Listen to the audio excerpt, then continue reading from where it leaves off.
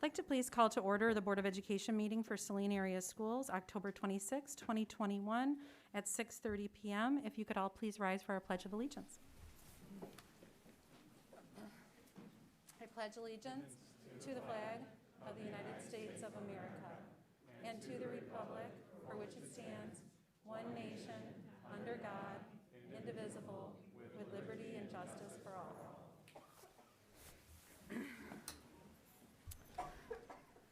Thank you, everybody, for coming. Hopefully we have enough space and chairs. We really appreciate you being here and giving us your thoughts. We have an agenda this evening that I know includes our life skills proposed curriculum, and I know a lot of people have comments on that, and I thank you in advance for taking care with the subject and students and being respectful and thoughtful of our special education students and life skills students. Dr. Latch, you had an announcement? Right. Thank you for wearing masks. Per the mask mandate from the Washtenaw County Health Department, masks are required in any school building in Saline area schools at any time. This Board of Education meeting is included in this mandate, and masks are required unless you are speaking in public comment at the podium. Failure to comply is a violation of Michigan's Public Health Code and could result in a misdemeanor and/or civil monetary penalties. Thank you. Okay, as usual, we get started with our public comment. A member of the public may address the board briefly for up to 3 minutes or request to be scheduled on the agenda of a future meeting. Please note that the students will be given priority to speak on any topic. The first public participation portion of the meeting will be limited to 1/2 hour, 30 minutes normally, and limited to agenda items. A second public participation portion will be offered at the end of the agenda to allow for any other comment. Individuals addressing the board should take into the consideration of the rules of common courtesy. The public participation portion of the meeting cannot be used to make personal attacks against a board member, district employee, or student. Secretary Estep, if you haven't done public comment before, Secretary Estep for our 3-minute public comment at 30 seconds left, she will put up the yellow, and when your time is up, she will put up the red. We have quite a few public comments tonight, so if everyone could do their best to please finish your sentence, finish your thought, and then we can move on to the next individual who would like to speak. As always, we take students first in our district. I'd like to call Alexis Leon, student.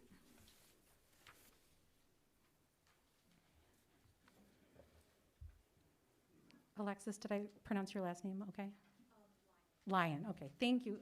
And you'll toggle the mic on when you see the green, and then you can start whenever you're ready.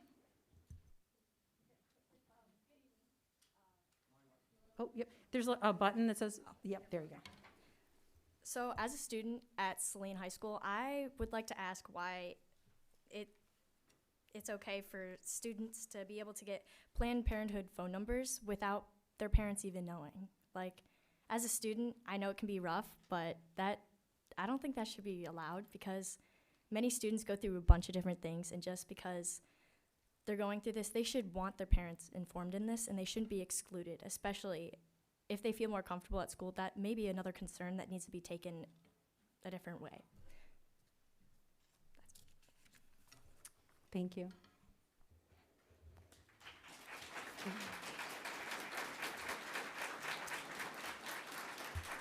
Next, we have 4 individuals that had contacted Dr. Latch and myself ahead of this meeting with a request for extended public comment, and we granted both of those requests. We received Raylan Davis's first, so she will go first, and she is joined by Tim Courtois. Tim, am I pronouncing that correctly? So how extended public comment goes is they will receive 15 minutes together, and they can distribute those minutes however they would like.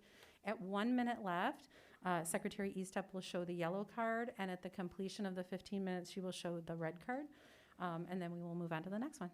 So Tim, whenever you're ready. Oh, hey. There it is. Okay, thank you.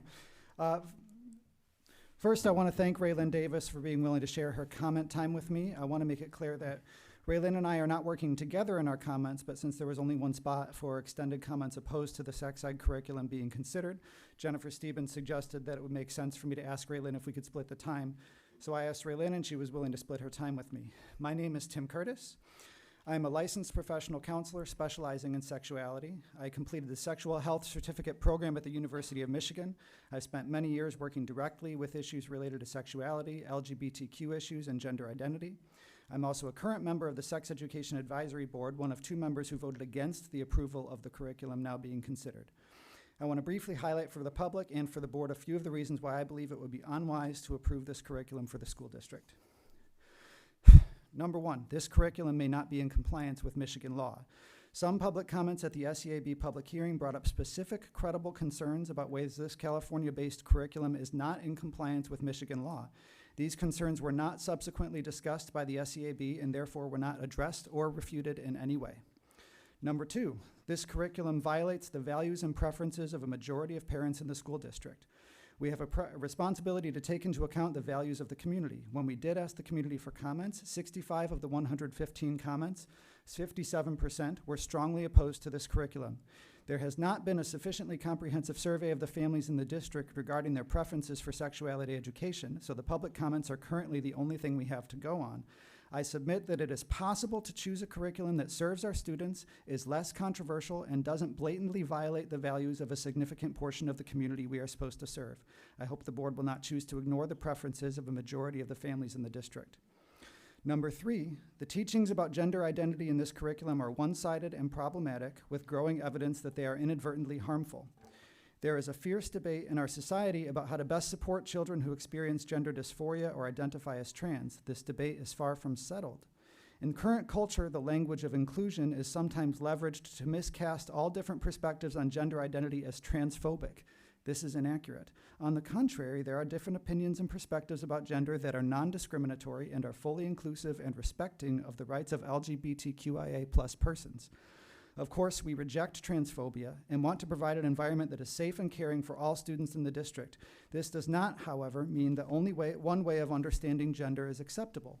Families in this district have differing perspectives on how words such as gender identity, boy, and girl should be defined. For some, boy and girl refer to biological categories. For others, boy and girl refer to an internal felt sense of identity. This curriculum unequivocally declares the latter of these 2 positions to be the only acceptable view. This marginalizes anyone who continues to view boy and girl as biological categories. And this in spite of the fact that historically it has been the norm even for trans persons and those who support trans rights to acknowledge boy and girl as biological categories. It would have been the norm, for example, for a trans woman to say the following: I know I am biologically male, therefore I am a man. It is more comfortable for me to present myself to the world as a woman, and I should have the right to do so. Being a trans woman does not mean that I am really a woman. It means that I am a man who is choosing to act and look in a way that feels feminine to me to decrease my dysphoria and increase my joy. This would have been the mainstream trans-supportive viewpoint up until just a few years ago, but this curriculum treats that viewpoint as non-inclusive and not worthy of consideration. We should be cautious about the downstream effects of subjectivizing and relativizing categories that, until just a few short years ago, were broadly considered to be fixed and biological. As a mental health professional, I can attest that there is growing evidence worldwide arising from recent comprehensive evidentiary reviews in the United States, the UK, Finland, France, Sweden, Australia, and Norway, suggesting that gender identity teachings, such as the ones in the 3 Ps curriculum, are resulting in harm to young people, especially to special needs kids. These teachings are relatively new. They are popular in some circles, but have not been sufficiently vetted scientifically and medically. At best, it can be said that the jury is still out. Specifically, the evidence is showing that, number 1, these teachings tend to inadvertently push kids too quickly toward transition. This particularly harms young gay children who are often dysphoric by foreclosing an important period of identity development, leading them to pursue irreversible medical treatments. Number 2, this teaching fosters confusion among young people, sometimes creating gender dysphoria where it would not otherwise have existed. Kids are learning to misinterpret normal discomfort associated with pubertal development as evidence that they are transgender. The result is compounding distress, increasing their dysphoria and anxiety. Number 3, these teachings are particularly harmful to kids on the autism spectrum. Such kids have difficulty with abstract reasoning. The gender-bread model and associated definitions cause unscientific notions of being born in the wrong body to emerge as kids conflate the language of gender identity with expectations of what that should mean for how the body looks. Those are difficult hairs to split, and autistic kids are proving to have an especially difficult time splitting them. This is the fault of the teaching itself, because in the teaching, biology is sometimes treated as distinct from gender identity and other times as needing to be brought in line with gender identity. Kids on the autism spectrum are disproportionately responding to this teaching by assuming that they are trans and that they must pursue irreversible medical treatments as minors. In other words, the very students who are the most vulnerable are responding to this teaching in ways we don't yet fully understand because these trends are so new and fast-moving. As a result, many in the mental health community around the world are recommending that society hits pause on canonizing this new ideology and adopting a more cautious, patient, and science-driven approach. The school district should focus its sexuality education on established medical facts rather than prematurely canonizing controversial and unvetted teachings. It is possible to find sex education curricula that are inclusive of LGBTQIA+ persons and that are not rooted in a harmful and medically inaccurate gender ideology. Fourth reason for opposing this curriculum: the curriculum violates the values laid out in the Saline Area Schools DEI statement. That statement reads, Saline Area Schools embraces diversity and inclusion as it strives to provide a variety of perspectives for students to consider. Further, all students should be able to reflect and consider alternative viewpoints that exist within our society. Regarding gender identity, this curriculum does not represent, acknowledge, or respect a variety of perspectives. It chooses one viewpoint on this controversial topic and canonizes that perspective as the correct and only viewpoint. This is, by definition, indoctrination, which therefore also violates the School Board Policy 2240 regarding how controversial issues should be addressed in the school district. This marginalizes students and families who have different values and deprives all students of the opportunity to hear a variety of perspectives. Lastly, number 5, the suggestion that those who disagree with the values in this curriculum should simply opt out is offensive. This suggestion marginalizes those students and the values of their families. I ask, how would proponents of this curriculum feel if a different curriculum, one that violates their values, was chosen and they were told that they shouldn't be upset because they have the right to simply opt out of it? I expect they would not consider this to be a satisfactory solution to their concerns. Let us instead find a curriculum that is truly inclusive, one that honors the diversity of values in this community and focuses on teaching established medical and scientific facts about sexuality, rather than declaring a controversial ideology to be the one true and acceptable opinion. Thank you for your time and consideration.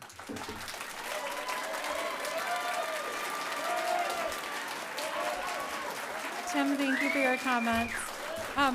Folks, Raylan still has the time left, and the clock is ticking, so we want to be respectful of Raylan's time. Whenever you're ready, Raylan. Okay. I have a PowerPoint I presented for you guys tonight, and I don't know if I'll get to it. I had different thoughts going through my head as I was coming here today. I want to start out talking about the family unit. The family unit is the most important institution of the society. It is not the schools, and it's not the churches. The families that have these special needs kids sent to them are one of the most special families here. I mean, I have kids with needs, but there's nothing compared to some of these families with Down syndrome, with severe autistic, with tons of other mental and physical abilities. And we should be protecting and helping them and supporting them. This curriculum does not do this. What this curriculum does, it teaches a left-wing belief system and encumbers them with adult cares.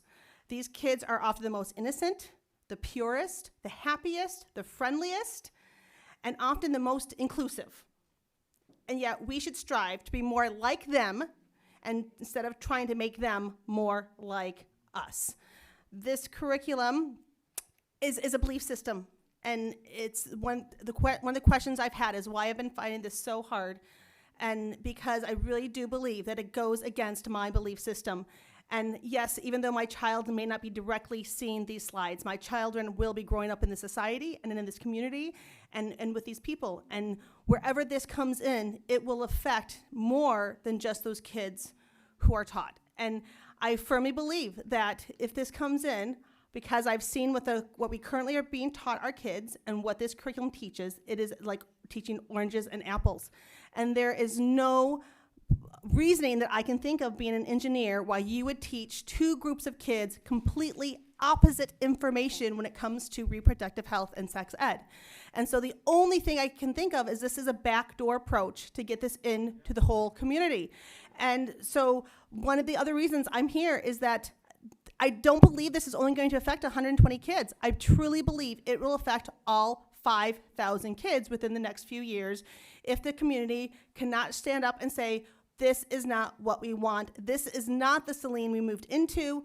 This is not who our community values. We want to support and protect these kids and families.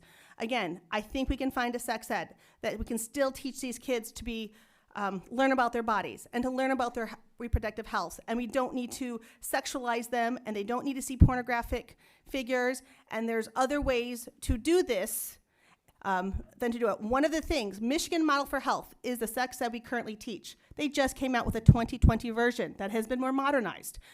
Has anyone looked to see whether or not this curriculum could be adapted to our special needs kids? Because it is already has more images and more modern techniques than our current sex ed from 2012.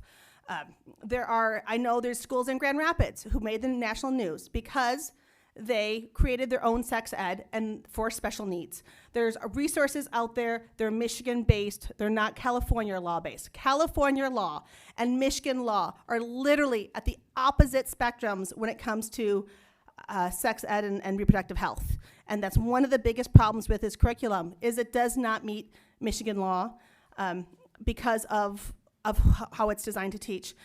Quickly, if you look at your packets, I do believe that Saline is breaking the law. I have 3 minutes left, right, Susan? So we'll start my video here. I'm going to quickly go through this so that some of the public can see what's going on. Face ID here. Okay. So to review. So basically, I have filed a formal complaint. I believe you are breaking law. I'm sorry, Dennis, you didn't have one. I gave it to Channel 4 News. Because of the legality of both how the SCAB is operating and the curriculum. If you vote today, or if you vote and approve this, you guys are risking $2,500,000 if I am right. Now again, that will affect all the students in Saline, not just the 120 kids with special needs, if I am correct in this. And so next slide. Quickly on abstinence-based versus comprehensive. Abstinence-based does not mean it's only been listed one time in the curriculum. It's about the whole tone and overview of the curriculum. We currently have an abstinent-based in our high school. This is comprehensive. It does not just teach reproductive health. It wants to literally teach everything under the sun, and that's part of the things I've been going against. Skip that slide. We're going to go to the next one. So here's my policy. First of all, this is your policy. The board shall establish a sex education that determine the terms of the service, the number of members to serve, and the membership selection process, including whether a board is secret or whether it follows Open Meetings Act. We do not have this in our policy. You have followed state law, but you have not decided. So there, first of all, step one is the board needs to fix this policy and tell us what's going on with our SCAB. We have asked for the names of the board members, of the committee members. Lash refuses to tell us. 3 years ago he did. It is not his job to determine whether that is a secret committee or not. That is the board's decision in your policy to do that.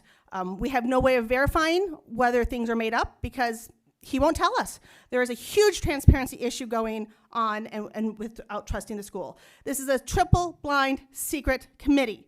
This cannot continue on in Saline. Parents have the right to know who is making their choices for them, who is recommending, and if they're represented, and to speak up if they're not. And even after the makeup was determined to be illegal, Latch added 2 students, that he refused to let, the SCAB refused to let those students vote on it. This is an illegal curriculum from an illegal committee. One of the other things, next slide, is if you look at the law, it talks about a section on what the SEAB jobs are to do, and then talks about a board's job. It is the board of a school district shall hold at least 2 public meetings on the proposed revisions. So until you guys listen to the community on this sex ed, then you guys will be breaking the law. It's not the CAB's job, it is your job, it's your responsibility. Section 5 that talks about the CAB is a school district that provides a class. So the law, again, policy languages are very clear in doing the different things. The other main thing I have, again, the CAB's job is to establish goals and objectives.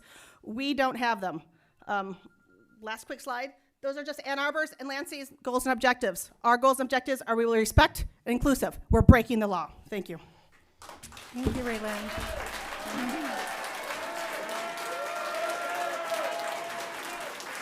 All right. Thank you. We have a lot of public comments, and I wanted to thank the audience for, I understand applause aren't usually part of a board meeting. Obviously, we've been allowing that, and people are passionate about their views. But I wanted to thank people for listening to both of them, and I would like to ask for respect for our next two presenters as well, because everyone should be safe here to say what they would like to say. Daisy Sherman and Kelly Van Single. And so just a reminder, Secretary Estep will do the yellow card when you have 1 minute left of the 15, and then the red card at the end. If you could just complete your thought, and then you'll be all set. So whenever you're ready, just toggle the mic on. It's on, so okay. Okay, yeah, that's fine. All right. Hi, I'm Daisy Sharman. I have twin sons in 7th grade. One of my sons is autistic and in the life skills program at Saline Middle. My son cannot comprehend the general education, sexual education curriculum. I would like to say that first, I do have discussions regarding sex and health with my son. That is not enough. He needs an actual curriculum that can help him understand better the conversations being had at home. Both of my children deserve a high-quality education that fits their needs. This curriculum for sexual education for special education students fits the needs that my autistic son has. Good evening, I'm Kelly Van Single, and I have two daughters living with autism, ages 16 and 19. Their teachers have been waiting for an accessible sexual health curriculum to use with them and their classmates. My daughters are not able to participate in the Gen Ed sexual health curriculum due to their social, cognitive, sensory, and language learning challenges. This specialized curriculum that our trustees are now considering is very needed, and it's long overdue. We'd like to begin with sharing some of the statistical realities that people with intellectual disabilities face. According to the National Crime Victimization Survey completed by the Bureau of Justice Statistics, the rate of sexual assault against people with intellectual disabilities is more than 7 times that of the rate of people without disabilities. Among females with intellectual disabilities, the rate is about 12 times that of those females without disabilities. And I really do not want my 2 girls to become a statistic. We have been hearing a lot lately in our community about visual supports and symbol supports, while the district has been considering the approval and use of this adapted sexual health curriculum. The use of visual supports is a research-based best practice teaching strategy for those living with communication and cognitive challenges. When implemented appropriately, visual supports allow students with special needs to access the general education curriculum. According to a 2006 journal article by Rao and Gaggi, visual supports and symbols help to make abstract concepts more visually concrete and understandable for those with learning challenges. Visual supports and symbol supports are used daily in our life skills classrooms. Symbols are a lifeline for individuals with communication disabilities, enabling unique learners to understand the world around them and to express their thoughts and needs. Symbols help students develop as communicators and readers, empowering them to understand information, to voice opinions, to make choices. The visual supports that are included in the P3 curriculum are copyright protected. They are really only solely intended for instructional use by special education teachers and for special education students with the permission and knowledge of their parents and guardians. The visual supports are not meant to be taken out of context. They're not meant to be isolated. They're not meant to be reprinted for unintended purposes. It's misappropriation, and personally to me, it's very offensive. What I like about this program is that it showed a delay in the onset of sexual activity, and it increases student-parent communication around sexual health issues.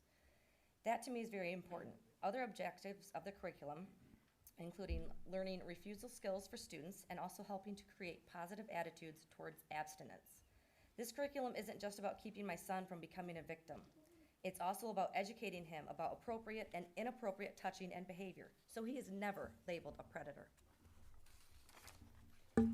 16 states are already using or reviewing the curriculum as of right now. This curriculum has nothing to do with red states versus blue states, as you can see from the graphic. Positive Prevention Plus is about giving the students the tools and knowledge to understand their bodies and safety surrounding their own reproductive and sexual health. Positive Prevention Plus curriculum is already under consideration for implementation and is already being used in at least 5 Michigan school districts.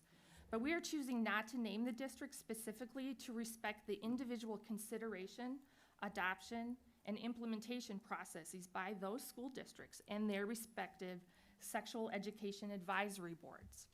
This graphic and that of the previous slide is to offer perspective on the misinformation that P3 is only a California-based curriculum. From internal professional development conversations and discussion amongst our life skills staff members, it's important to note that 100% of our Saline life skills education teachers support the need for an adapted and modified comprehensive sexual health curriculum to use with our approximately 120 life skills students. The recommendation of the Pre-3 curriculum to be considered for approval by our Board of Education trustees is the culmination of 3 years of work. 3 years of work studying, reviewing, and vetting potential curriculum products. P3 has been reviewed by our most experienced special education staff in collaboration with the CEAB. We would like to share a quote with you from one of our life skills teachers. For the last 5 to 7 years, I've heard parents say they'd like a reproductive health curriculum that teaches all students, especially those with special needs, information that will keep them healthy and safe. I've worked with students that have special needs my entire career, and this is an area we could do much better in. I am in support of a curriculum built for my students that takes into account their specific needs. This quote from a life skills teacher speaks to the specific needs for a multisensory instruction that includes visual supports not found in the currently used Gen Ed curriculum. Excuse me. A very important aspect of this curriculum is that any or all of it can be opted out of. Parents get approval of all modules before implementation. If a parent doesn't want their student learning about anal sex, they can exclude that from the lesson. Nothing about this is mandatory, but if we do not adopt this curriculum, the life skills students will continue to go without any health and sexual education. This curriculum can be tailored based on the student's IEP. Everything about this curriculum is able to be adapted and modified per the individual student's IEP. Each module can be focused per student need or excluded per parent desire. For example, if a student needs to be taught an individual module multiple times in order to understand it, that can be accomplished. As well as if a student isn't ready for a certain module, it can be delayed until later in their school career when parents and teachers agree it is appropriate to be introduced to each particular student. We'd like to now share with you some quote infographics that we've gathered from life skill community members from their parents. On this slide, we read from a middle school life skills program from a single mother. I realize that basic human development and sexuality can be an uncomfortable topic for some people, but discomfort over openly discussing these important issues only puts my son and many others at a much greater risk of harm. Another quote. As a mom, this is not about conservative versus liberal, religious versus secular, Democrat versus Republican. This is about the safety of our children. This is from a mom and a student in the SMS Life Skills program.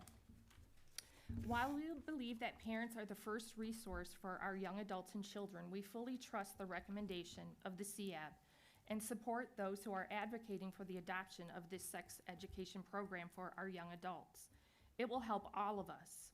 This is from a parent of a student in the young adult program. All students have the right to learning in the way that is least restrictive for them and that meets them where their communication needs are. This is from a parent of a student in the young adult program. Our students deserve and are legally entitled to a full, free, and appropriate public education. Our Board of Education should focus on the unique and complex needs of this very specific group of students and their families and adopt this curriculum for life skills and YAP students. This is from a parent that had a former student in the life skills program.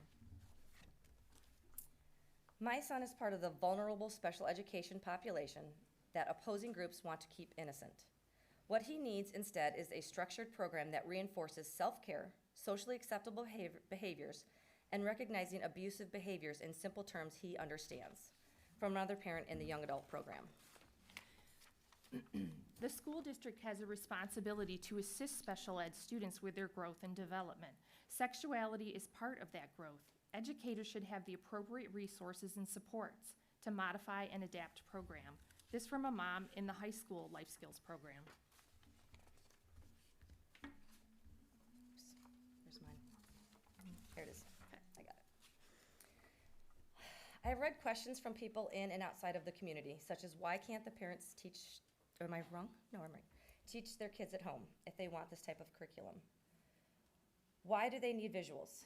This isn't appropriate for children. This is pornography and several other ableist comments that quite frankly I find offensive. First of all, I do talk to my children about sex. I answer any and all questions that my neurotypical son has asked me. I'm honest and respectful and meet him where he is at. I do not exclude my autistic son from these conversations. He is often in the same room, listening to everything being discussed, but that is not enough. He needs an actual curriculum that can help him to understand better the conversations being had at home and actively participate in them. Maybe this curriculum is not what some desire for their child, and that's fine. That is their choice. Taking away my choice from my son is wrong. I'm tired of my son being a pawn in this argument. Most of those opposing this do not have a child that qualifies for this curriculum. Most of the arguments people have stem from propaganda being put out that is purposely false and misleading because so many have admittedly not reviewed the curriculum for themselves. I am standing here as a mother of a 12-year-old autistic boy that is nonverbal and a visual learner, asking you to approve this curriculum. He is someone who needs more than just his parents helping him to learn. He needs his whole community. Sorry. And that community consists of me, his dad, his brother, and his teachers. He doesn't have the same community that so many other 12-year-olds have of people who have kids in the school. He doesn't have friends like his brother does. He also doesn't understand social cues, things that are implied, and he doesn't learn like a neurotypical 12-year-old. Having a child with special needs is very difficult at times, but it is also one of the most rewarding things I have ever done in my life. When my son laughs, it's amazing. When he smiles, it lights up the room and fills my heart. He is the reason I'm here tonight speaking in front of a crowd yet again, something I hate doing.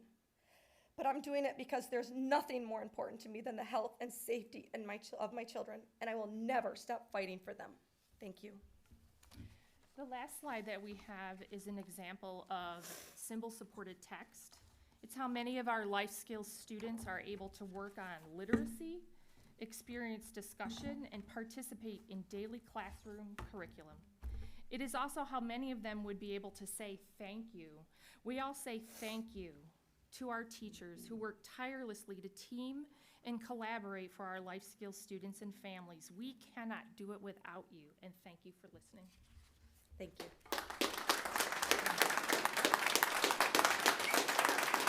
Thank you. Daisy and Kelly, thank you for your comments. And thank you also to our public for being respectful of their time as well. I appreciate that. I'm going to move forward with the next portion of the agenda for public comment that we take 30 minutes up front. I do have a stack here. I'm going to take the first 10. I have 13. So those 3 will go to the second public comment, and any others that are collected by Betty Yankee sitting in the back by the time we get to the end of time for second public comment. We take these in order of received, and number 1 is Arleta Greer, parent DEI AC. Arleta, is that how I pronounce your name? Is that Yes, right? Okay. actually, you got it right. Okay, thank you. So just a reminder, Secretary Eastep, for the 3-minute, we'll show the yellow at 30 seconds, and then the red card, if you could just complete your sentence or thought, and then be respectful of the time here. Thank you. Absolutely. Thank you. This is a statement that was written up by the Diversity, Equity, Inclusion Advisory Committee for the Saline area schools.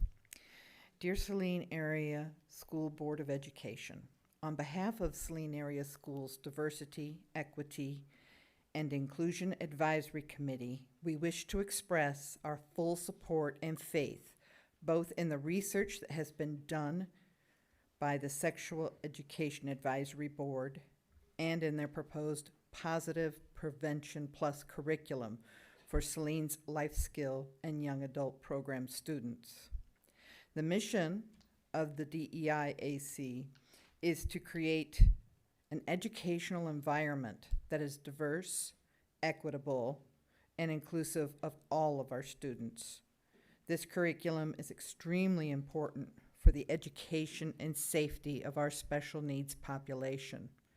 The current absence of an adequate and appropriate sexual education curriculum for the life skill and young adult Saline area school student population represents a serious concern for equity and stands in the way of the goal of inclusivity. We urge the board to approve the Sexual Education Advisory Board's proposed Positive Prevention Plus curriculum. We believe it is a necessary step in protecting this vulnerable population by teaching them what they need to know in order to better understand their rights and how to deal with life as adults with their special capabilities. Respectfully, the Saline Area School Diversity, Equity, and Inclusion Advisory Committee, including members Arleta Greer, Melissa Zasek, Kenyatta Hughes, Laura Washington, Lauren Hornberger, Shannon Washington, Kate Schmidt, Tiffany Alexander, Terry Pickett, Danita Warren, Bridget Sparks, Amy Teslin, Heather Finch, and Corey Bellote. Thank you. Arleta, thank you for your comments. Second is David Hayward, parent.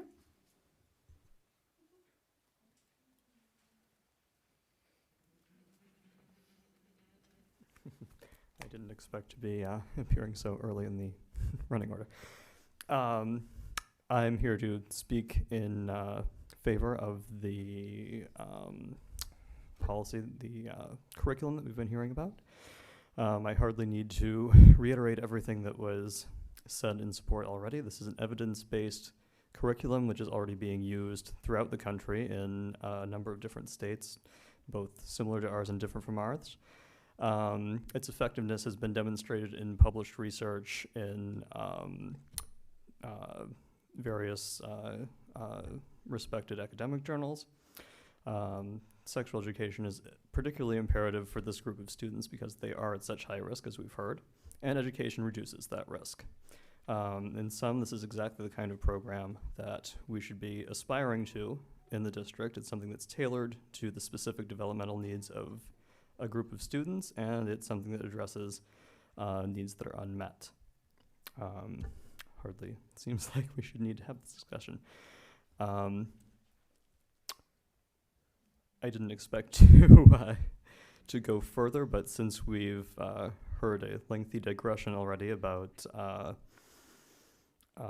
the existence of transgender people and what is or is not appropriate, which seems to be a very tiny proportion of this curriculum. Nevertheless, we've heard a lot of misleading and inaccurate statements both today and in previous meetings regarding transgender issues, and I feel the need to use a bit of my time to address that. First of all, we are not new. Transgenderism is not, transgender and non-binary identities are not something that has sprung out of some kind of progressive hive mind. On the contrary, these cultures across the world on every single continent and throughout recorded history have recognized the existence of trans and non-binary identities.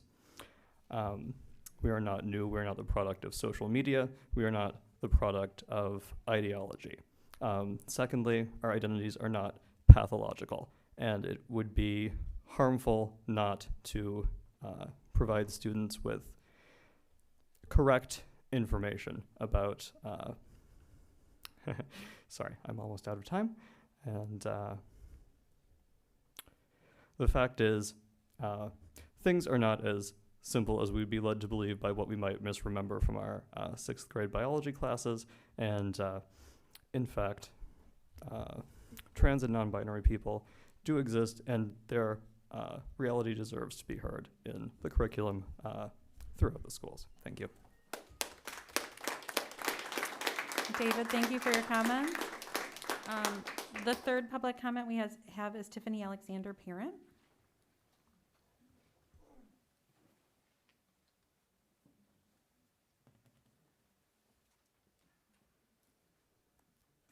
Hello, I have limited time, so I'm going to speak fast. I have to say, I'd like to say I was surprised, but I'm not, that when we talk about backdoor things, how we just use the back door to bring in a whole bunch of transphobia. So it seems like that maybe that's what really this is about. So first of all, I'd like to talk about, from many of the parents that I've spoken with in this community, as somebody who has advocated for special needs kids in this community, many families. It's hard for them to come here. They can't always get childcare, and they can't always bring their kids. So sometimes you don't hear from them for accessibility reasons. One parent urged me to encourage you to open it back up on Zoom so that they could speak. So I'll start with that. Secondly, I want to say the level of misrepresentation here is amazing. First of all, when I got here, I spoke to people who thought they were coming here in order because the school sent out a leaflet to be here at 5:30. I had to explain, no, that is not the school that sent that out, that encouraged you to vote no against their own board. So a lot of the information that's out there is grossly inaccurate. So let's start with that. We've heard that this is a leftist ideology. We can disprove that because this has been used in states and is currently used in Oklahoma and Georgia, hardly leftist bastions. So first of all, let's start with, we don't make decisions based on false information and misrepresentation. The part of this curriculum that even has anything to do with gender inclusivity is so small. Bringing that into this is it clearly just shows you where the mindset actually is, and it just comes back to transphobia. Now, I'm going to get personal for 1 second, which I had no intention on doing. The whole point of this is to protect these kids. Now, when I was 12, I was raped by 2 men, and it took me over a decade to process that that's what happened to me. I didn't even process it as rape, so I never reported. And that was when I was 12, I'm almost 43. It is far too late for me to report. So if that happened to me and I don't have these learning challenges, what is going to happen to these kids if they do not have concrete, accessible curriculum? We know this works because it's evidence-based and peer-reviewed. And when I say what's going to happen, we've already seen what's going to happen on that screen. They're much more likely to be sexually assaulted. I encourage you to please pass this. Thank you for your time. Tiffany, thank you for your comments. Our fourth person is Amanda Kay, parent.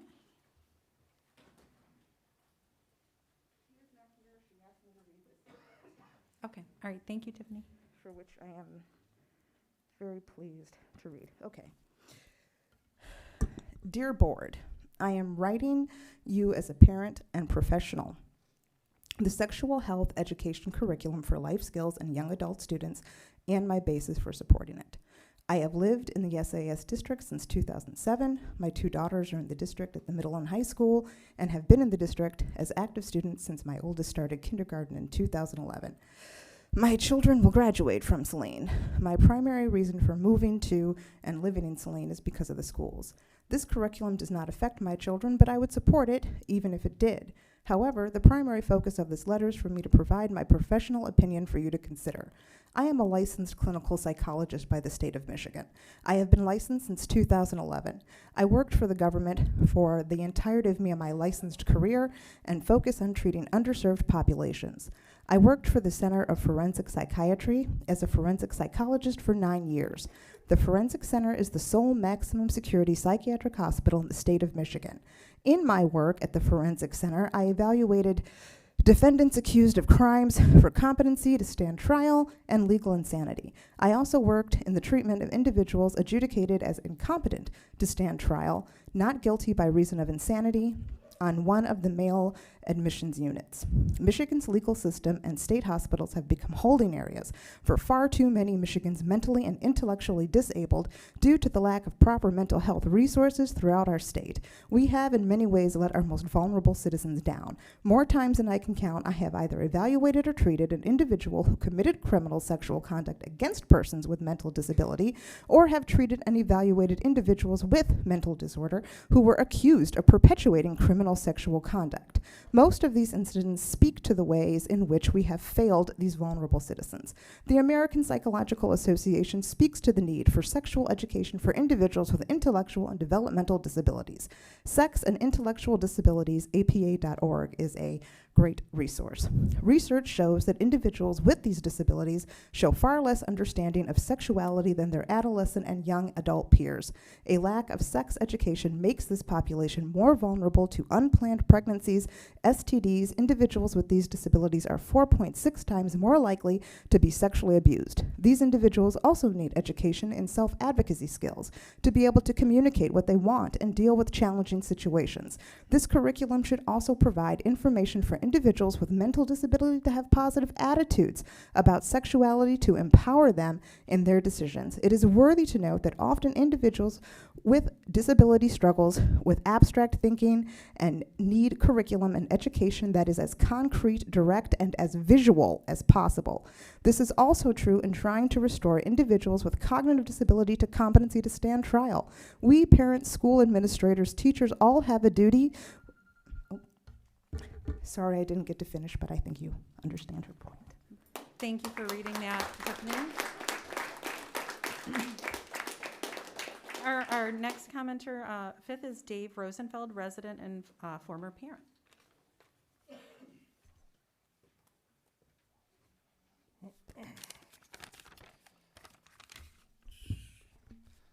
Hello, my name's Dave, and my pronouns are he, him, his. I just wanted to voice my support tonight for the new Positive Prevention Plus curriculum that is being recommended by our Sex Ed Advisory Board for students in the life skills and young adult programs. I myself do not have any kids with disabilities, but I have several friends and loved ones who do, and they unanimously and vigorously support the adoption of this professionally developed and evidence-based curriculum. As was the case with the transgender and non-binary students policy, this is another situation where on the one hand, you have the majority of parents of the students who are actually going to be most impacted by your decision asking you to do one thing. And on the other hand, a very small group of very loud community members is demanding that you do the opposite. And once again, I ask that you center the voices of the compassionate parents when making this very impactful decision. I personally am blown away by the sacrifices these parents make and the unconditional love and dedication they have for their children. I cannot fathom how others are unaffected emotionally by their circumstances. Please, please help these wonderful parents keep their wonderful kids happy and safe by adopting the PPP curriculum. And if I have a minute, that's all I had planned to say. But like one of the earlier commenters, I just feel compelled to respond to some of the things that were said earlier about transgender students. I wasn't planning on talking about transgender students tonight because that was last meeting. This is about the life skills curriculum, and that is only a very, very minor aspect. Gender identity is a minor aspect of that, is my understanding. But I feel like I have to respond. The gentleman earlier who claimed to be a therapist of some kind, talking about the evidence, what he said sounded very scientific. It sounded convincing if you don't know any better, but I'm here to tell you that I know better. because for the last 7 years, since I first found out that my middle child might be trans, I have been seeking out all of the best evidence, all of the best scientific I've read all the best scientific literature, all the best educational literature about best practices in education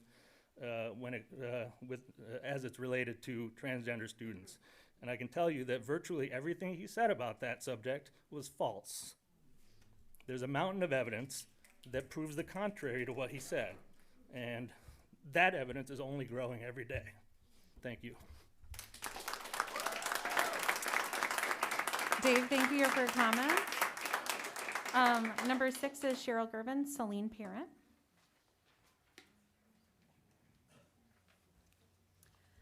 I'm going to be reading for Cheryl. Dear Saline Board of Education trustees, my name is Cheryl Gervin. I am a resident of Saline, where I have lived for 15 years. I have a son who attends Saline High School.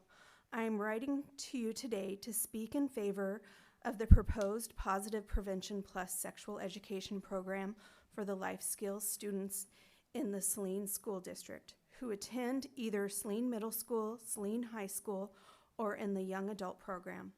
I am asking each of you to vote yes to approve the adoption of this curriculum.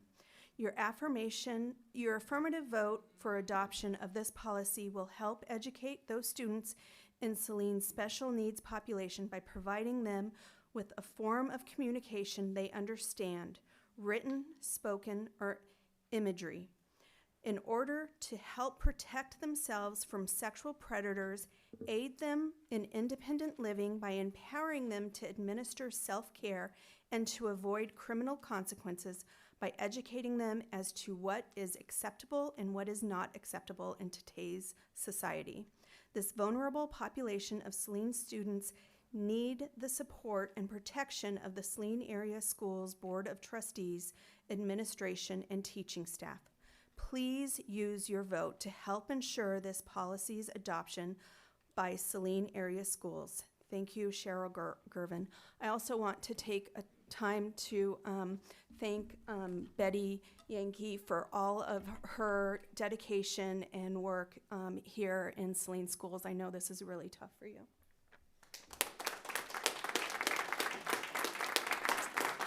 Viva, thank you for reading that comment. Our 7th individual is Donald Colucci, uncle and resident.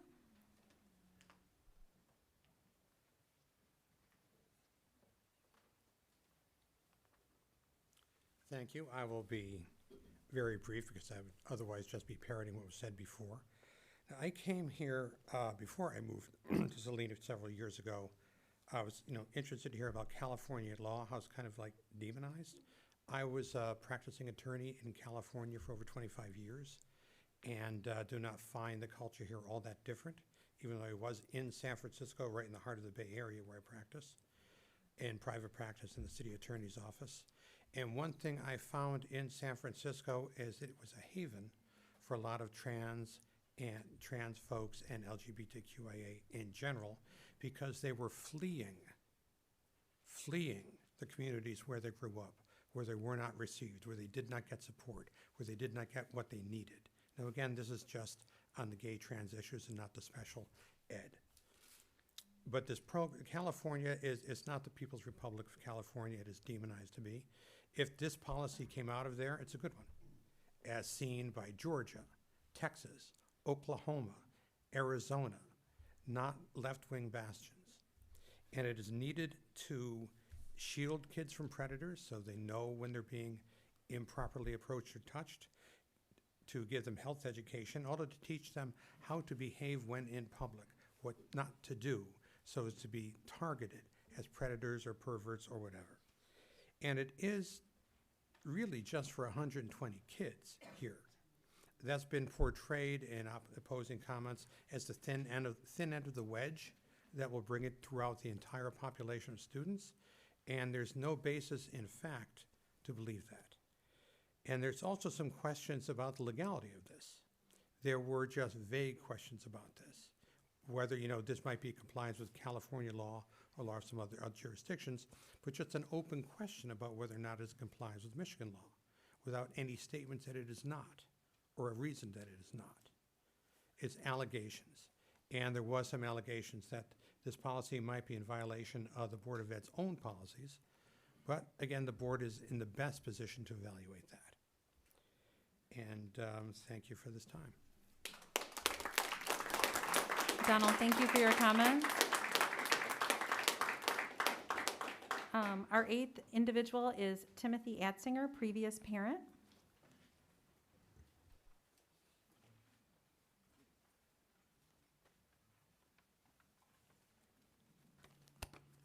Hi, thanks for the time. This is a shortened version of a letter that I sent the board about 2 weeks ago. I'm the parent of 4 children, now adults, who have gone through the Saline school system, one of whom is Anna Atzinger, my daughter, who just graduated from the young adult program a year ago. After becoming aware of the proposal to adopt the P3 curriculum for special needs students, the Latin phrase cui bono, or who benefits, came to mind. It's not clear after reading the details how Saline special needs students or their parents or guardians would benefit from this approach to teaching sex education. I tried to think of the most basic and most non-controversial reason one might propose teaching sex ed to special needs students. And I came up with to ensure that special needs students and teachers have a common platform from which to learn about sex. But even this simple assumption is faulty. A standardized sex education curriculum assumes that special needs students are at similar intellectual, emotional, sensory, physical, and even spiritual levels. As parents and special needs teachers know, the special needs community, while often lumped together, is much more dislike than alike. If there ever was a subject that required precise, individualized instruction, it is sex education in the special needs population.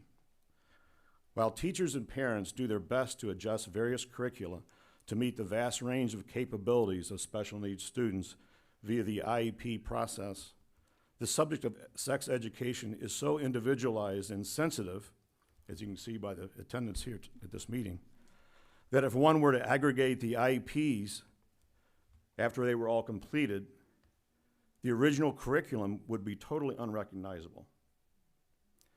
Therefore, I recommend that these students be exempted from sex education regardless of the content of the curriculum. Thank you for your time. Timothy, thank you for your comment. Our next commenter is Michelle Teichert, parent, taxpayer from the Saline Parents Group.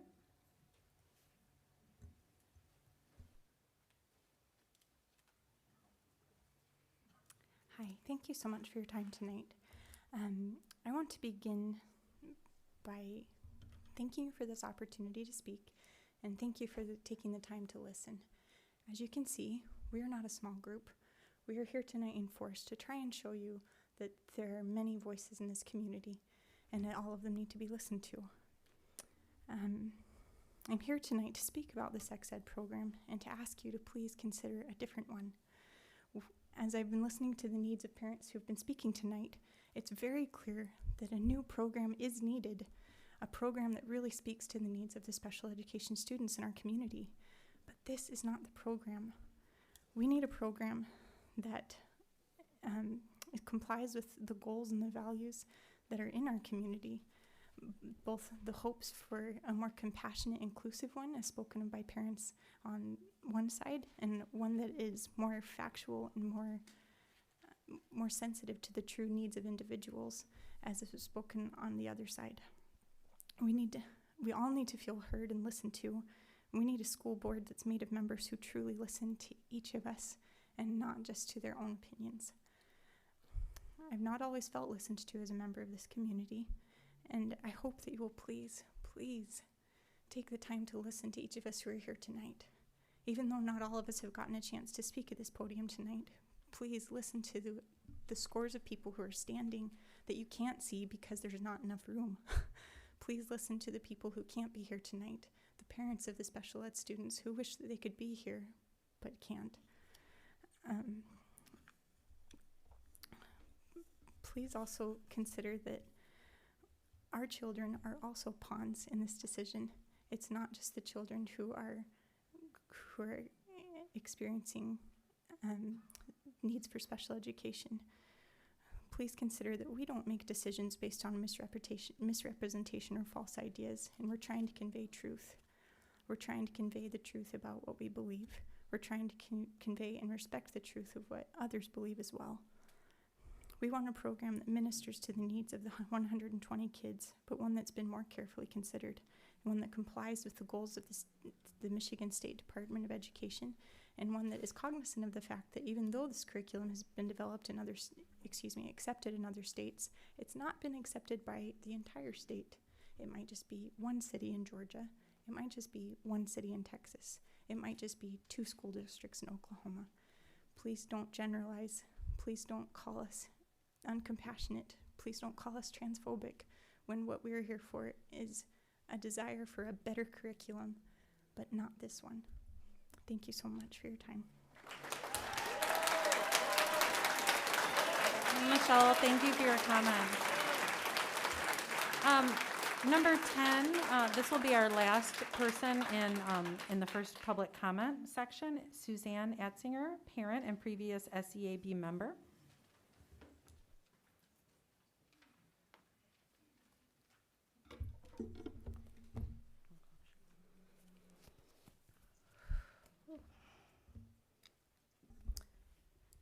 My name is Suzanne Atzinger, parent of 4 children that attended Saline area schools.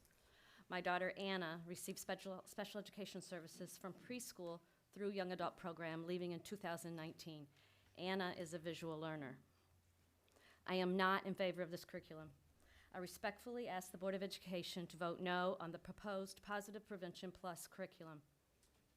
Positive Prevention Plus is a comprehensive sex education curriculum. I am stuck on one question as it relates to the process.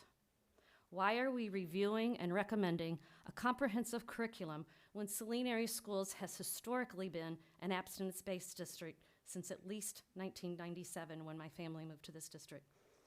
I have inquired, and the explanations I have received have not been satisfactory. Let me be clear. I am not faulting any specific person or the Sex Ed Advisory Board. I have served on this board in the past, and I appreciate the difficulty of the role and purpose of the members of this board. I do know there has been some jumbling of terms, definitions, and approach at the Michigan Department of Education level related to sex education curriculum. As a result, this is causing confusion, misinformation, and a lack of transparency at the Saline area schools level. There is an entity that goes much deeper than the Michigan Department of Education that is highly motivated to push through the agenda of a comprehensive curriculum at all costs. This entity is Planned Parenthood. Planned Parenthood does not have the best interest of our children in mind. There is a sexual indoctrination through Planned Parenthood comprehensive type sex education. Comprehensive curriculum was created in the 1970s by Dr. Mary Calderon, who was the medical director of Planned Parenthood. Because of time limitation, I have laid out some rather bold statements. There is no way I could expand on these statements in 3 minutes. That is why I am utilizing one of the norms of our newly adopted Saline Bridge to Civility, the recommendation to engage directly. I have invited any member or all members of the Board of Education to discuss further. I also invite anyone in attendance that is interested in what I have said, that is confused by what I have said, or is in disagreement of what I have said, to engage directly with me by utilizing norm number 6 of the Saline Bridge to Civility, which states, we assert that the setting for conversations matters. We will make every effort to engage others directly and not through social media, which tends to make the conflict worse. So I welcome the opportunity to face-to-face conversation, genuine, authentic, and civil dialogue. My contact is atzinger@comcast.net. If you don't have time to write that down, please find me after the meeting. Thank you. Thank you, Suzanne, for your comments.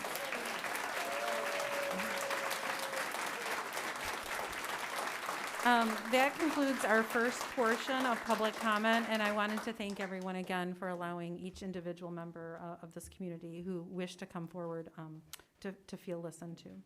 Thank you very much. Moving on to response from previous public comment, as you may guess, we have been receiving a lot of emails. Most of them are about the proposal that we'll be discussing tonight, so we will get into that shortly. We also received a lot of emails in support of the passing of the transgender and non-binary students policy from last week, so thank you for that. And we have been engaging in dialogue on crossing walk signage and staffing on Woodland Drive near Heritage School and Woodland Meadows School. And we thank our friends with the City of Saline and the Saline Police Department who are taking it further in follow-up. So thank you to them. Moving on to item number 5, please, revisions or approval of agenda. I'd like to please entertain a motion to approve the agenda as printed. Items may be added or deleted from the meeting agenda, and or the order of items may be changed at the request of an individual board member or the superintendent. The agendas must be approved before proceeding further. I'd like to entertain a motion, please, to approve the agenda as printed. First by Dennis, thank you. Second by Candace. Thank you. All those in favor, please say aye. Aye. Aye. Opposed? Hearing none, motion carries 7-0. Moving on to student showcase. Julian Downey, our student representative to the Board of Education, would you like to take it away? So today we have the CAD Club here to present. For those of you who don't know, we have a very strong CAD Club. They've received a lot of awards and compete in a lot of competitions and have won quite a few. So we have Max Stewart, Carter Harris, and Colin Bloor here to present.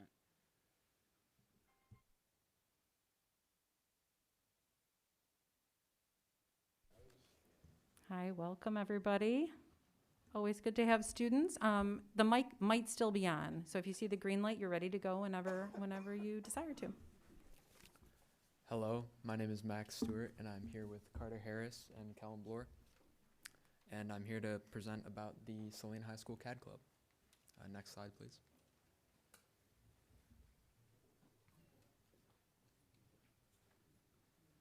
Next slide, please. Thank you. So what is CAD? CAD is an acronym that stands for either computer-aided drafting or computer-aided design. This includes 3D solid modeling on a computer, creating drawings or blueprints for the parts that you model, as well as architectural drafting, which includes creating floor plans for buildings and rendering them in a 3D environment. Next slide, please. So what do we do at CAD Club? At CAD Club, we collaborate and help each other with both assignments in class as well as creative personal projects. We hold student-led discussions about problems that we encounter along the way. We also have the ability to work independently on other assignments that are not collaborative. And we also inspire our peers and students to excel at what they do and to try new things. CAD Club also presents the opportunity for students to compete in competitions such as MITES or Skills USA. Next slide, please. So in CAD Club, we can do 3D printing. And basically what that does is just, you can make something on the computer and turn it into real life. So you don't have to stare at a computer screen when you make your project. So it's a lot more hands-on. And what CAD Club does with that is it's a lot more accessible to the CAD Club kids.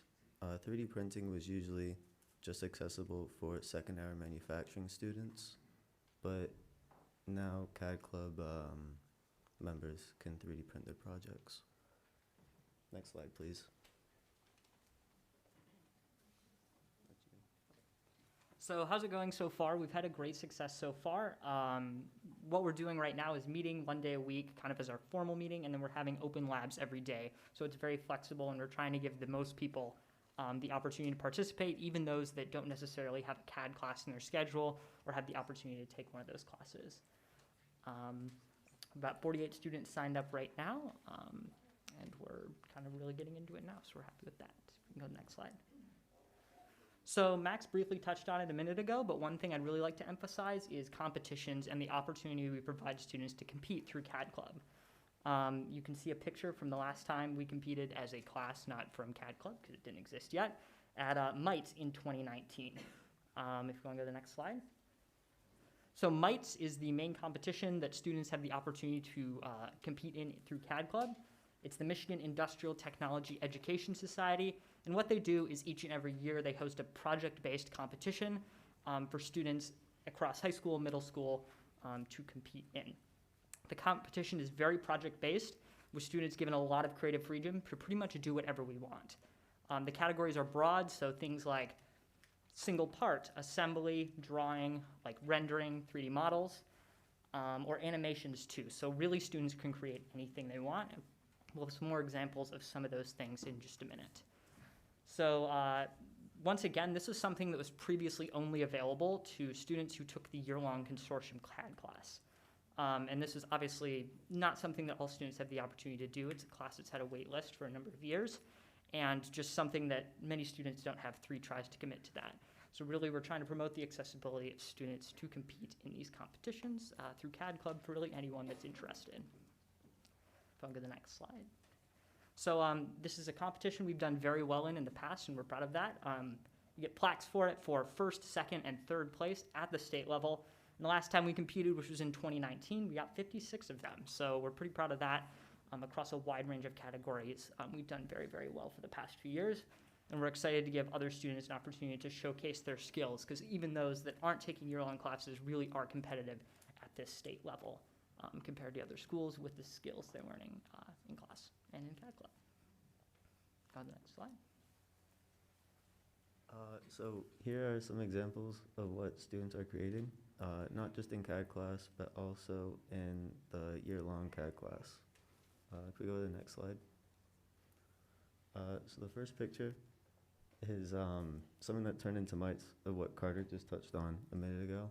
That got turned into mites, and I think it won. It got a plaque, but it didn't win first place. Also, the second picture on the top right, those are working drawings, or just drawings. We are very good at making drawings look very hard, or very hard drawings look very simple, is what I meant, sorry. But yeah, we were very good at that, and I think those also won some plaques, so they came first in the state. The bottom left is an animation of a vertical twin steam engine. It has somewhere near 50 to 60 parts. You can find these in old cars, but yeah, it's very impressive. I think all of us made this last year as a team of 4, but one person could do this easily still.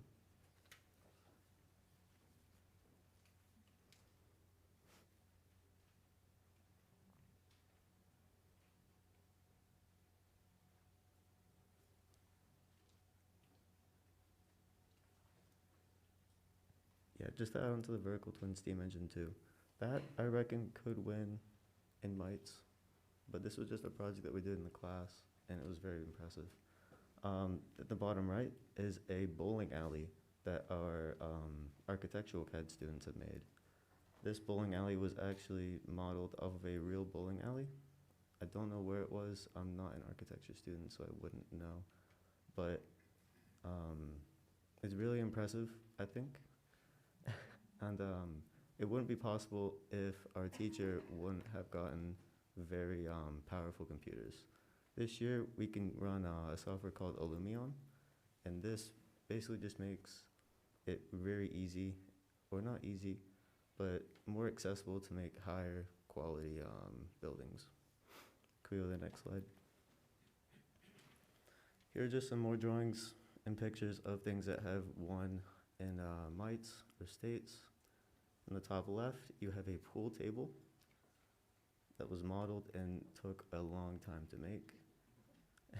A very long time, and it won in states first place in a single part realistic rendering. Next to that, to the right of it, you have Batman. So what our teacher does is just gives us a project, and we can make anything we want, and this is another creative project that he gave us. This was also entered in the States, along with everything else on here. It didn't win, somehow. Right, no, but it was very close. I think everyone thinks it should have won. Bottom left is a 48-tooth spur gear. This was a project we did last year, and it is very challenging. All of our class got it correct, even with missing dimensions on the drawing. We collaborate a lot on that, so we got it done. Bottom right, another architectural CAD drawing. This looks very impressive. This is an airport where students went to go to an airport for a day, for a school trip, and modeled off of a real airport. And it looks stunning to me. Next slide, please.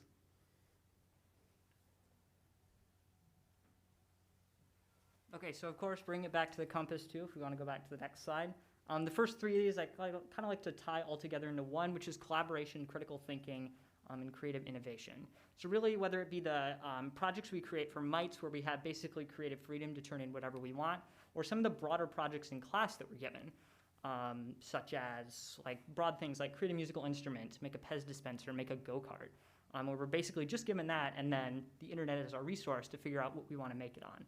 So we really have a lot of creative freedom to do what we want, and critical thinking required to how do we take this and turn it into a 2D and 3D model. With that too, through critical thinking and collaboration, there really is no one way to do a CAD part. Even the more technical parts that we do in class, and certainly the creative projects, there's a million different ways to model them, and it's really a challenge in itself decoding what these 2D drawings are actually supposed to look like in 3D.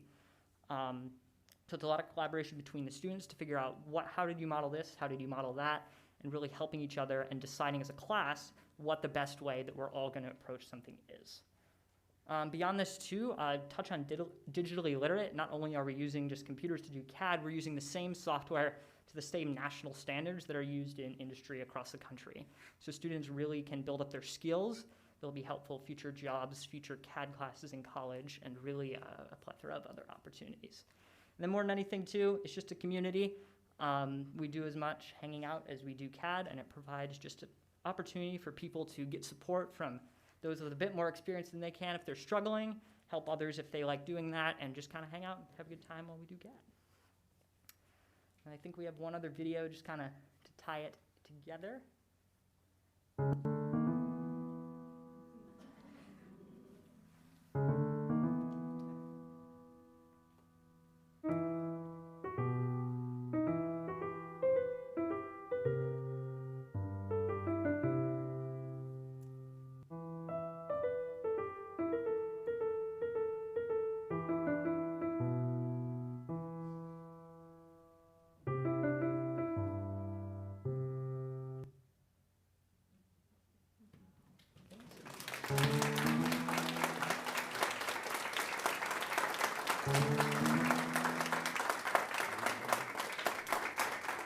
Really, really well done.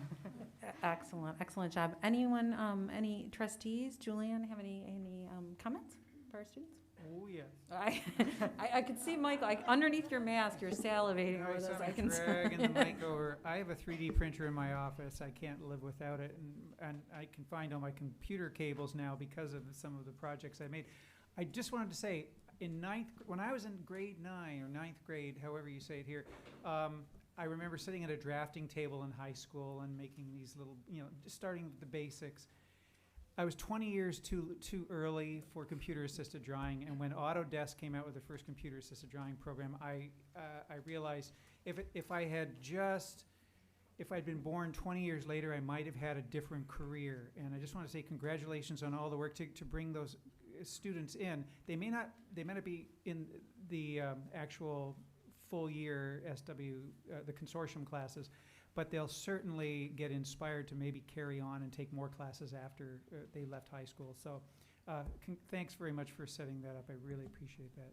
Thank you. Thank you. I'll just add on to that real quick. Although kind of, you touched on hand drawings, it's kind of often the threat of punishment used if we're late with projects as a class, but it's still something we definitely do. One of our most successful MITES categories every year is doing hand drawings for parts, for assemblies, for models, and it's something some students really enjoy and have a great opportunity to win plaques with.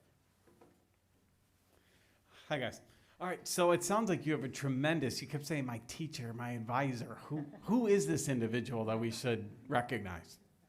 Steve Vasiloff, he's the CAD teacher at the high school. Okay. He's really done great. He gives us a lot of freedom to kind of do what we want and really figure out things at our own pace.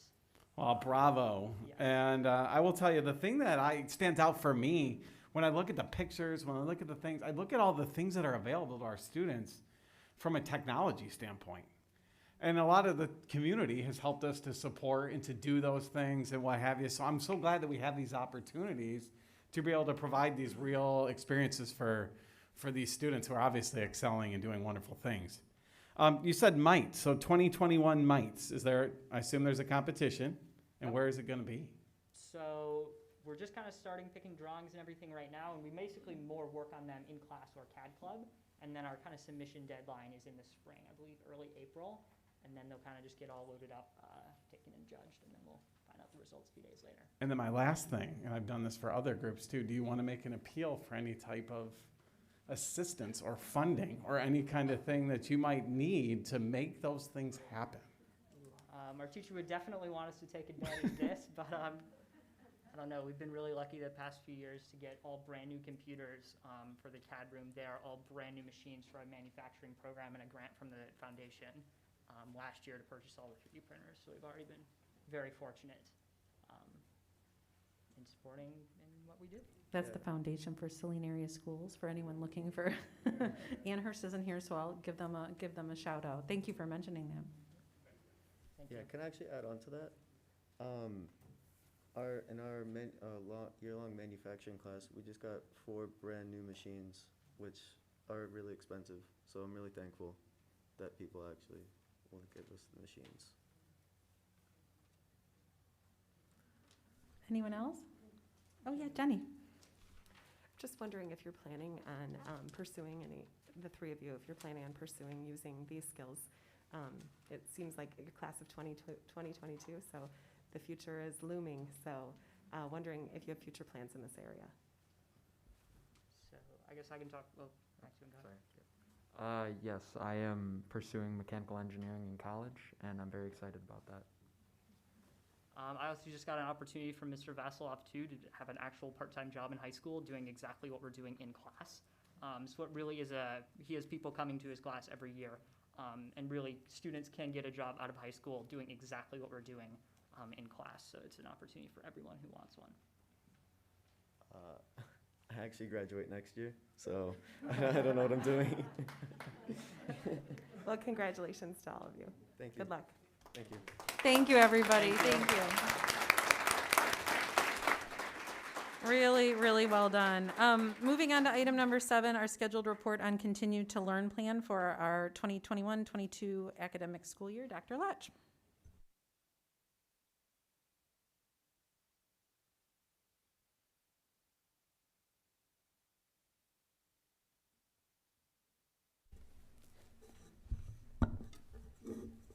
Well, I'd like to start by thanking Carter, Max, and Callum for that wonderful presentation and just generally the work with the CAD Club. And it also shows the great support we have for our career and technical education program. Here's students that are taking advantage of being able to participate in the consortium at the CTE programs, also potentially accessing career opportunities through that. And we talk a lot about the importance of real-life learning, connections to the campus. We really see that here from a presentation like that. So thank you very much. So tonight, the Saline Area Schools Continue to Learn update. We're going to start with our COVID update and then move into a presentation about our wonderful kindergarten teachers and program. So we start here, we look at where we were at throughout the county. We're still in that high transmission phase, but we have seen a decline lately. And I have gotten some inquiries from parents and community members about how Washtenaw County is certainly doing better than many of the areas across the state, which is wonderful to see. We're still in that high transmission phase, but we're in a better spot than many of the areas within the state. And then people have asked a question about, well, where are we going with this transmission phase? And just to confirm that I have been in communication with the Washtenaw County Health Department in terms of these transmission phases. And their intention is that when we are to move into a more moderate phase, that it would take 14 days before they would then allow districts to move into their continue to learn plans, which, to refresh, ours would be that in low and moderate phases, we would have masks optional. So I just want to point out that this is where we're at now, but the intention is that we would get to implement our continue to learn plan if we are to move into some of those other phases. Okay, next slide, please. This is really good news. This is our dashboard. We continue to do very well on limited number of COVID cases and limited number of close contacts. You look at this quarantine chart, and what you're seeing is not a lot of activity. Unlike some other school districts around us that have struggled in keeping buildings open with a fair amount of spread and a number of cases, the community as a whole is doing an excellent job of mitigation strategies, and I want to commend everybody for working together to make sure that we are working on our primary goal, which is to keep students in school 5 days a week, and we're feeling very successful with that at this point. We go to the next slide. I do want to point out we're moving into a potential different vaccination phase. And people have asked me about, is it the school district's duty to promote the vaccination process? Well, the answer from the MDHS is yes. And the way in which we are doing that, though, is making sure that there's opportunities for students to get vaccinated. However, we are certainly not pressing on our teachers, for example, to be asking students, hey, have you been vaccinated or not? We are providing opportunities, and will continue to do that as it appears that FDA is getting ready to approve, potentially today, the vaccination process for 5 to 11-year-olds, and that we already are in conjunction with the Washtenaw County Health Department to offer vaccination clinics at Heritage, being our designated site for parents who want their students to be vaccinated. So I just wanted to provide that update. As we move on to the next slide, we'll get into our teaching and learning and the compass. I've been putting this slide up each time because I want to point out that our goals for the year will remain the same in terms of focus on the SAS compass. We saw a great representation of that tonight from our students in presenting their CAD club and how that provides connection. Personalizing educational experiences, providing social emotional support, and these real world experiences. So we're trying to make certain that all of our presentations are focused around those key goals. So we go to the next slide. This is where we're going to talk about kindergarten today. And for those of you who have been in education for a while, you know the critical importance of kindergarten. It's really where the foundation is laid for so many students. And it's a difficult time for students transitioning sometimes, because some students are coming in with very limited knowledge, which is completely fine in terms of maybe not knowing their letters yet. Other students are coming in with a base knowledge of already being able to read some. And so our teachers do an excellent job of differentiating. In fact, if you want to watch differentiation in action, go visit a kindergarten classroom to see exactly how that's playing out. We talk about foundation skills in reading. That's a real key. Building that phonemic awareness. Making sure that our students know some of these basics that are important to put all the skills together to become readers. And if we go to the next slide, this talks about how it's important that we're learning sight words. We're also looking at movement. Movement is proven time and time again to better support brain activity and make sure that our students are having opportunities to use movement in learning. And our kindergarten teachers do an excellent job of that with opportunities for song and so forth. If we go to the next slide, We look at writing and our writing program. Again, it talks a lot about foundational skills because that's what we're trying to do. We're trying to lay the foundation so that students can become proficient readers and writers. That all starts at the kindergarten level, and you look again, it's familiar. First and last names, capital, lowercase letters, building on words and sentences. At this level, a lot of that has a connection with drawing and, again, movement. If we go to the next slide, we talk about how the kindergarten teachers have done a terrific job in integrating technology. We saw a lot of that last year in particular, but a lot of use with iPads, especially when we were in hybrid and virtual learning. But even now, we're using iPads quite a bit, and we use programs such as RADS Kids. That's to provide reading opportunities for kids at different levels. eSpark, in terms of using reading and writing, reading and math, in terms of eSpark and building more of those foundation skills. And then Seesaw is our management platform where teachers do a terrific job of integrating lessons and activities in there. Then we look at our math program. Everyday math is the curriculum being used kindergarten through 6th grade. We talk about repetition, exploration, building a base here. A lot of that is done through playing math games. We spoke about the importance of movement, playing games, getting the students interacting together. That's a very important part here. And that using manipulatives, hands-on to start teaching math, counting, and so forth. And our kindergarten teachers do just a terrific job of that, and I want to commend them for laying the base. You know, we look at Carter, Max, and Callum, and you know, you look at their proficiency as young adults and being able to operate in such a terrific manner at the high school. Those skills are laid at the very beginning. We talk a lot about proficiency in reading and writing is the critical nature before 3rd grade, because that's building the base to be able to access all those compass skills that those that Max, Carter, and Callum were talking about earlier. And so I just want to commend our kindergarten staff, all our elementary teachers. However, today we just really wanted to focus on kindergarten as the importance of laying foundational skills. Questions? Susan? Can you clarify on, well, 2 things. Clarify on the Washtenaw, the next phase, so the low to moderate. So it's mask or optional. Is that still the certain age range?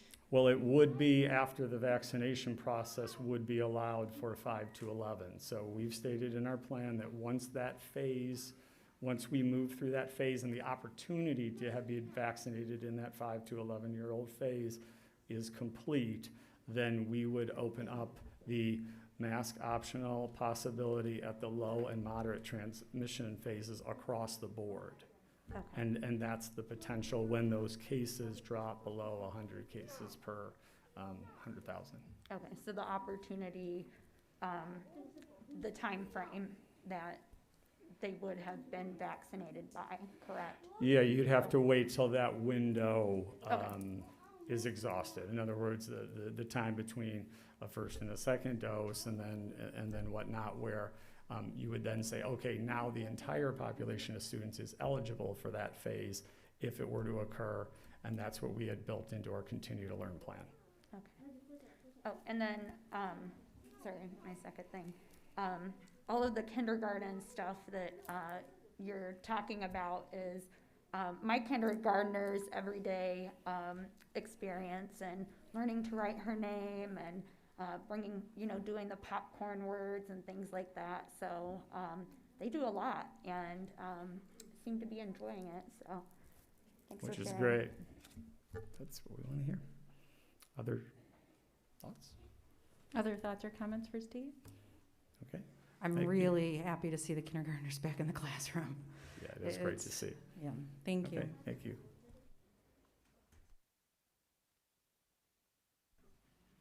Okay, moving on to our first, our action item number 8. Because we don't yet know who the treasurer may be, I'm going to entertain a motion, please, to appoint a treasurer for Saline Area Schools Board of Education so we can open up that conversation. So moved. Candace, thank you. Jenny, support, thank you.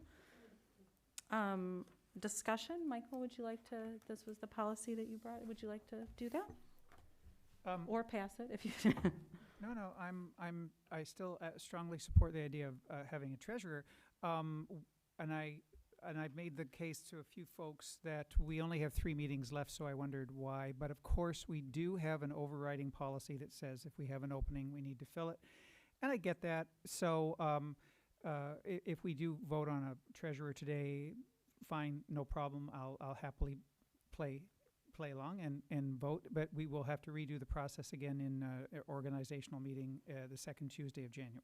So that's fine. yep. I totally agree with everything that Michael just said, and we had some conversations on this. After our last meeting, I went and read our policies and read our board operating procedures, and want to thank the policy committee in advance, because we're finding things as we go through this year that they can take back and have discussions on, and I know we talked about that, so appreciate that. If I could just add, Yeah. we were trying to create an evergreen policy, something that would last, for ages, and I really didn't want to write in the policy that this will be effective on such and such a date. So if we had, then we might have just bypassed this and for the next 3 meetings and not had a treasurer. I think having how many years has Saline Area Schools been in existence without a treasurer? I think we can last 3 more meetings, but let's go ahead and do it then if we're all in favor of doing so. Well, gotta follow policy, right? Yep. And I just wanted to explain something that I had also received a question on process, because our process was a little bit different when we had our last election in January. We were in COVID, well, not that we're not in COVID now, but we were deep in COVID. We were 100% remote meetings. So MASB had given us some guidance at that time on how to do a roll call vote, which you probably remember. We used to roll call vote on everything. We would change the order of that per their suggestions. So we're kind of reverting back to our operating procedures and policies on how we last did elections in, what was that, 2020? Yep. So the typical way is we would have a ballot. The ballot has every individual's name on it. And it has a place for us to write our name at the bottom. So Open Meetings Act does state that we will not have secret ballot. Those are read/tabulated by the Secretary of the Board of Education. And one of the stipulations of the policy is that the treasurer should be on the finance committee, and so I was asked about that, so I just wanted to give a little bit more information. So the president does select who sits on the different committees. So anyone is eligible for this position. If it was a sitting officer, they would need to say that they wanted to move. If someone wanted to recommend somebody for the position, they would need to accept that recommendation. So if it was somebody that wasn't on the finance committee now, that person would then move on to the finance committee, and then I would move some committee assignments around. So someone had asked about that, so I just wanted to bring that out. The current finance committee is Brad, Dennis, and myself. Any questions or comments on anything that we've said? Yeah, Brad? Well, then, in light of that, I would like to move and recommend that Dennis Valenti be named the treasurer of the Saline Area Schools. I appreciate his leadership as the chair of our committee. I personally appreciate the things that he has taught me about finance, and Jennifer as well, as being part of the team with me. And I think he'd be a great treasurer, and I would recommend him as the appointee. Support. Dennis, do you accept before we move on and see if there are any other? Well, with that great endorsement, I accept. Thank you. All modesty. Is there anyone else who would like to self-nominate, or anyone else who would like to nominate another individual to this role? Okay, seeing none, we do have to ballot vote, but Susan's job might have just gotten a little bit easier, right? So if you can just take a moment and pass it to Susan, that would be great, and then she can record that for the minutes.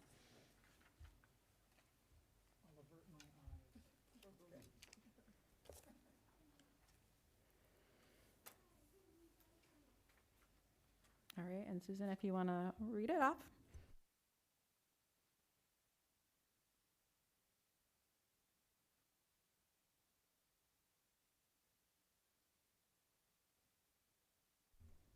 Do you, okay.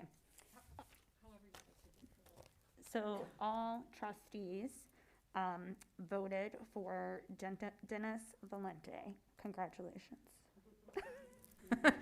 Dennis, longtime finance chair. I think it's a perfect fit for you, and I think it's especially appropriate that you are the first treasurer in the history of Saline area schools, because it's been a lot of work, and we appreciate you. So thank you.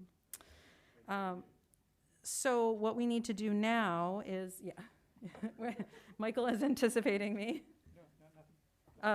So what I would like to do now, Candace and Jenny made the motion to appoint a trustee, and now I'd like to have the permission, please, a recommended motion to appoint trustee Dennis Valente as treasurer for Saline Area Schools Board of Education. So moved. And second by Agreed, Jenny. yeah. Okay, we'll keep the motion by Candace and the second by Jenny. All those in favor, please say aye.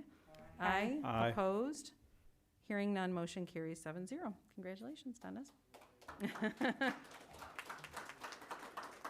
It's a short tenure, but it's going to be wonderful, I'm sure.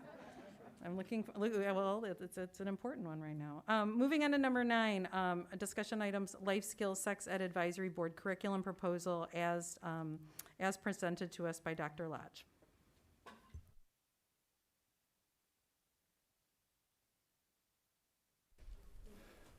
Okay, thank you. So we're going to talk about Positive Prevention Plus.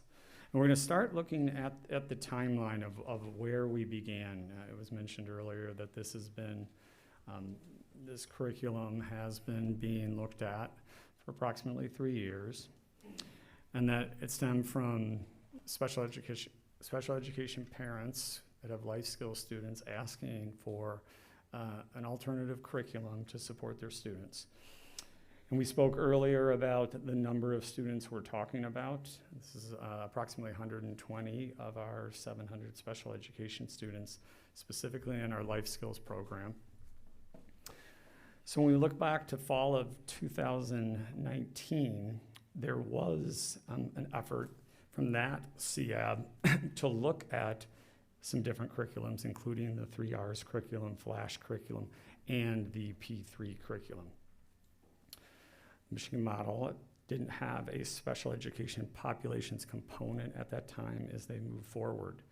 When you fast forward to the spring of 2020, I can back up one just a bit there. Okay.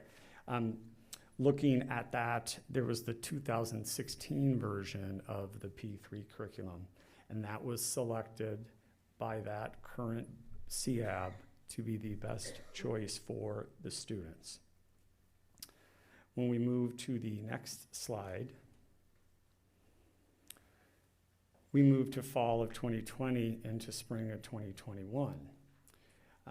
We had the COVID pandemic setting in. A new CAB was now selected. And we had a CAB that was transferring out, ending their terms. And a new group was coming in. And so that group felt it was appropriate to look at the latest edition, the 2020 version of the P3 curriculum, and that was purchased for review. Then in March of 2021, teachers had been reviewing the curriculum, presented the current CAB with the opportunity for each member to review the curriculum in its entirety, in the edition being reviewed for MDE compliance. Then we moved to May of 2021. CAB had many discussions about the curriculum and collectively decided to move that forward to the public hearing process, the 2 public hearings that occurred this past summer. Now, when we move forward to the next slide, we looked at the public input from those hearings and within that window of time when those hearings were going on, and this is what we found. That parents of the life skills students, 92% were in favor of the curriculum. Those that were submitting both electronic comments through our electronic communication form and making comments at the public hearings themselves. Now, the majority of special education parents, which were not including those life skills students, were also largely in favor of the curriculum at 73%. The majority of non-special education parents submitted feedback indicating 60% opposed the curriculum, and a majority of residents that didn't have students in the district but were residents of the district submitted feedback as well, indicating 88% opposed the curriculum. That's data that we gathered during that window of time when we were working through the hearings. Wanted to present that in its entirety, that's what we gathered during that phase. So we go to the next slide, Anna. We then start looking at the P3 curriculum itself, and you look at the various lessons that are involved. I'm not going to read every single one, but you see that there is a variety of different lessons here that are have potential to be taught to try to make sure that they are supporting the students and having a well-rounded sex education curriculum that does support their unique needs of having cognitive impairments and looking at the specific population in its entirety. When we move on to the next slide, we talk about eligibility for the curriculum, and I've stated this before. The students that are eligible rest within the middle school, high school, and young adult programs, life skills students. And the CAB heard those pleas from parents saying we needed an alternative curriculum, felt that it was very important and necessary. Now, the CAB also heard feedback during those hearings and did discuss the removal of certain aspects of the curriculum.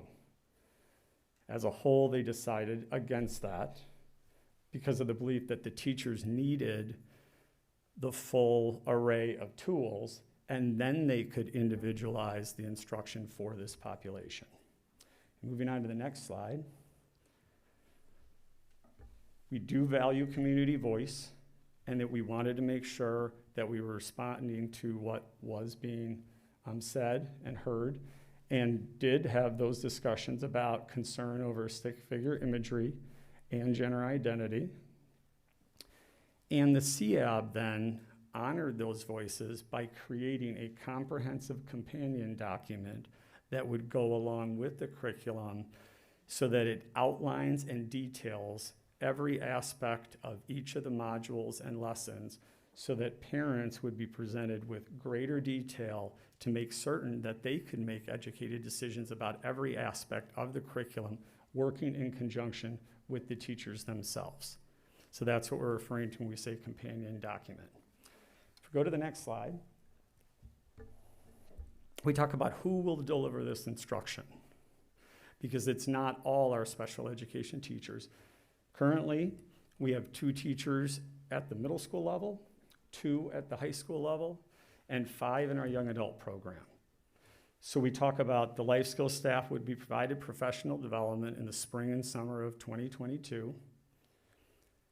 The student services would also host, and we say student services, Molly Garcia, Monica Ellis, they would help support a Q&A session with life skills parents at the middle school, high school, and young adult levels to make sure that there is understanding of how this curriculum works and that they're able to answer those questions. In addition, they'd communicate, share the checklist, the companion document, and speak about opt-out options for any parts of that curriculum that parents were uncomfortable with. And that would make certain through training that staff is fully qualified to teach sexual education by state of Michigan requirements, and we talk about these A to K requirements, these 10 additional Michigan-specific requirements. So we go to the next slide.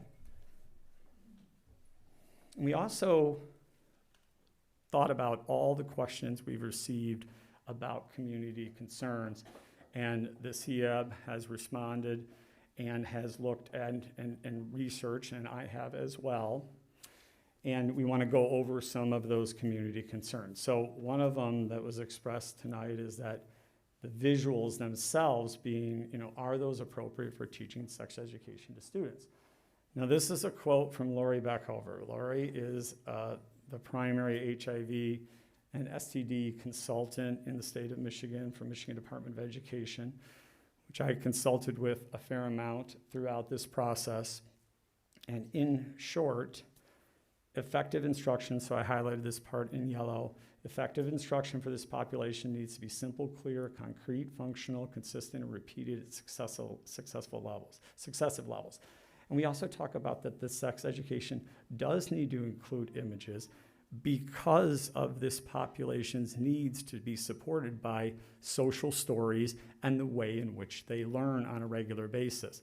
Didn't want to create an artificial teaching environment by removing images because it would be very inconsistent with the way that students in these programs learn. So if we go to the next slide, we wanted to show some examples. And this was previously shown, I know, by one of the groups doing public comment, but I want to go through this again, that it's common practice to provide symbol and picture-based instructional materials for this group of students.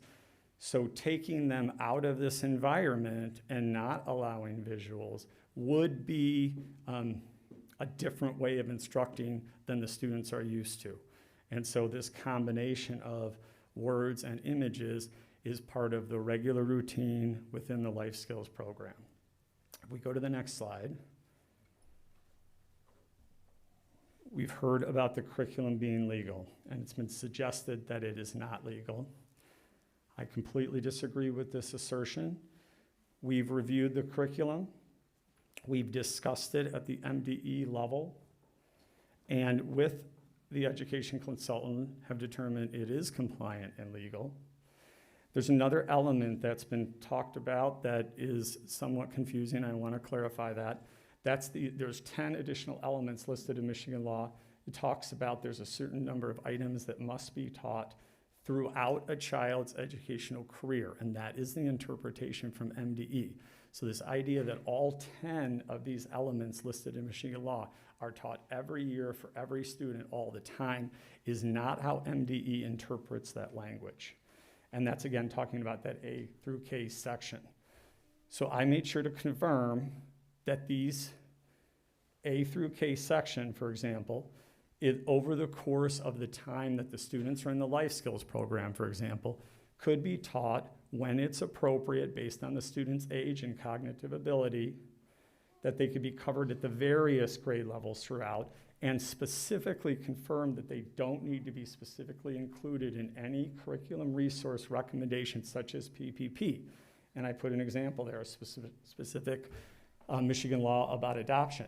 That would be integrated into the training that the teachers would go to, and then they would determine how to integrate that into the curriculum, and that it isn't illegal to be doing that as confirmed by the Michigan Department of Education. If we go to the next slide, we talk about the processes being followed by the CEAB in moving this curriculum proposal forward. The CEAB is compliant and has followed steps necessary.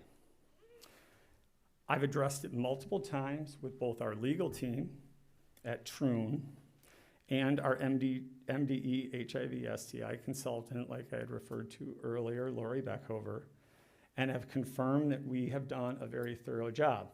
Now, the one area of not having a student rep on the CEAB has been addressed, but we've also confirmed that there are plenty of CEABs across the state, as confirmed by Lori, that have positions that sometimes are going unfilled and that CEABs are seeking to fill those. An example is a clergy member, that sometimes CEABs have to work and they're still operating without a clergy member.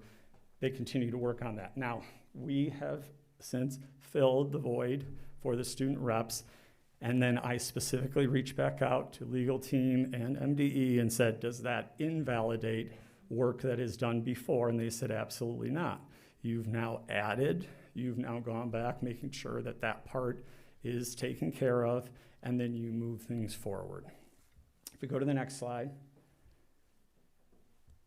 We talk about this being an opt-out program versus an opt-in program. And the idea is that the belief is sex education here is very important, so our default position is that students receive this important instruction. And that Michigan law does provide that opt-out option, which we have discussed, and put the companion document in place to make sure that those options are very clearly stated for our parent base. If we go to the next slide. We also have heard that teaching students about sex encourages more sexual behavior, or could do that.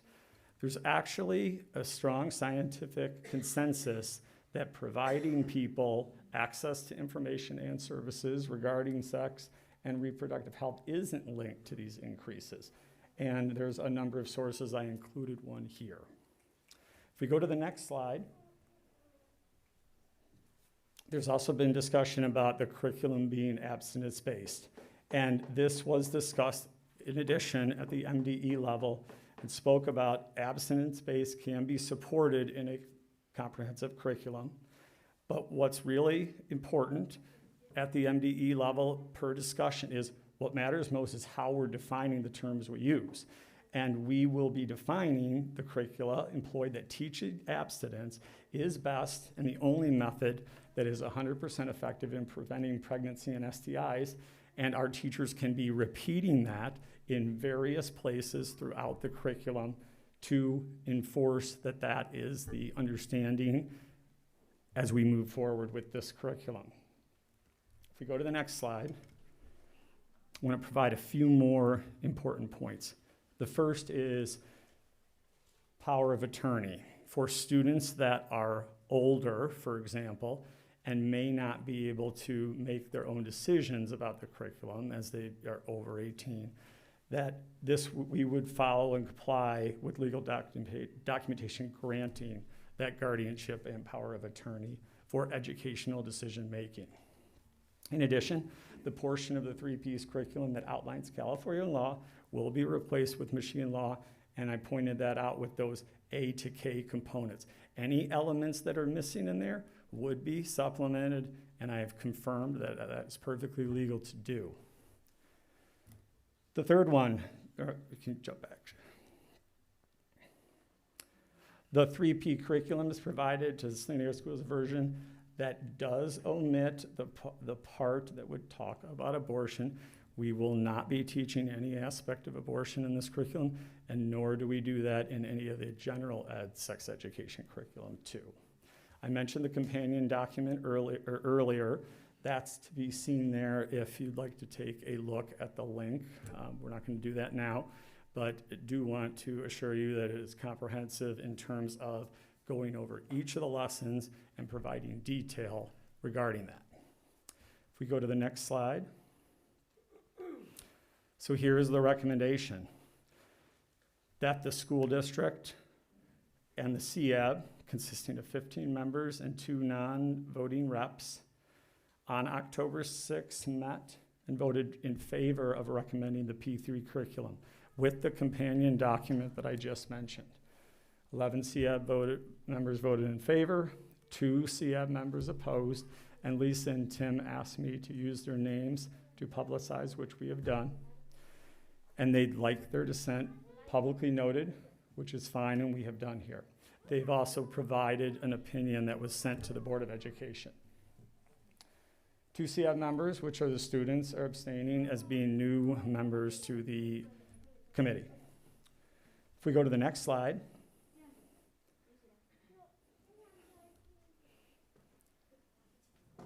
The CEAB respectfully submits the PPP plan for special populations curriculum with the companion document to be approved for use for secondary level Saline Area Schools life skills and young adult program students. Did want to point out the dissenting opinion of 2 of the CEAB members, which includes a few of the points of concern, which are there's a component on gender identity, and the science on gender identity is not settled yet. The PPP curriculum violates values of community members. The curriculum doesn't represent the majority views of the community. That's the opinion of the 2 dissenting members of this group. If we go to the next slide, I really would like to thank the CEAB. This is very challenging and stressful work. They put tremendous effort into this and demonstrated outstanding collaboration, even though not every member was in agreement with the curriculum. So on behalf of the schools, I applaud their efforts to bring this curriculum recommendation forward. Questions? Were you going to come back over here? Yeah, I'll Yes, do yeah, that. I will. Thank you, and just, I can't imagine, and Susan and Brad were our liaisons, or are our liaisons to the CIAB. So we'll be particularly interested in things that you observed or comments that you have from those meetings, but wanted to echo Steve's sentiments for the dedication and for the work that they did for all members, whether they were in agreement with the proposal or whether they were not in agreement with the proposal. So thank you. Before we go to comments, I did want to kind of set the table with a few things. We have been receiving a lot of various emails, and I just wanted to state a couple facts about this before we kind of get started. And just reinforce the point that this is for the life skills students. Steve can check me if I'm wrong, but we have a little over 700 special education students, roughly 720-ish. This is for approximately 120 of them that are the life skills students. We did receive a lot of emails to the board thinking that this was for all 700 plus students, and that is not the case. It is also for no students in general education.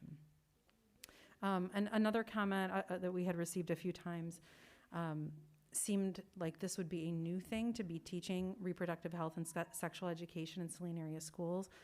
That has been done for decades, so this is not a new step to start teaching sexual education or reproductive health. So I just wanted to make that clear. And I just wanted to, I appreciate the professionalism and the respect and the care and thoughtfulness earlier around comments. I just want to remind everyone that we're talking about students here.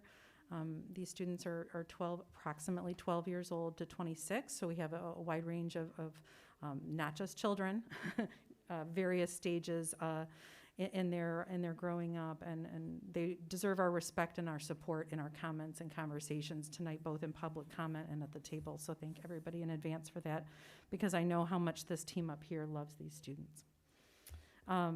Would someone like to start with any questions or comments? Susan?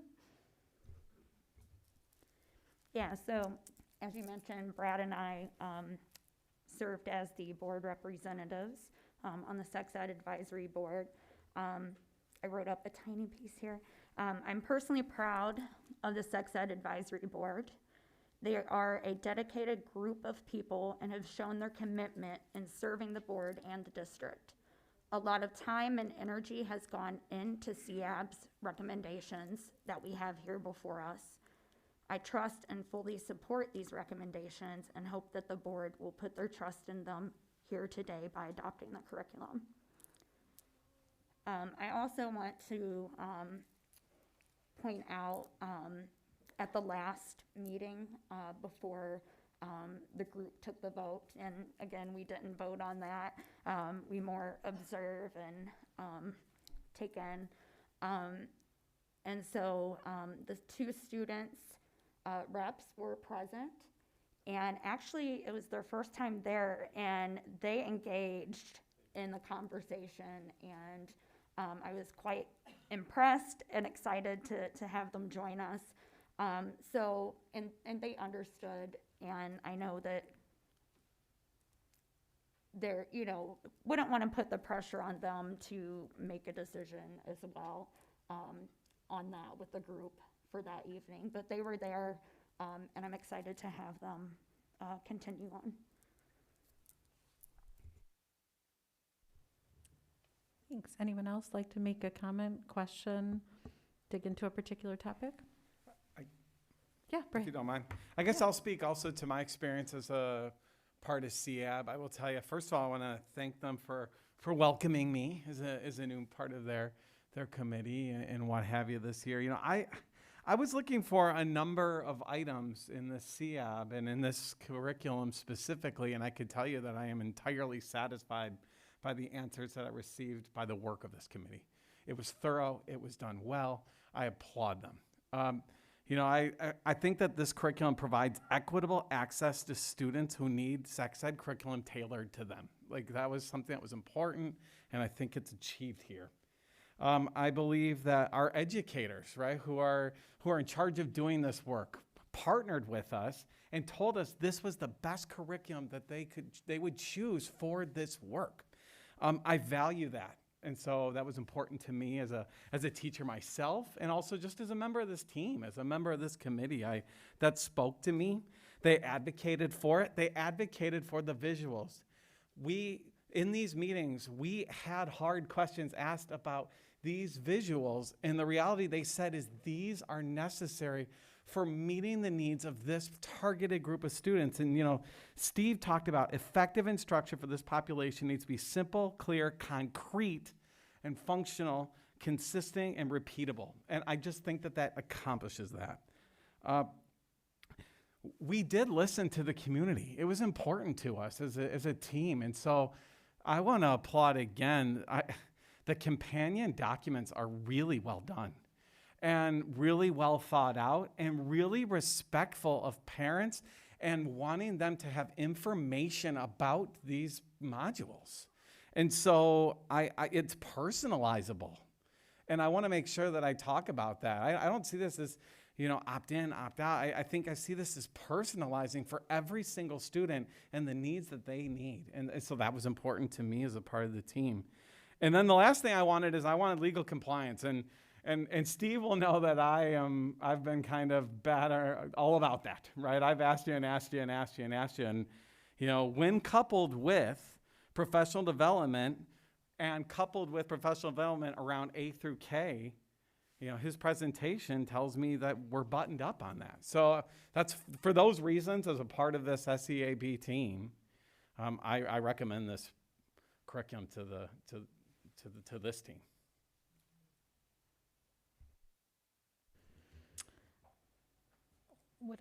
Jenny, go ahead. I have just a couple of questions of clarification. First of all, I was really glad to see the documentation from MDE and our legal team that it is legally compliant. Second, as President Stebbin stated, Steve mentioned the feedback that we got during the feedback window in August, I think it was, during the 2 hearings. And we've received countless messages of feedback from the community since then. So I think that we've listened and we've heard a lot from the community. And when we say that we've listened, those comments often cause us to then ask further questions. To Dr. Lotch, have you talked to MDE about this particular piece? Or has the CIAB addressed this particular piece? So those public comments do cause us to dig deeper so that we can be more informed when we're sitting here tonight. I do have a couple of questions, Steve, that I hope that maybe you could answer, or someone from the CIAB, maybe someone at the table can answer. So one of the things that you said on slide 5, you said that students have the potential to be taught these 13 lessons. And it's my understanding that this is different than, so say for example, I was a 5th grade teacher, so I was certified to teach reproductive health in 5th grade. We sent a note out ahead of that 2-week unit saying this is what our 5th graders are going to be learning about over the next 2 weeks, and parents could opt in and opt out. This curriculum is different in that it is individualized for each of the students. So they may or may not have these lessons one-on-one or in small group or in whole group, and it is determined by the members of their case management team and their caregivers or power of attorney. Is that correct?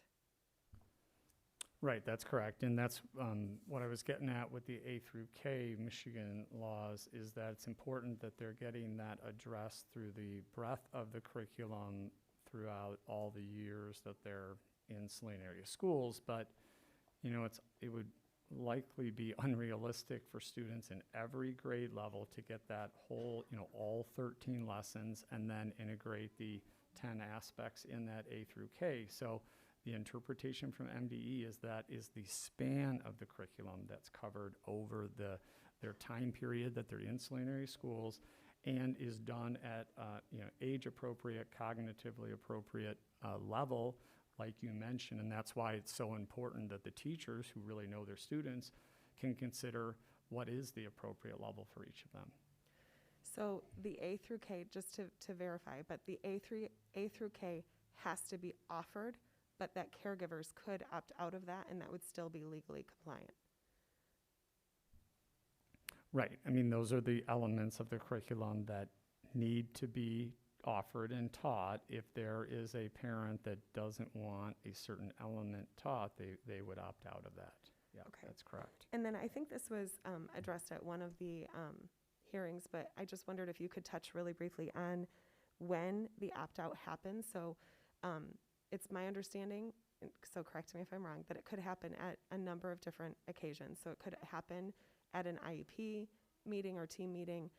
It could happen before, later in the year before a module or a lesson is taught or a component of the lesson is taught. Is that correct? Yes, that's correct. You know, we talk about that companion document, for example. Let's say that a teacher who was teaching some 7th grade students said that we were going to be working on these 3 modules during this window of time. Then the parents would consider, you know, what specifically in those 3 modules might they object to, and then they could opt out at any time for any part of that. Okay. Then the last thing that I just wanted to say on this is that in education, we talk a lot about developmentally appropriate practice, and our teachers in the life skills programs and our leadership in the special education department are experts in the development that is different for many of our students in the life skills and young adult programs. And so when we're thinking about the necessary components of a curriculum that is specific to this population, the images that are included, in my opinion, are both necessary and consistent with the education that they're receiving every day. So I think you've answered all my questions. Thanks. I just wanted to build off 2 little things in one question before we move on, and I see Michael. No, if you can go next. The companion document has been mentioned a few times, and obviously there was a link there. Is that something that will be available to the public? Yes, it certainly can be. It is comprehensive in nature in terms of covering all 13 of the modules, so certainly that can be shared. And then I just wanted to agree with something Jenny said. We have been receiving a lot of emails, both during the hearings, but really in the past few days. I actually went through them all today, and I've been replying as the team knows. I would note that 88% of them were in support of this curriculum. I like data. Michael, did you have something? Or Candace? And yeah, we can go back and forth, whatever you want. I get to go first. I just want to point out some of the folks on this board know a bit about my background. I started off as a special education teacher many years, 20 years before Google, put it that way. And I think I was just calculating back of the envelope. I think I've written about 100 IEPs and enacted that many over that time. And I thought I knew my stuff until I taught in a small classroom in rural Ontario. And I had 6 students, all boys, and in a life skills program. And I absolutely discovered I did not know their needs. And I was gratified to have a master teacher work with me. And I won't go into the details, but I'll tell you just a tiny little bit about some of these students. I had a 13-year-old boy who regularly soiled himself. I had a student on the autism spectrum disorder. I had another student who was a selective mute. I had another student who had a traumatic brain injury from a firearm incident. And these are the sorts of students that I had to deal with to work with their life skills and understanding everything that puberty was sending their way. And they were not, I also discovered, getting much support and help from home. I thought I knew what I was doing. I absolutely didn't. And this master teacher showed me a few things, and I won't go into great detail. I won't go into any detail. But she did share that having clear communication, easily communicated lessons for the students was absolutely, absolutely essential. So when I came to reviewing the many binders of the Positive Prevention Plus, I was absolutely not surprised by anything I saw. And the thing is, we saw this list of the 13 titles, which is great, but I just want to say each one of those, don't skip over them and focus on the one aspect that may feel blunt and awkward and uncomfortable and something that you might very well opt out of. The first section was about social emotional learning. And I said, okay, I get that. Emotions, protection, assertive communication, all of this is essential. And the special ed, the students with special, the parents of students with special needs get this right away. Then there's issues of nursing, public versus private behavior. Absolutely, I get that. Types of sexual contact. That's a little out of my wheelhouse, but then there are guidelines that are excellent and extremely supportive. And a lot of the lessons deal with gaining control over your feelings and the mix and the mashup of things that happen during puberty. Again, these are things that all kids need, special needs students even more so. And then there are lessons about how to be a friend. There's nothing terrifying in that. And a whole week spent on hygiene products. What products to buy, when to buy them, when to use them. I mean, a simple chart for how often should you put on underarm deodorant, how often should you shampoo your hair, things like that.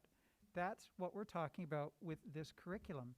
They do eventually get into what to share in public, communication skills, all the things that we embrace and want for all of our students here, and especially those 120 special needs students.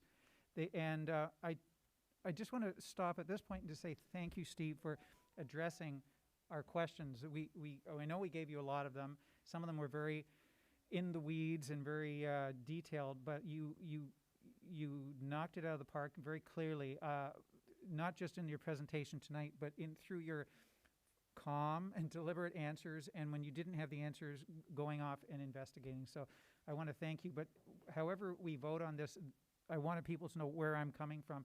This seems to be an absolutely appropriate for this particular group of students.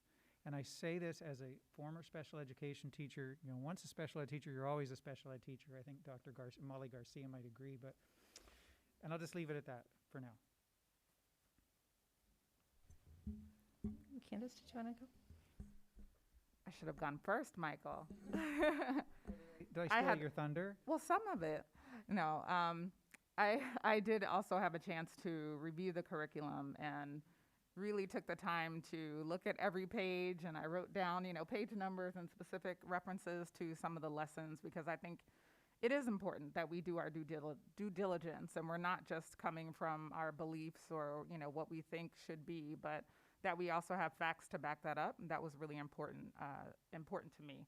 I listened to public comment. I did attend one of the public hearings. I did read every single email that came into us up until sitting here this evening. And, talk to families that have students in the life skills and young adult program. And I think that was important for me as well, just to understand from their perspective why this is needed and why this approach works for their children. Not to repeat some of the items that Trustee McVeigh just raised, but I do just want to point out a few things from the curriculum that I think are important to note. One, there are abstinence reminders throughout the curriculum. I did notice that, and that it was mentioned specifically as the only 100% sure way to avoid infection or pregnancy, et cetera. So it was very clear that was reiterated throughout. There were also listings of considerations before engaging in sexual relationships. So and speaking to an adult was first. So that coming back to talking with someone about this was important. Considering your family and religious beliefs, that was listed as one of the options and what they should consider. Being in a long-term relationship, et cetera. Permission, which is really important. also in reading about the statistics in terms of being more vulnerable to abuse and sexual assault and things of that nature, there were clear lessons on page 329 of the curriculum for anyone that wants to go back and review. There were escape plans for various scenarios. So thinking about how you get out of a situation. There was a long exercise on red flags. So really understanding what some red flags might be. And I noted the red light, green light activity where they could say, you know, yes, this is good. This is, you know, this is something that we should be mindful of. So a very clear and easy way to understand that and how to make healthy choices. So all of that, reading through all of that made me feel a lot more, you know, comfortable with this curriculum and feeling like it is something that that teaches valuable lessons that this group of students, that all students need, but this particular group of students needs in this way. And it will help them to keep them safe, to help them understand their bodies better, and to be able to navigate their way out of situations that may be harmful to them. So for all those reasons, I'm in support of this curriculum and appreciate the work of the CIAB and all the community for your comments, because it did make me dig deeper into, you know, what this truly was. So thank you. Thanks, Candace. Yeah, Dennis, go ahead. All right. Yeah, I've also gone through all the curriculum, talked to parents involved, and done my due diligence. And, you know, my role up here is to provide you with my best opinion and counsel. That certainly will differ from many others at times. My role is not just to tell you what you want to hear. For if I were to ignore my best opinion, counsel, convictions, merely tell you what you want to hear, I'd be doing you all of it disservice. I strongly believe we need a specialized curriculum for our special needs children. When I look at the totality of the P3 curriculum, I believe we can do better here. I believe Saline can do better. No, it's not. P3 is not the only curriculum. I would like to see other curriculums presented to me. That's my opinion. I know it's in the minority here, but I have to give you my convictions, my honest opinion. Thank you. And I want to also look at, I know how many hours the CIAB put in on this, and I greatly appreciate it. This, you know, you don't get paid for this. I know you've put in a lot of effort in. We have a difference of opinion here. I'd like to see what those other curriculums are. All right, thank you. Thanks, Dennis. Differences of opinions and diversity of thought is always welcome here and here. So appreciate that.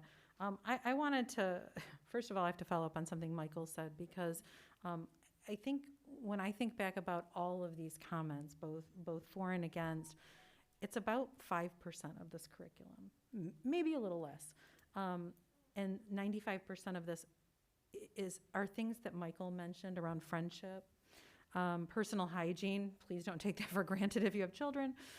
Bullying, human trafficking, and things like that. So I would like us to have a little bit more of a discussion. I'm going to poke you on the gender person and on some of the visuals and on some of the gamification within the curriculum.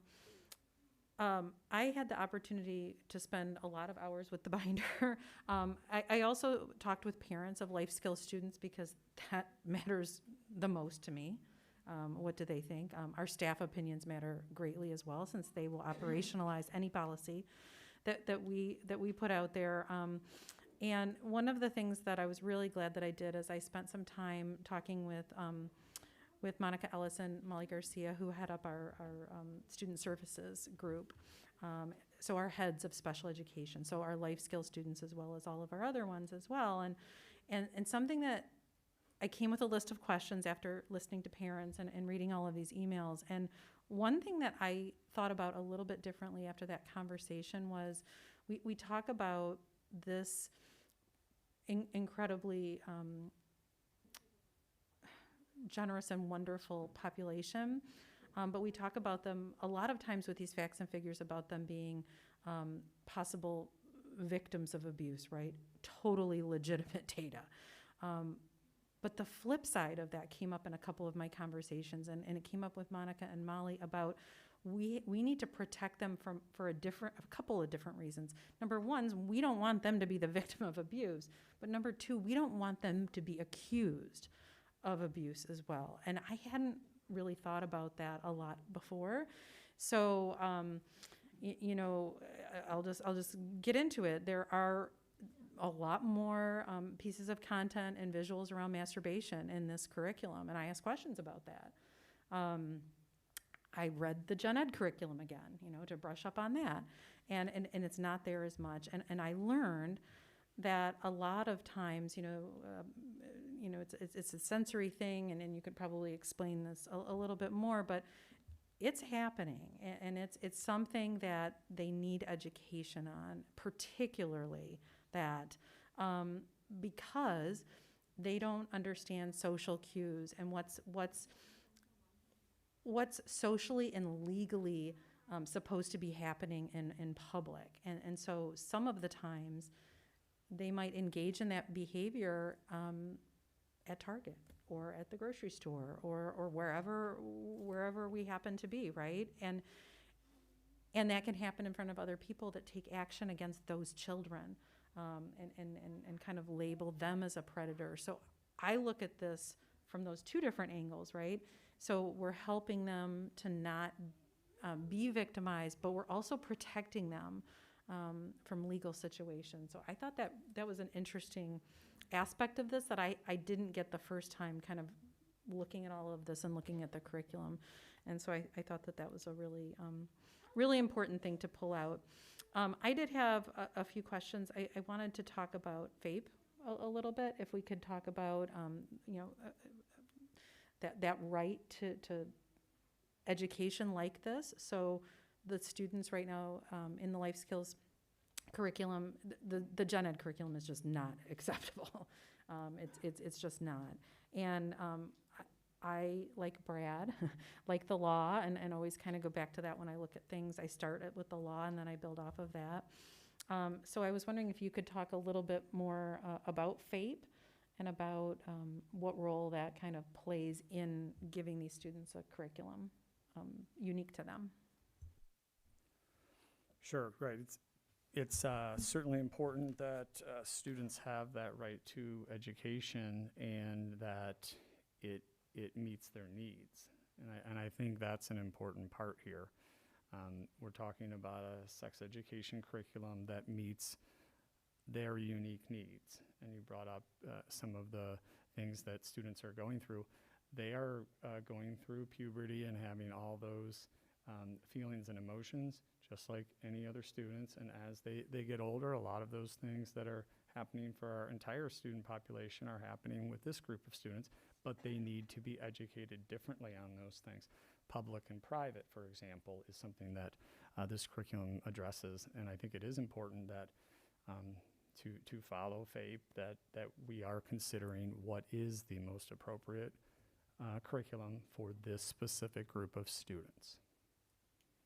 And to that point, Jenny brought this up a little before, and it came up in my conversation with Monica and Molly too, because I was kind of under the impression when I was given the opportunity to review the binder, okay, this is what they'll get.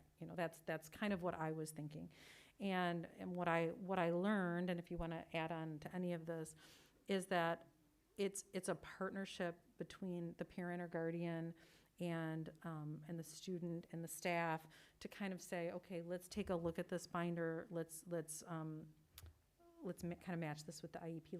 Let's infuse the two together, and come up with a unique plan. Because, quite honestly, from what I'm hearing, 120 students could have 120 different implementations of this curriculum, is what I'm hearing. So do you want to talk a little bit more about the individualization and kind of any communication paths? And I know we touched on a little bit with the companion document, but I thought that was an interesting point, that it's going to be taken in pieces, I guess, is something that was unique to me. And I know Jenny brought this up a little bit too. Yeah, as it relates to communication, you look at the 2 life skills teachers at the middle school, the 2 at high school, and the 5 in the young adult program. It's very important, potentially even more important, that they are having individual communication with families on a regular basis, because the educational element is happening significantly at both school and home. And so it is important that there is constant communication, and that would be no different with this program. It would be discussed. There would be opportunities, like we had mentioned earlier, if Monica and Molly would hold a Q&A session to make sure that parents do have a very informed view of the curriculum, to be able to ask questions and then work directly with the teaching staff after they are fully trained to make sure that they are implementing the curriculum on an individual basis that best meets the needs of the unique group of students. And there's no question that that would continue with this curriculum like it does on a regular basis in those programs. I have a few more, but I don't want to monopolize. If anyone wants to jump in here, if you have additional questions. One of the ones that I had was, there's conversation around abstinence-based and comprehensive, and what the differences are, and how that translates to life skills students. Is there anything that you would reply in saying that the comments that you highlighted in the deck about this not being abstinence-based enough? Is there anything? Well, I mean, I think it certainly is an opinion of what is abstinence-based enough. What I was trying to point out is that we are going to be stressing abstinence throughout the program. And as we train and talk to the teachers to reiterate that point at many times throughout the curriculum will be important. And our teaching staff is very capable of doing that and supporting that. Certainly abstinence is the only 100% way to prevent pregnancy and STIs and HIV, and we want to make sure that that is stressed throughout the curriculum, just like we would be doing with the general education curriculum. So comprehensive is a term being used to show that there is a lot of curriculum that's being covered. It doesn't mean that we cannot be supporting abstinence-based in its intention, as we would plan to do. Yes, Susan, go ahead. I know that was a question that had come up that we had gotten via email and public comment. I know the terms kind of, change. One of the things that helps me to understand, because it is state law to teach that, abstinence is the only 100% way to not get pregnant, and then to prevent STIs and HIV. So that's going to be the same with this, and the same with our current curriculum, which we were asked to go through as well. The books were from 2007, 14 years ago, and 2010, 11 years ago. Our current curriculum is also the 100% state law, right? That we follow that 100% abstinence, and also has some comprehensive things as well, because at the state level you're teaching about STIs and HIV as well. So some of the items that were brought up about anal sex and oral sex, guess what? It's in our current curriculum. There aren't pictures, but it's there and talks about protection. And so, yeah, I just wanted to point that out. But abstinence plus is usually a term that's starting to be used when I was looking into it. So if that helps, this is primarily, but then we're also going to teach the rest of that curriculum, whether we call that comprehensive or not. I mean, yeah, that helps. I just wanted to add two things. The first is that the word comprehensive has been used and defined tonight in public comment as a way of describing a sexual education program.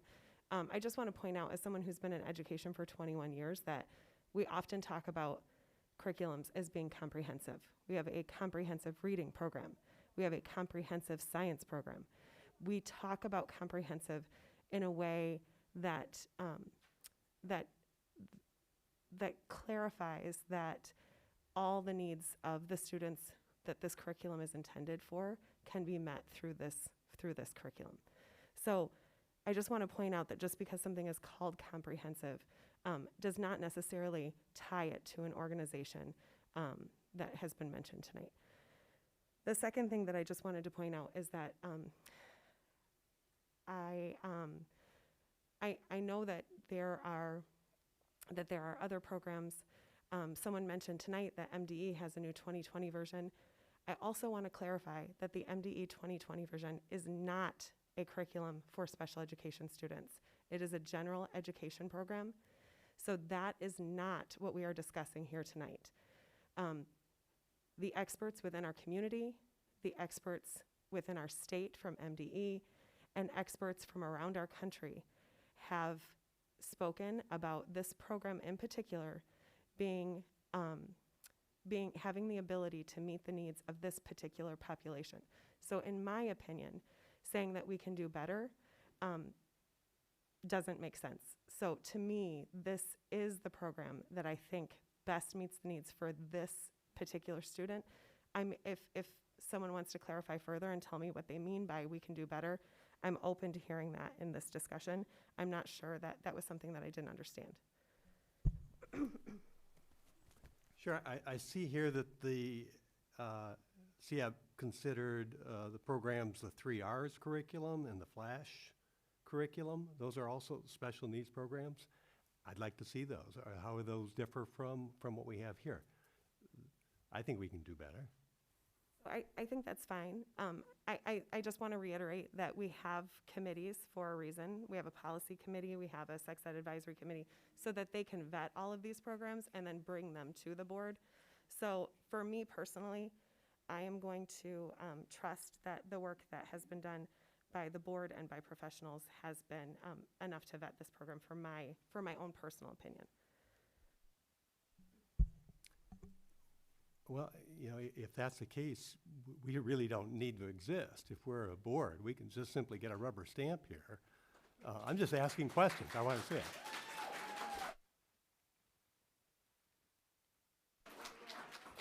No, I understand that. What I'm saying, though, is that if the SEAB has reviewed all of these curriculums, we don't necessarily. What I'm saying is that they have done the work with all of this curriculum and with our staff, and they have pushed it forward. You can have your own opinion. That is completely fine, and I admire you and I respect you deeply. I wanted to know a little bit more about when you said that we could do better, what's missing from this program. That's all, because I am trying to really listen and be open-minded and to hear, like, what would you like to see in a program that's missing in this curriculum? That's all. Sure, some of it is what's in the curriculum. I would like to see out. I think it needs to do more to protect vulnerable students. I really do. I think that's one of the things that it needs to do, have a greater concentration on, and less on what is in there.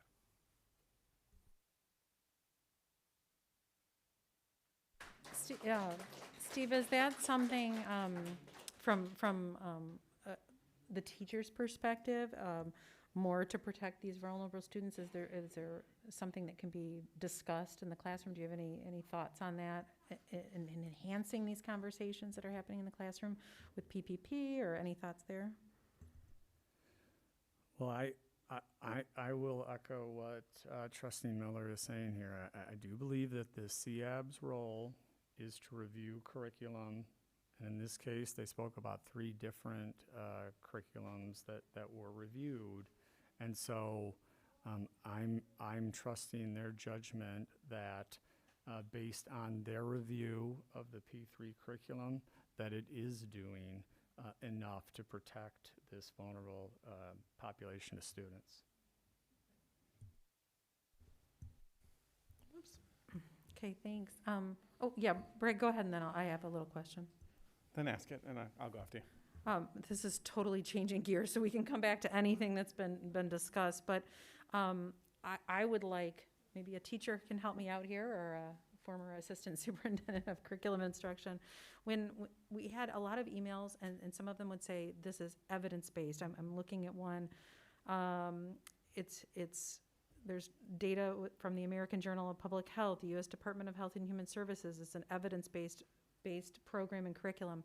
And then I read something else that says this is not an evidence-based. So I was wondering, particularly maybe for you or one of our teachers, to discuss what does that mean, and what does that mean in the lens of PPP?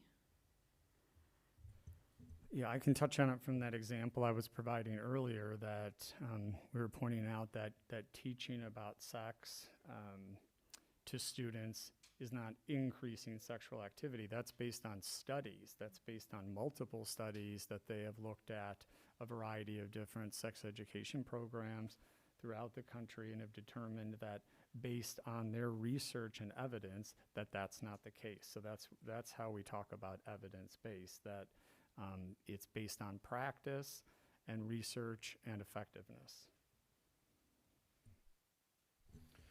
Well, oh, yeah. Yeah, Brad, go ahead.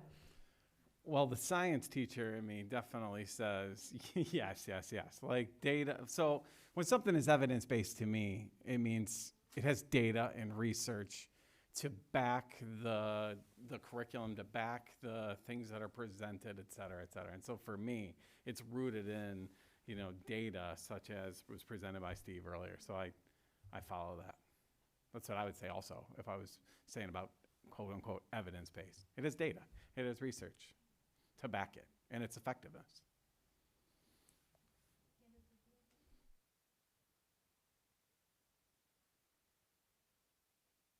Say, one of the biggest pieces of evidence that I've seen is it's evidence-based, meaning that the curriculum, the teaching methods, the modules, the lessons, the way in which they're delivered is based on evidence-based practices and teaching practices, instructional practices. But I also think that the one thing that we know about this program in particular is that upon implementation, there has been data to support. I'm trying to find the number right now in front of me. Maybe somebody else has it written down. I think someone said that there is, I'm trying to find it in my notes, I'm sorry. But there is evidence to support that the kids who have received this instruction from this program have benefited. That there has been less incidence of STIs, there has been less incidence of undesired pregnancies, there's been less incidence of the percentage of victimization. I'm trying to find that number and I cannot find it. If somebody else can find it in their notes, but that was something that that also speaks to the efficacy of the program. Thanks, I appreciate it. I mean, it's just, sometimes we get opposing views on email, so I just wanted to kind of bring that out. Yeah, Brad. Or Candace, both of you had something. So I'm changing gears a little bit too. So one of the things that I have heard repeatedly, and I'm asked this question of you, Dr. Lott, or at least just ask you for this explanation, is that there is a lot of people who are concerned and think that because we're adopting this for 120 of our most at-risk students, that this will become our curriculum for our district. So can you reiterate for anybody who may, not be, what our process is for adopting a sex ed curriculum and what we would have to go through in order to be able to do that process? We wouldn't be able to just bring this next time as an adoption for our district. So could you reiterate what that process would look like? Sure. So the P3 curriculum is for this specific population of students to better meet their needs. If the CAB is now moving forward with looking at other curriculum for general education students, for example, they would need to go through that process of looking at multiple different options for curriculum, having review, having discussion at CAB meetings, and then at some point, if there was agreement on which one they would like to entertain and move forward, they would bring that forward to the potential of 2 hearings so the Board of Education could hear and review it. It also would likely go through program review, where they would be looking at the different needs of the district, potentially giving a parent survey to ask. We've done that in the past, surveying parents and community members to see, for example, when is it appropriate to first start teaching sex education. That was largely what determined that starting in 4th grade, there would be elements of sexual education started. That was based on survey information from a program review. And so it is a process. It is not, the CAB looks at this curriculum and says that we're going to adopt it. Thanks for bringing that up, Brad. I had that on my list too, and I think that that's a really important one, that this, just the juxtaposition of looking at the gen ed curriculum side by side with this, many different elements, and there should be, right? Because it's a totally different population, and I definitely struggle past tense, current tense with some of the content in this that I would not want to see in a general education curriculum, but when it's presented in such a way for this population in understanding and hearing more about how they learn, it strikes me differently. So I do want everybody to hear that this in no terms means this is going to go into the general education curriculum. This is for 120-ish life skills students. So thank you for bringing that up because it was on my list as well. Yeah, Candace. So I know that 92%, I believe was in your presentation, 92% of the life skills parents supported this recommendation or this curriculum. Was that accurate? That was feedback during the window of time when we were going through the hearings and also seeking electronic feedback via that form to submit input. It's not taking into account information that's been coming in recently. It's largely based on, I think Trustee Miller mentioned, the month of August when we were moving through those 2 hearings and seeking feedback both from public comment in those hearings and through that electronic feedback form. Any other information that's been gathered since then is not reflected in that presentation. Got it. For families that are in that 8% or whatever the percentage is, what assurance can you provide them that if this moved forward, hypothetically, that if they wanted to opt out of the curriculum, that their student, their child would not see the curriculum, would not be exposed to it in any way if they had concerns about that? Yes, that's right. What I do know is that our life skills teachers are extremely caring of their students. They love their students, and they also have a very good relationship with parents, meaning if parents are objecting to any part of the curriculum or any of the modules, they will work together to make sure that students aren't exposed to those parts and will do so in a way that respects the student and make sure that they can move forward with maybe certain elements of the curriculum, but not all. And I have great confidence in our life skills teachers to be able to do just that.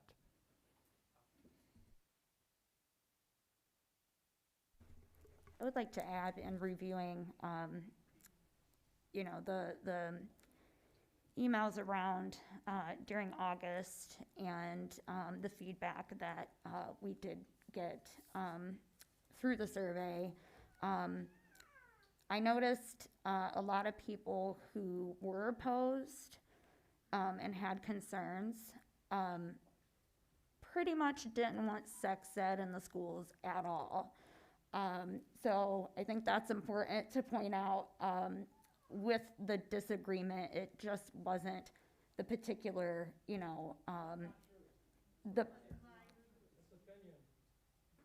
that's based, okay, I'm not talking to the crowd.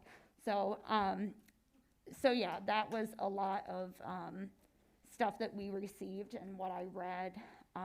So that's an important factor in not talking about the specific special ed curriculum here, or sex ed in general. So. I could layer on one thing, Candace, with quoting the statistic on the 92%, because I had said about 88% of our emails over the past few days were in support. I don't have the exact number. I mean, we can go back and look, but it was remarkable the number of life skills parents that was in that 88%. I mean, I'm sure it stood out to everybody. The other thing that stood out to me within the past few days is the professional careers of the individuals that were commenting. So some of them were life skills parents, and they were a healthcare professional or a clinical psychologist or a teacher or or were staff that would be teaching this or could potentially be teaching this. So that was just something that I noticed in these last few days. I guess I would say the quality of the comments, just because they were sharing personal stories as well, and so that resonates for me.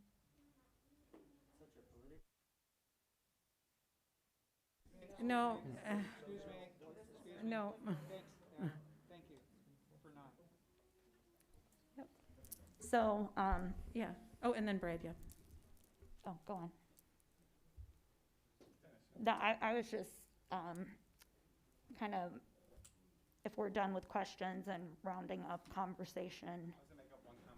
Okay. Yeah, and I want to review. I have notes. Go ahead, Brad. So I want to speak to Candace's point for a second. This is my observation as an educator. I teach in a different district, but what I tell you is this: when I talk to my friends who are special education teachers, they talk to parents more than I ever do.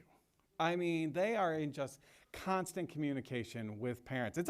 There are some students who require that on a daily basis. How are they going to get to school? How are they going to get home? All those kinds of things are just normal things for special education teachers to do. So I'd be very surprised, I guess is the word I would say, to say that our special ed, teachers wouldn't be in just constant contact and constant communication with parents and families. That's just my observation as a general ed teacher.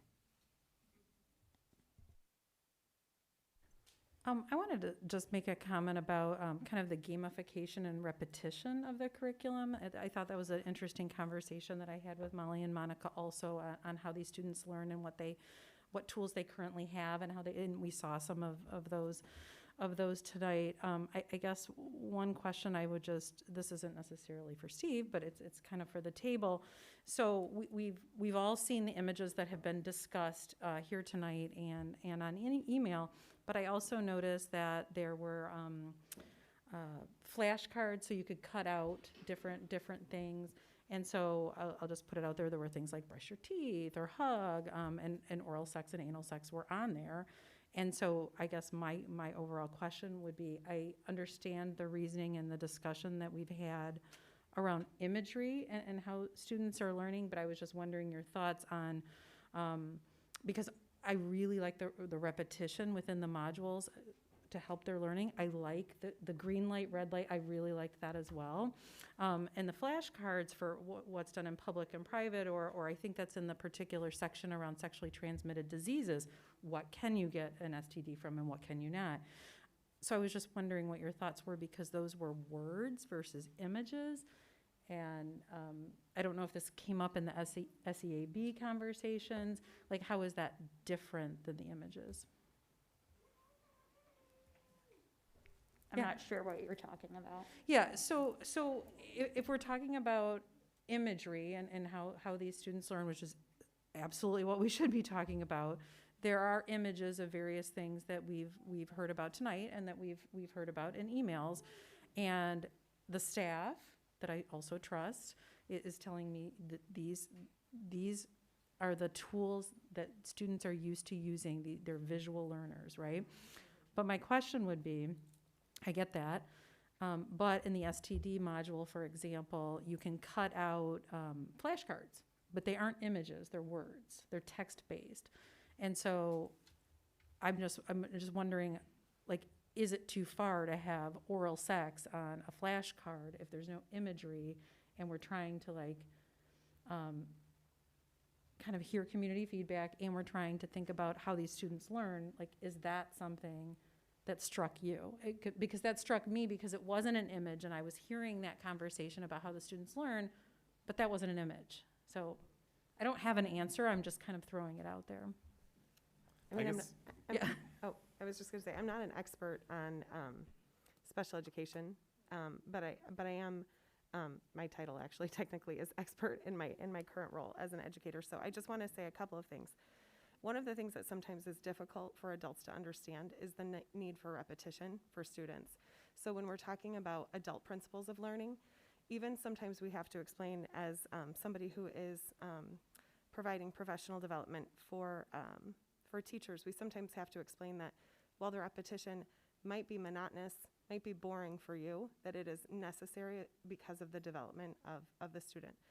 So when I saw that the game and the images, or the game and the words, it maybe didn't strike me the same because that game is part of that repetition of images that they've already seen. So they've seen the images, they've heard the words, they've seen the images, they've heard the words, and now this is an extension of that. So I'm wondering, I would be wondering if the curriculum writers had determined that at that point there had been enough repetition with the images that the words were sufficient. Thanks, Jenny. I don't have the answer. I was just kind of throwing it out there because it was something that struck me.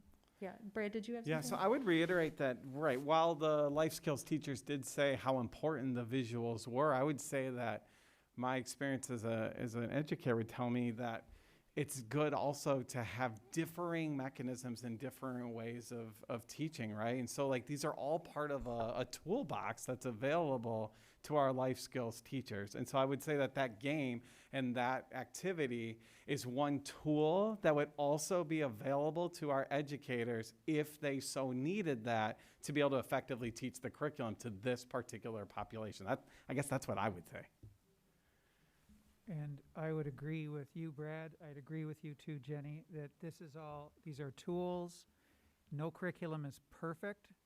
And when this comes up for review again, I'm sure a lot of the same issues will come out. And by that time, I would be optimistic that this particular curriculum would also have evolved and developed. And you're right, Jen, Trustee Miller, that it's a tool that can be used. And by the time you get to the flashcard stage, you've probably gone well past the need to start off the conversation with images, right? So yeah, that's all I have to say about that. Any other comments, questions, clarifications? I'm just looking through my notes.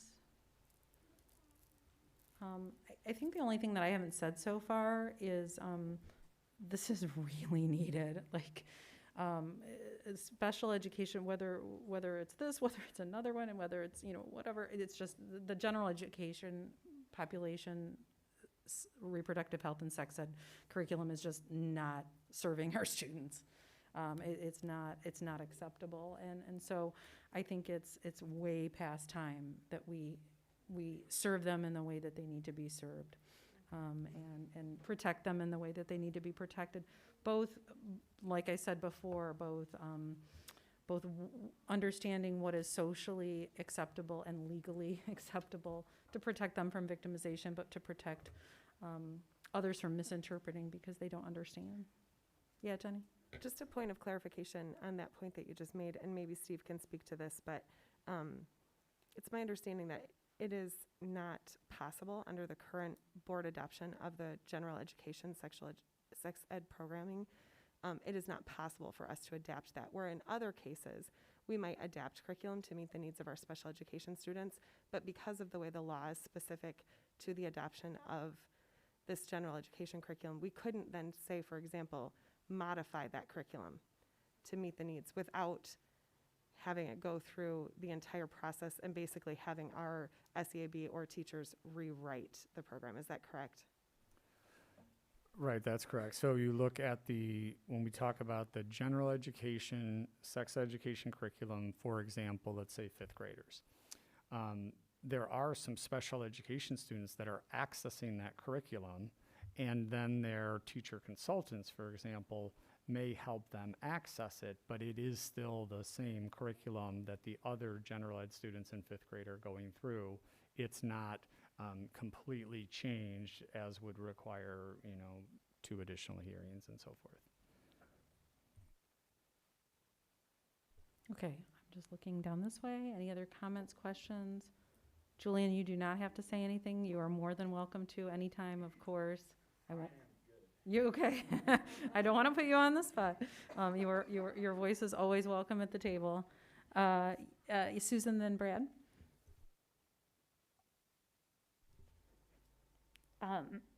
So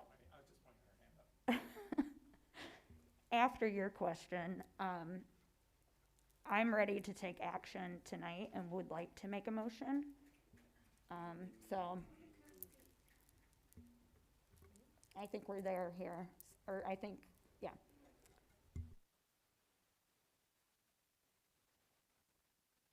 Okay, so Brad, did you have a question or a comment? No, I want, no. If you have a question. No, I don't. He just asked this question. Oh, you were, okay. Okay, so Susan, what I'm hearing is you would instead wish this to be an action item versus a discussion item. We could take action on any discussion item. Right, I'm just clarifying the request. Yes, it's already been, discussion, but I would like to motion, move. Do you want me to say it now, or? Oh. Yeah, I mean, maybe this would be helpful if I clarified why it's a discussion item. Why I put it on the agenda as a discussion item. Would that be helpful too, or? I mean, I'd like to say. Yeah, and why, I know, that's fine. I know. Yeah, go ahead. No, I mean, just for public, and then Okay. of course you can continue. So, so obviously Steve and I create board agendas together because I facilitate the meeting. I did place this on the agenda as a discussion item for a few different reasons, and that's not to say that I'm not interested in hearing more about the intended action or the desire to take action. I just wanted to give my thoughts on why I did that. So the first thing I would say is that this is the first time it has officially come to the board. I know everyone has been really studying this since August. I'm not, I definitely know that. But this is kind of the first opportunity for the public to kind of engage with the board on this topic. So that was one of the reasons.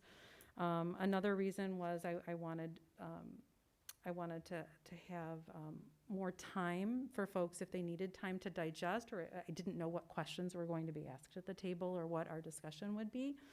And so I didn't know, would Steve need to go back and get more data? Would he need to go back? I mean, you can't anticipate what's going to be asked at the table. So that was another reason. I wanted there to be the opportunity for 2 rounds of public comment because I know we've been receiving a lot of emails. And again, I'm not saying yay or nay one way or the other. This is why it was put as a discussion item. I thought it could also provide us a safe space to talk about everything that we wanted to talk about and not feel the pressure of action, kind of like we do with a policy when a policy comes the first time and then we have a discussion and it goes back. So I just wanted to provide my rationalization for why I put it on as a discussion item. And all 7 of us can decide with that. Yeah. No, I'm not saying that majority rules, we're a democracy, but I'm just giving my justification and why this was put on as a discussion item.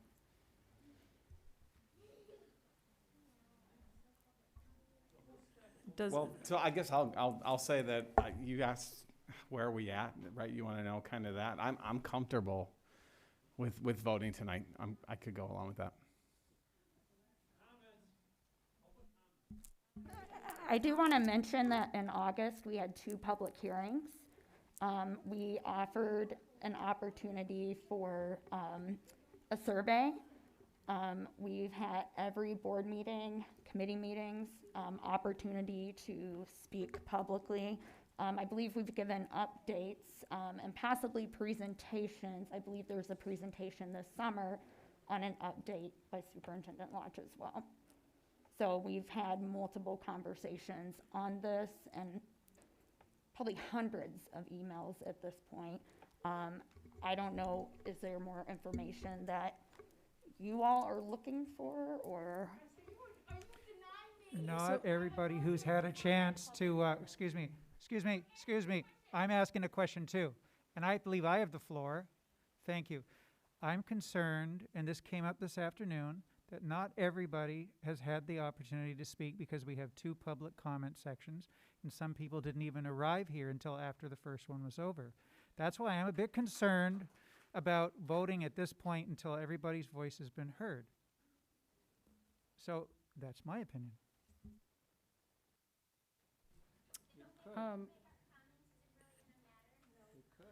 So, yeah. Yeah, no, I agree. I agree. So, yeah, this is not a time for public comment. This is a board meeting where we're having a discussion at the table with the content that's been provided to us tonight. So I appreciate you being respectful of that. Jenny, did you or Candace have any commentary? I would agree with Michael that. I mean, I already stated that's why I put it on the agenda as a discussion item. I would agree that I always believe in hearing the 2 rounds of public comment.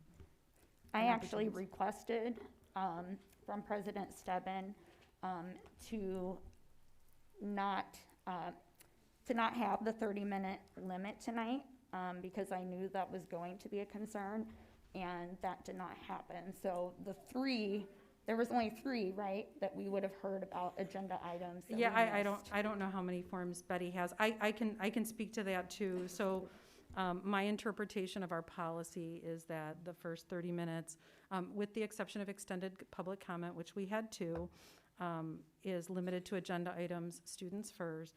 So I was adhering to policy because if policy was to be changed, it would have to go through a process. So I was sticking with the policy. No disrespect to the request, but I was trying to follow the policy of the 30 minutes for the first public comment portion. And we have board business that we have to attend to regardless.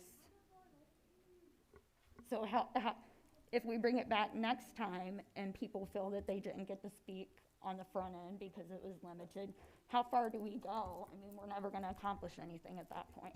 Yeah, the intention, as I put forward in the housekeeping email with board agendas, the intention was to do action on this on November 9th. So I think Susan is asking for a consensus here on if folks would like to vote on this tonight, or if folks would like to stick to, is that what you're requesting, to see where people are at? I thought that's what we were doing. Okay, I'm just saying, so let's go down the row, right? I mean, is that fair, or, okay? Brad, I'm looking at you. Sure. I told you I'm comfortable with voting, and I'm comfortable with listening to public comment and voting next time. I want people to feel that they've been heard and that they feel that we've been fair with them. But at the same time, like, I am comfortable with voting. Okay. Should we go one way or the other? Do you want to pick one? I'm sorry. I'm comfortable with voting. Okay, so you yeah. I just want to make sure that I understand what you're requesting. Okay. Dennis? Yeah, I think it's important for people to be heard. Doesn't sound like it's going to change things, but, people want to be heard, and I think they should. Okay. Susan, do you want to say anything? I think we know. Yeah, I think we've put months and months and months of work into this. The process says again, 2 public hearings. We did that, and then it comes to the board. I'm ready to vote. Okay, I would prefer to have all public comments here heard and vote at the next meeting. So that's 2-2. Michael? I'm a little uncomfortable with the way this is happening right now, but I do want to hear what people have to say before we take a vote. Okay, Candace? I am comfortable voting this evening. I do feel like we have given the opportunity for public comment at the public hearings, and also we've received hundreds of messages via the public comment through the SEAB and via email. I do absolutely want to hear from our community, so I don't want to make it seem like I don't, but I also feel like we've given ample time for public comment on this topic. Michael, did you have something else before I went to Jenny? Your finger's on the trigger there. It's on the speak button. Just to clarify, though, people have had opportunities. They've also had this evening to speak as well, and fully anticipated that they were going to have the opportunity to speak. During the last policy committee meeting, we bent over backwards to ensure that we created a policy for public participation at meetings that made sure everybody had an opportunity to speak at any point. Changing the rules at this point mid-meeting and saying, no, you're not going to get a chance to speak because we've already kind of decided is not fair. It doesn't seem to me. One idea that was floated earlier was let's have all the public comment before and then vote. But we didn't announce that or have an opportunity to get that announcement out. So sadly, that ship had sailed before the meeting even started. So I still go with the idea that we need to listen to everybody. I don't understand what you mean by that we changed the rules. We're changing the rules. We're saying, no, we're not going to have public comment. We're not going to have the second half of the public comment on this issue, on this agenda item, because we didn't get a chance to finish it all at the beginning, is what I'm hearing. So there are 3 people. But we didn't change that. We're not changing anything. You're saying we're going to vote. They're saying we got a bunch of people in the audience who would like to speak on this particular issue, pro or con, but we're going to have a vote before they've had a chance to speak, even though they fully expected to have the opportunity to speak and waited through this whole discussion, right? That's how I'm hearing it. And if I'm wrong, if I'm hearing it wrong, I'd love to hear. Well, at a public meeting, a public body meeting, we could take action anytime. Yeah. We can. Okay. But do we want to do that at the risk of having the public that we serve ticked off at us because they didn't get a chance to speak? And the people applauding already know I'm not going to be voting. I'm going to be voting in favor of this when we get there. But I do want to have everyone's voice heard at least, and it's not going to be that great an inconvenience. I'm getting comfortable being called all sorts of names via email. Thank you. And I can put up with it. I'm developing a very thick skin. But I have also been reading all those letters and listening, and you've been sharing those emails with the rest of the committee as well, the board. So if it needs another 2 weeks, it needs another 2 weeks. I want to give Jenny an opportunity to. Oh. Oh. Okay, all right. I want to give Jenny, she hasn't had an opportunity to speak yet. Thanks. So 2 things. If the policy needs to be reviewed so that we hear all comments about the agenda at the beginning, I'm okay with that. We can review that in policy committee. In the policy committee, we could review that. I'm not comfortable with changing that mid-meeting tonight because we didn't state that earlier. I do think that we have given a lot of opportunity for public feedback, and I'm not sure that we would get any different feedback that would sway our votes, as Michael stated, but it is a part of the process. What I would like for us to consider, though, is that this is the first piece of curriculum that we are reviewing as a board of this 7 This is not going to be the last. And I don't think that we, I would like for this to not set a precedent that all curriculum needs to have 2 meetings for review. So if that is the course that we are taking this time, because clearly there are people who have felt that over the last 3 months that they have not had ample opportunity to share their comments. And we are a public body, so I am willing to hear what they have to say, as Michael said, even the name calling. However, I do want us to pay close attention to the precedent that this is setting. I do not want us to take 2 board meetings, a whole month, to review every piece of curriculum that comes across our table. So I'm okay with waiting. I would have liked to have taken action tonight, because I do feel like action tonight would have allowed for the wheels to start turning toward professional development that is necessary to start implementation of this program. But as I understand, this would not be implemented during the 2021-22 school year. So I think giving another 2 weeks to hear public comment, I hear both sides of it, but I also hear what the public is saying, and that we can't change midstream in mid-meeting. If I could add to that, is it okay? Yeah. If I could add to that too, we can always, and the board president can always, and we can always as a board, say, we'll listen to more public comment, shift things around, and take a vote, take action on this after we've heard the public comment. Move things around. I don't see any reason why not. If there are 3 people left to speak, let the 3 people speak and then put it to a vote.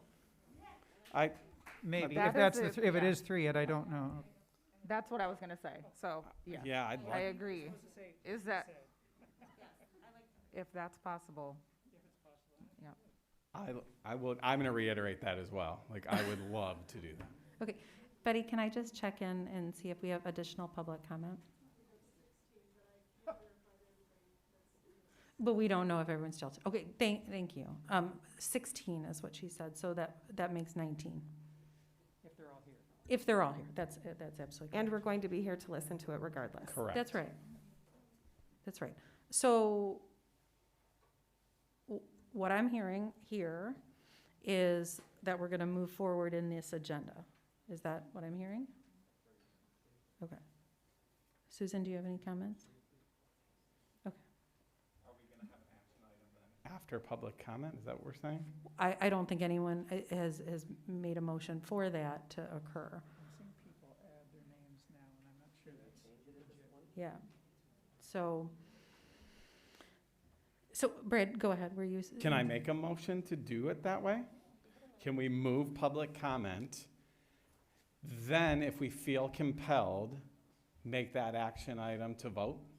I want people to be heard, right? Like, I respect you coming to the meeting, I respect your time, I respect all of that. So I might be ready to vote, but I want to hear what people have to say. So can we do that? Well, I think it would take, so procedurally, I can answer that procedurally, you can add something to the agenda with a motion and a second from trustees, and we would need the exact wording and location of that. Oh. So procedurally, you could do that. Well, then I guess if it gets voted down, it gets voted down.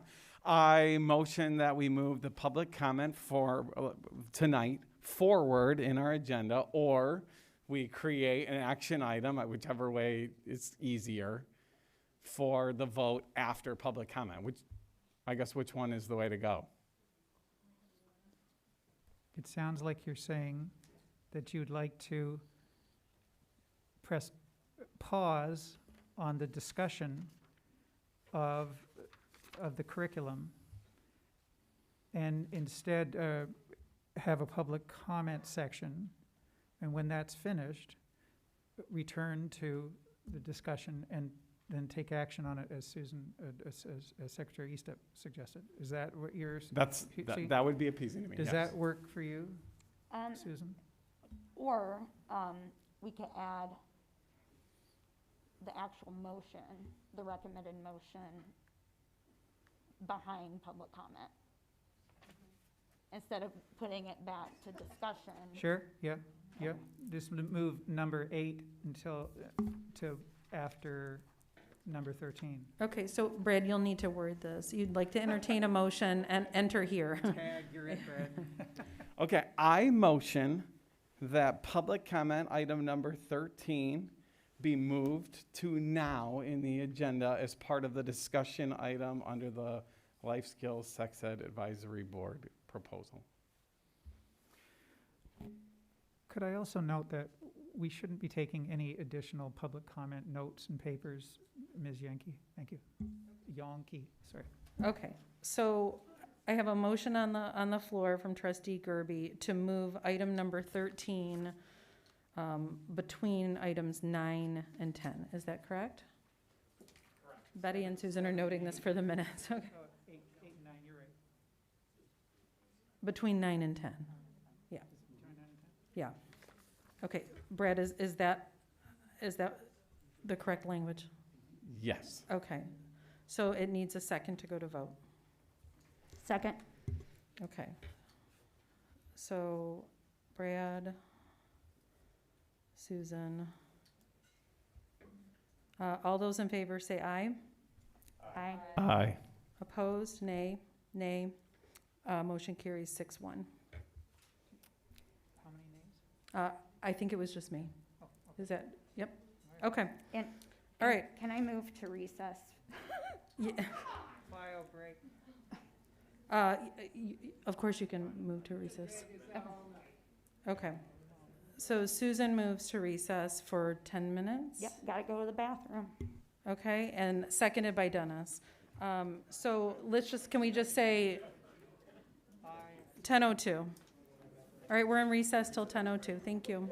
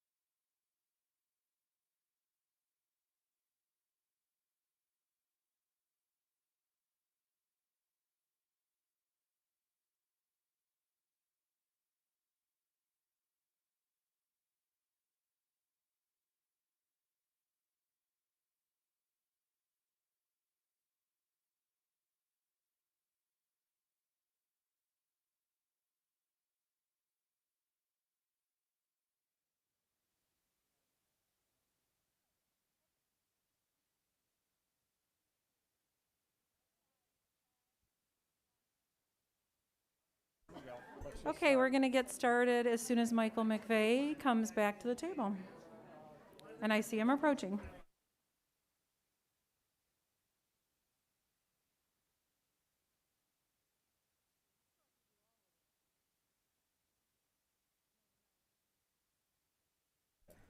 Okay, so we are back from recess 10:03. So what we did just before here, we moved the second portion of public comment between number 9 and number 10. So I called for the other submissions and Betty brought them to me. We always take students first.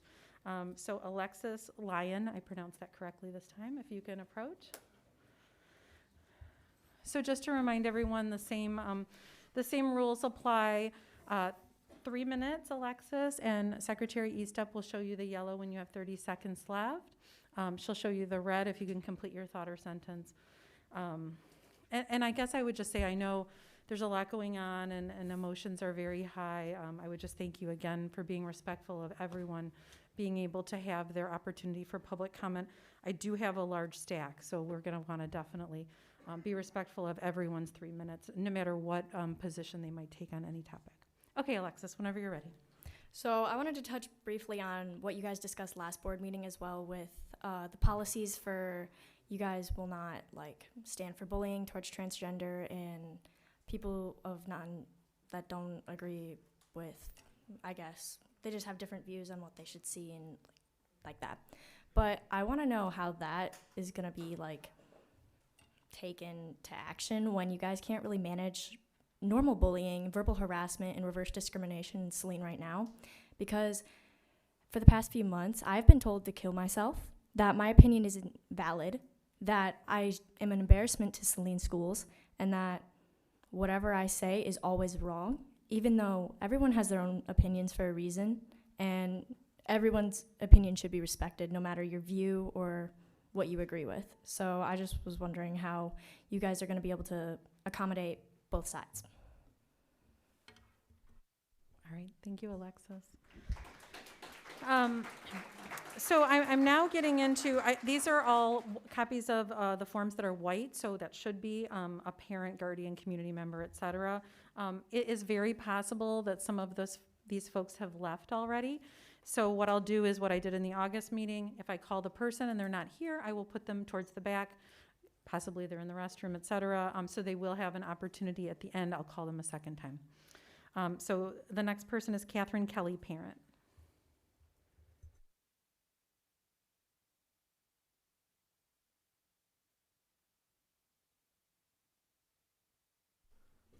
Good evening, and thank you for your couple of minutes. I wanted to say thank you so much for all that the school board does. And I'm a parent of 3 children, and I so appreciated that the education they got for sexual education starting in 5th grade, that I applied to be on the Sex Education Advisory Board. I was selected for the 2017 board. I didn't realize that our names were kept private, so I am publicly saying I was on the CEAB. And an adapted curriculum for the special education students was not on our original agenda. It came to us from parents of special education students and special education teachers. They were begging us, they were pleading with us, please, the curriculum that they had to teach the special education students didn't work. It wasn't adaptive.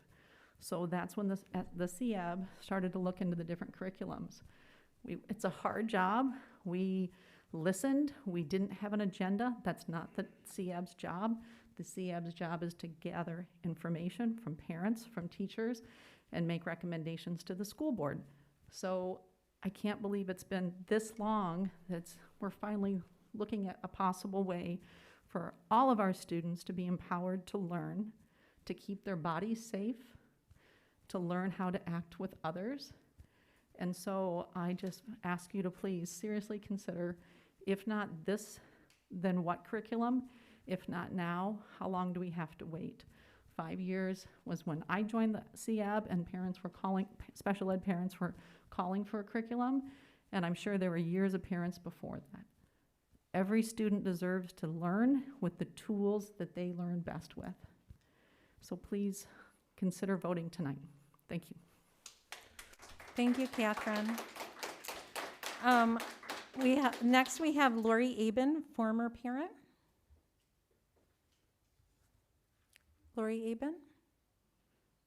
Okay, I'm going to come back to Lori. Oh, I'm sorry, I didn't see you. No, that's okay, sorry. Go ahead, Lori, whenever you're ready. Just for the record, my name is Lonnie. Oh, I'm sorry. I'm sorry. I thought that was an RN, not an N. I apologize.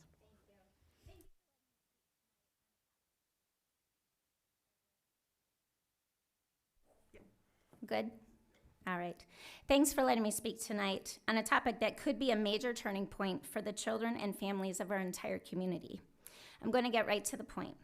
A question that is pressing to me is this: why wasn't the community, the entire Saline community, informed on numerous platforms, such as emails, regular meetings, and social media sites? Why weren't we informed of the content and the intent to pass such a radical curriculum? I personally only found out about this past week. In a few short days, I managed to gather 10 people who had no clue of the direction of the sex ed curriculum for the special needs program, and what I'm guessing will ultimately become available to the general population of the entire Saline education system. How is it that 10 Saline residents hadn't heard of this agenda? If I can find 10, how many more are clueless to your agenda? Or is this what you want? Also, I'm sure I'm not the only one here who knows this, but I'll do the honors of filling everyone in. Did you know there is cartoon porn? When I heard of this, I did some research and found that there's a terrible play on Disney characters and even dear old Santa Claus. So my next question is this: would you allow your child to watch cartoon porn?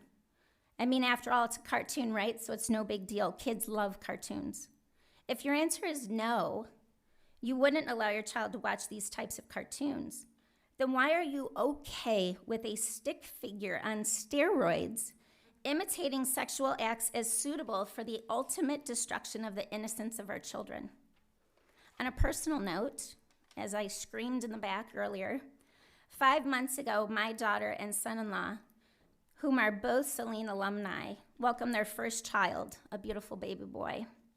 I can assure you, they will more than likely take that little boy fishing and explain to him what was once referred to as the birds and the bees. My point: it's not your job to teach sex ed to our children with pornographic images, even if it is a stick figure on steroids. Porn is porn. Tonight, I implore the board to vote no on adopting the California sex ed curriculum. In closing, I don't think anyone is opposed to creating a curriculum that parents can feel comfortable with in the special needs program, but I fear that this specific curriculum will ultimately be adopted into our everyday educational system, and that is what I do not agree with and fear the most. Thank you for your time. Thank you for your comments. Next, we have teacher Greg Erickson. Excellent. Thank you. I will put a pass on his then. Next is Louis Barnett, parent.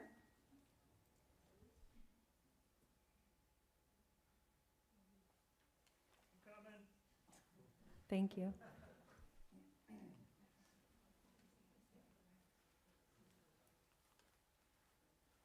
Hello, board. Hope you guys are doing great. Hispanic History Month was, I know it's weird, September 15th through October 15th. If you looked at Saline schools at Twitter, you wouldn't know. A little disappointed that the DEI board didn't cover that. And it makes you feel marginalized. And that's what we should really try to avoid. Marginalizing any group. So, let me get started here. We've been told that experts have looked at this SE board and that everything looks good, it's been vetted, yet one of the persons that was in the SEA board had dissent, and first hearing from him, he was accredited in dealing with some of the issues or subject matter. Now, we don't know what the makeup of the rest of the board is, and it was said that it was 2 dissent, 12 in favor. We were also told that 88% of parents are in favor of it being passed. So it's really important to be transparent, and I think that's what we're missing here. If this whole process would have started being very transparent, we'd be in a different place, and I'm very grateful that the board decided to listen to the rest of the people, because when you marginalize any group, that's just a recipe for disaster. And that speaks volumes to seeing how many people are here, that there appears to be a lack of transparency. So I don't know how the vote's going to go, but I mean, I really do hope that there's more transparency and people are made part of the process. And I also would encourage that when the board speaks to parents, it doesn't make generalizations saying that, oh, these parents are just hateful or whatever. I mean, I expect better from the board to just have the high ground. So that's pretty much it. Just please listen to everybody. Don't marginalize anyone. Thank you. Thank you, Louis. Next, we have parent Justin Koo.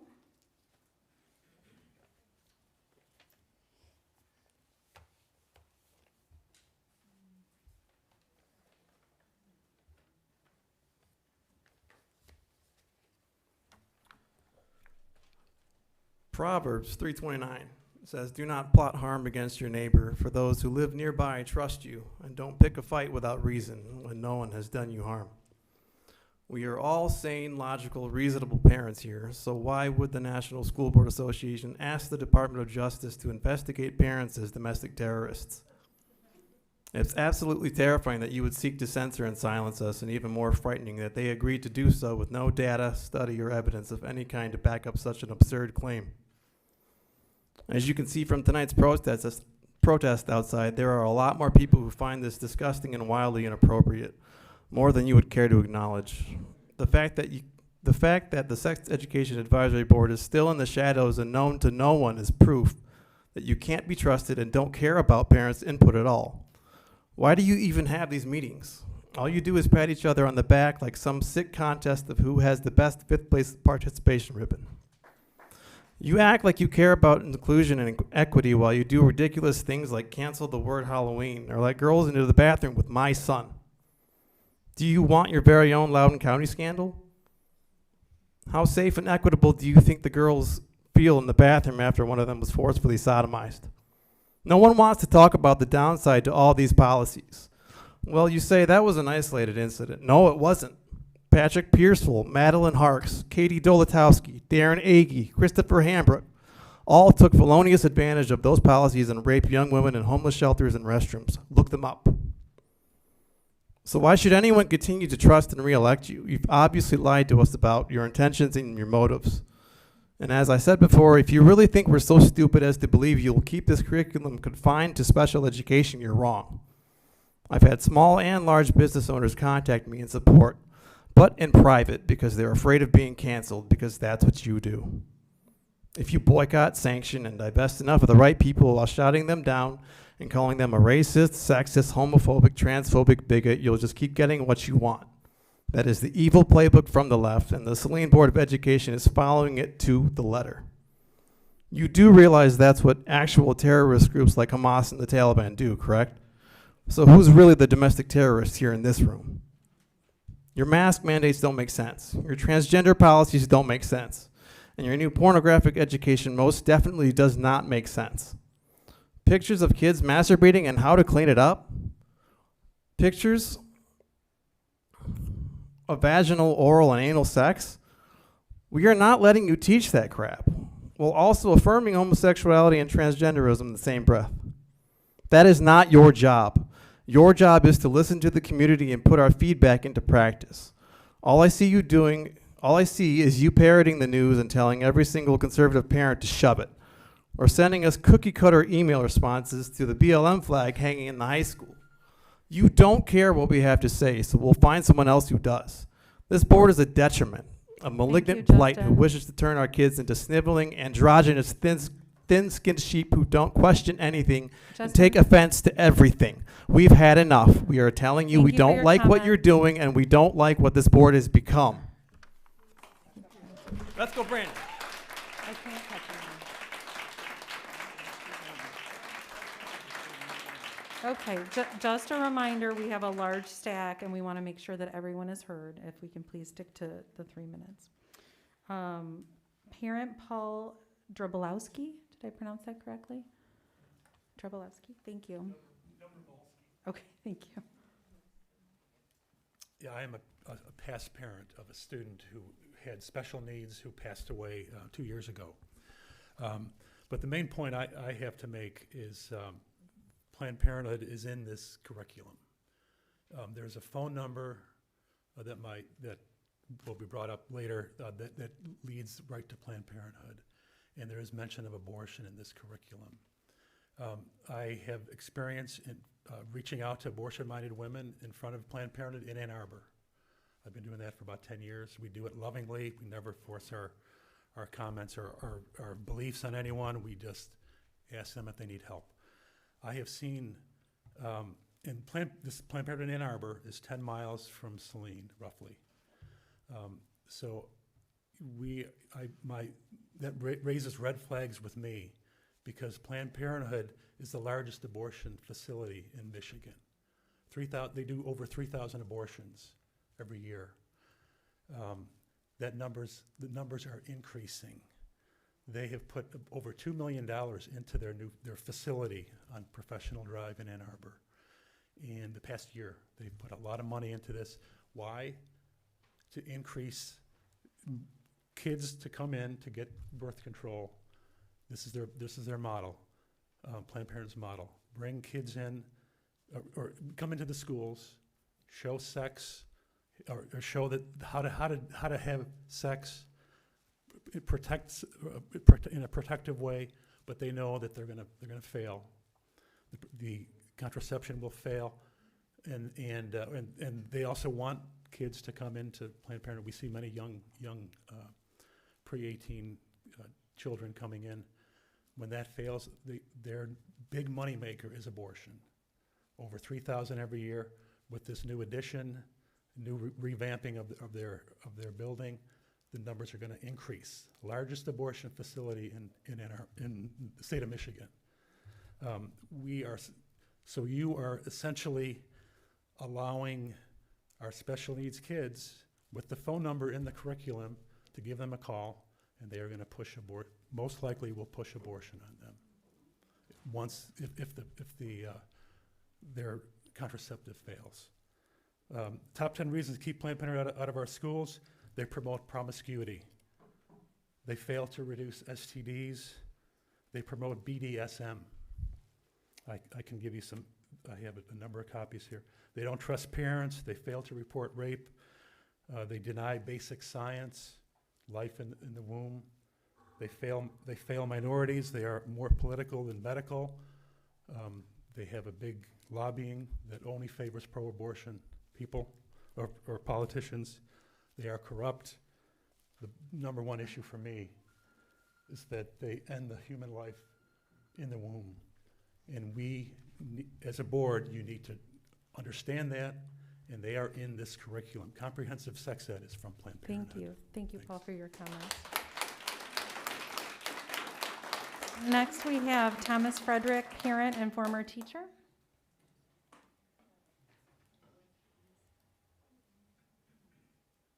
Tom's not here. All right, I'll circle back. Next, we have Kathy Drobolowski. I'm saying that again, parent.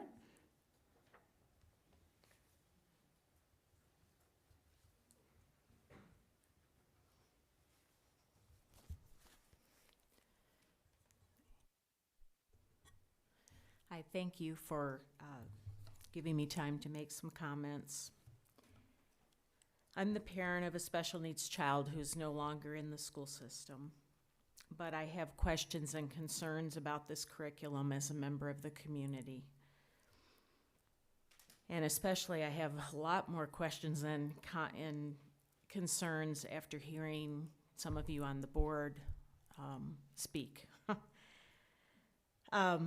The big thing, of course, is some of the content, and I'm not talking about the hygiene and just the basics of daily living. I'm talking about the fact that it's like a blatant how-to catalog. The pictures that are in there aren't tied to anything that says, you know, if this is happening to you, tell a trusted grown-up. It's just showing you things, how to do it, how to do everything. And one of the board members made a comment that she wasn't too crazy about the pictures and wouldn't want regular ed seeing them or having this type of a curriculum, but it's okay for special ed. And I don't understand why it would be okay for special ed. It wouldn't have been okay for my son, I can tell you that, and I would not have agreed to this. Lesson 7, Module 4 is where the phone number is for Planned Parenthood that my husband mentioned. And it doesn't even specify that it's Planned Parenthood. It just gives a number, a toll-free number. Why doesn't it say that it's for Planned Parenthood? Why are we hiding it? And what else in the curriculum is hidden that we don't realize? Under pregnancy choices, it says abortion is an option, and I thought abortion wasn't supposed to be offered. I have questions about the stats and the current curriculum not serving our student and other curriculums that apparently weren't looked at. I'd like to know, what are the stats? Are our special needs population, are they being abused at high rates? Is that why this is all of a sudden something that we're looking at? I also, I'd be interested in seeing the stats about that comprehensive sex education doesn't increase sexual activity, but it decreases. I've seen peer-reviewed studies that show the total opposite. So overall, I really worry about this curriculum. I know we can do better than this, and I ask the board to vote no and to please research other options. Thank you. Thank you for your comments. Next, we have parent young adult program, Christina Laronas.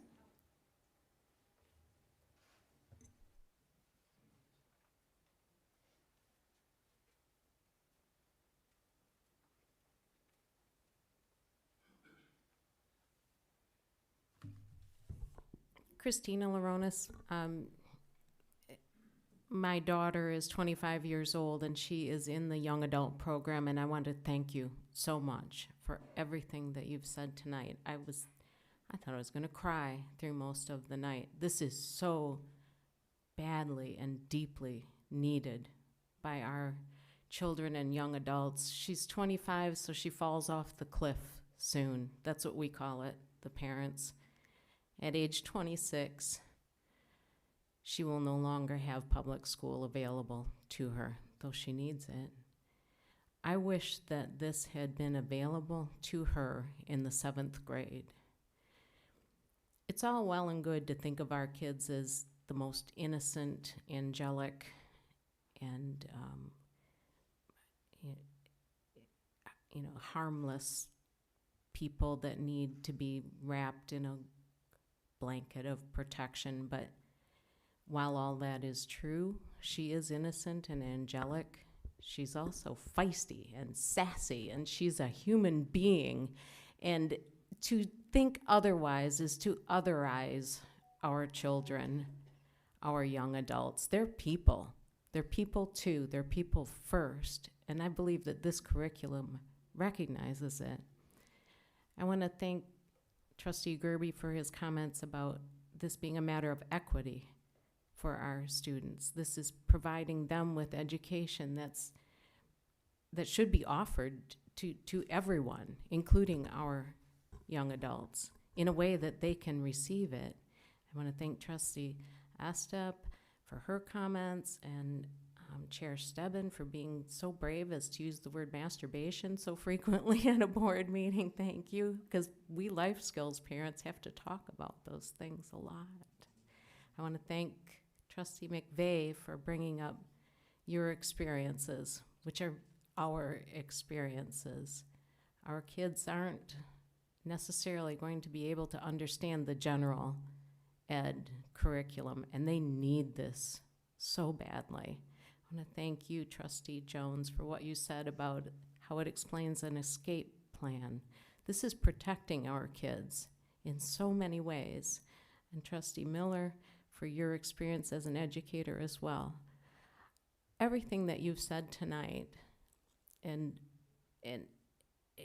I think even Trustee Valenti has acknowledged that we do need this education for our life skills students. I don't think there's any question about that. This is beyond important. Thank you for moving up the public comment. I don't want to wait another 2 weeks. She had to be in Zoom all last year. We need this now. She falls off the cliff at the end of this year. I'd like to have her have this available to her. Thank you very much. Please vote yes. Christina, thank you for your comments. Next, we have local church member Kirk DeMars.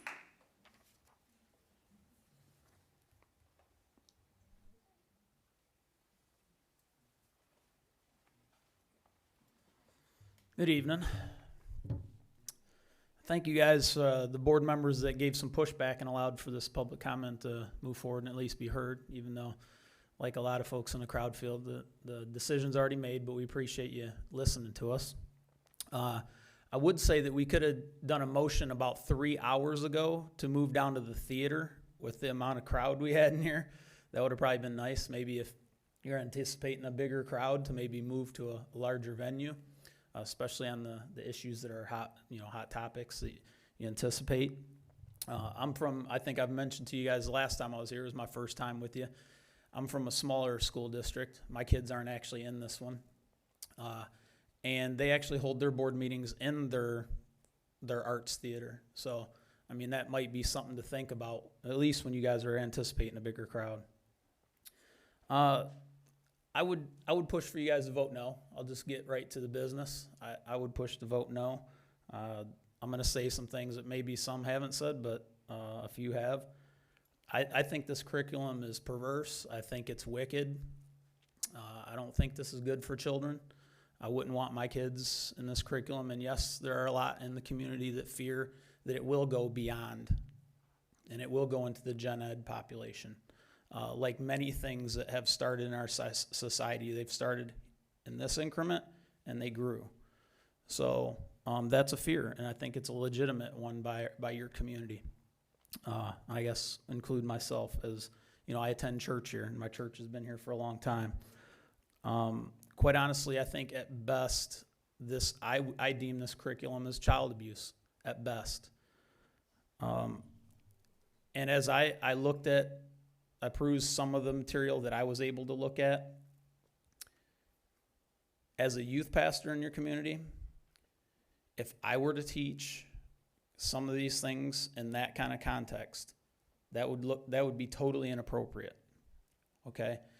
And at least for myself as a parent, I'm going to speak as a parent here, not as my youth pastor role, but as a parent, I think this content is totally inappropriate to be taught in the school systems. And no, I would not put myself as one of the eggs in the basket of anti-sex ed, okay? So I want to be clear on that. I just feel that the images, like most people are very comfortable with, very inappropriate. But I appreciate you guys having this public comment again. I know that took a lot from some of you guys to push back. I appreciate the dissent that we've heard from some board members that are not in favor of this. I appreciate you speaking out on that as well, because I know you're not in the majority here. We've listened to a lot of comments tonight. We know the ones dissenting are not it wasn't well heard. So appreciate your time, guys. Thank you for your comments, Kurt. Next, we have taxpayer, 4 kids graduated from Saline High School. Diane Irwin.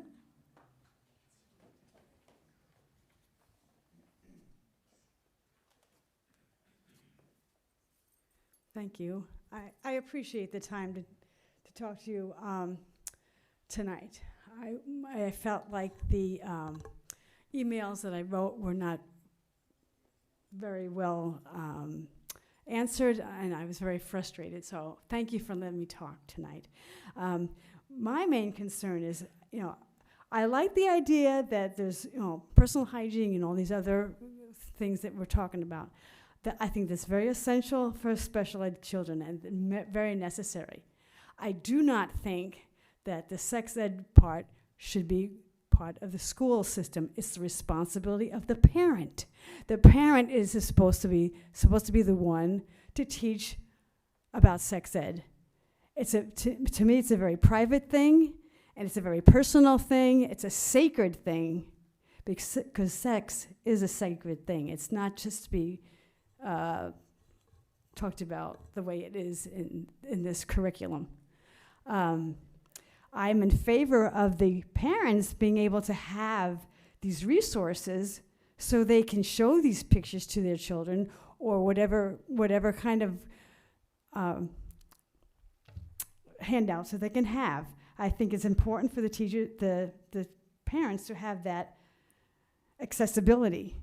And I think that is more important than a teacher. I don't think it's the teacher's place to talk about something that's so sacred and so special and so holy. Thank you. Holy. Sex is not between 2 men or 2 women. Sex is between a woman and a man that are married, and that's the place where sex belongs. And you can, I don't hear back there, but I'm sorry.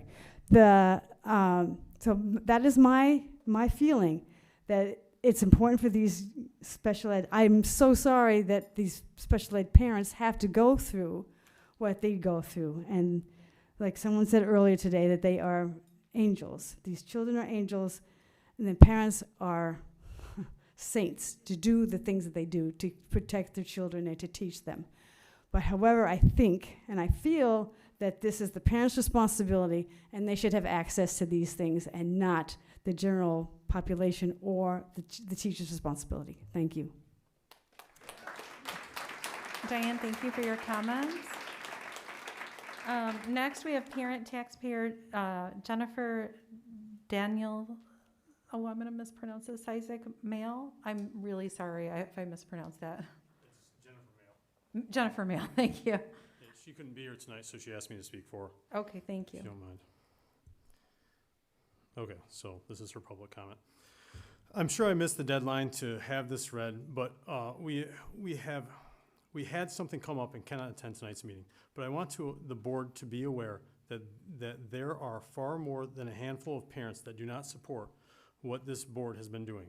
I would like to start by saying that in no way am I against sex education and meeting the needs of the population of students this new curriculum is supposed to meet.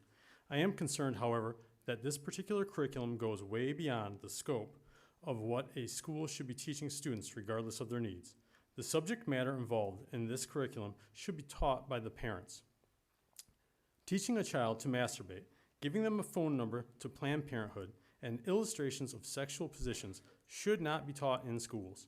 To blame a school system and their curriculum, or in their arguments, lack thereof, for the concerns about what could happen to their children if they don't learn all of these things is ridiculous. For a public school system to think it is their job to teach some of these topics is also ridiculous. Parents need to step in and teach their children as well. If a parent thinks that these lessons need to be taught, they should be taking this on themselves.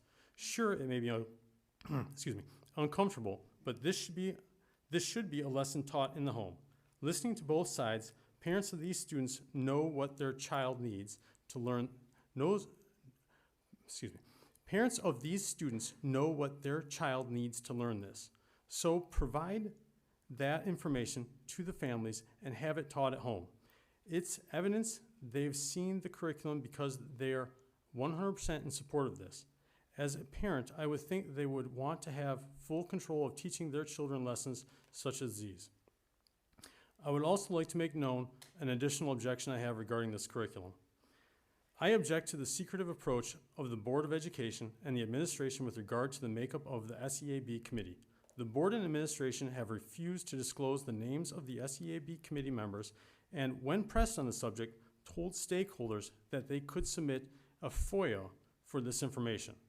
I find this secrecy contemptible and again in violation of the, quote, standards of practice, specifically, quote, communicating openly, honestly, and transparently, end quote, and, quote, demonstrating trust and respect for others at all time, end quote. Had the board or administration made this information available to the public as it had for the 2 previous SEAB committees, their violation of state law might have been discovered and corrected sooner, avoiding embarrassment and delay. At this time, I ask that you disclose the names and roles of each board SEAB member, At this time, I ask that you disclose the names and role of each member of the SEAB committee. Thank you for your time, Todd and Jennifer Mail. Thank you for reading the comments. Next, we have taxpayer Matt Thomas. Just stay up here whenever you're ready. Sorry, next time I'll jostle them around so they're not one No. after the other. Okay, here's Go my ahead. public comment. Thank you for the opportunity to come here and talk to you. I really thank you for including the public comments before you make a decision. I think it's vitally important that all parents who want to make a comment before this board, that they are heard, absolutely heard, before it goes to vote. You are our representatives, and you should hear our voices, and this is where our voices are to be heard, right here. So here's my public comment.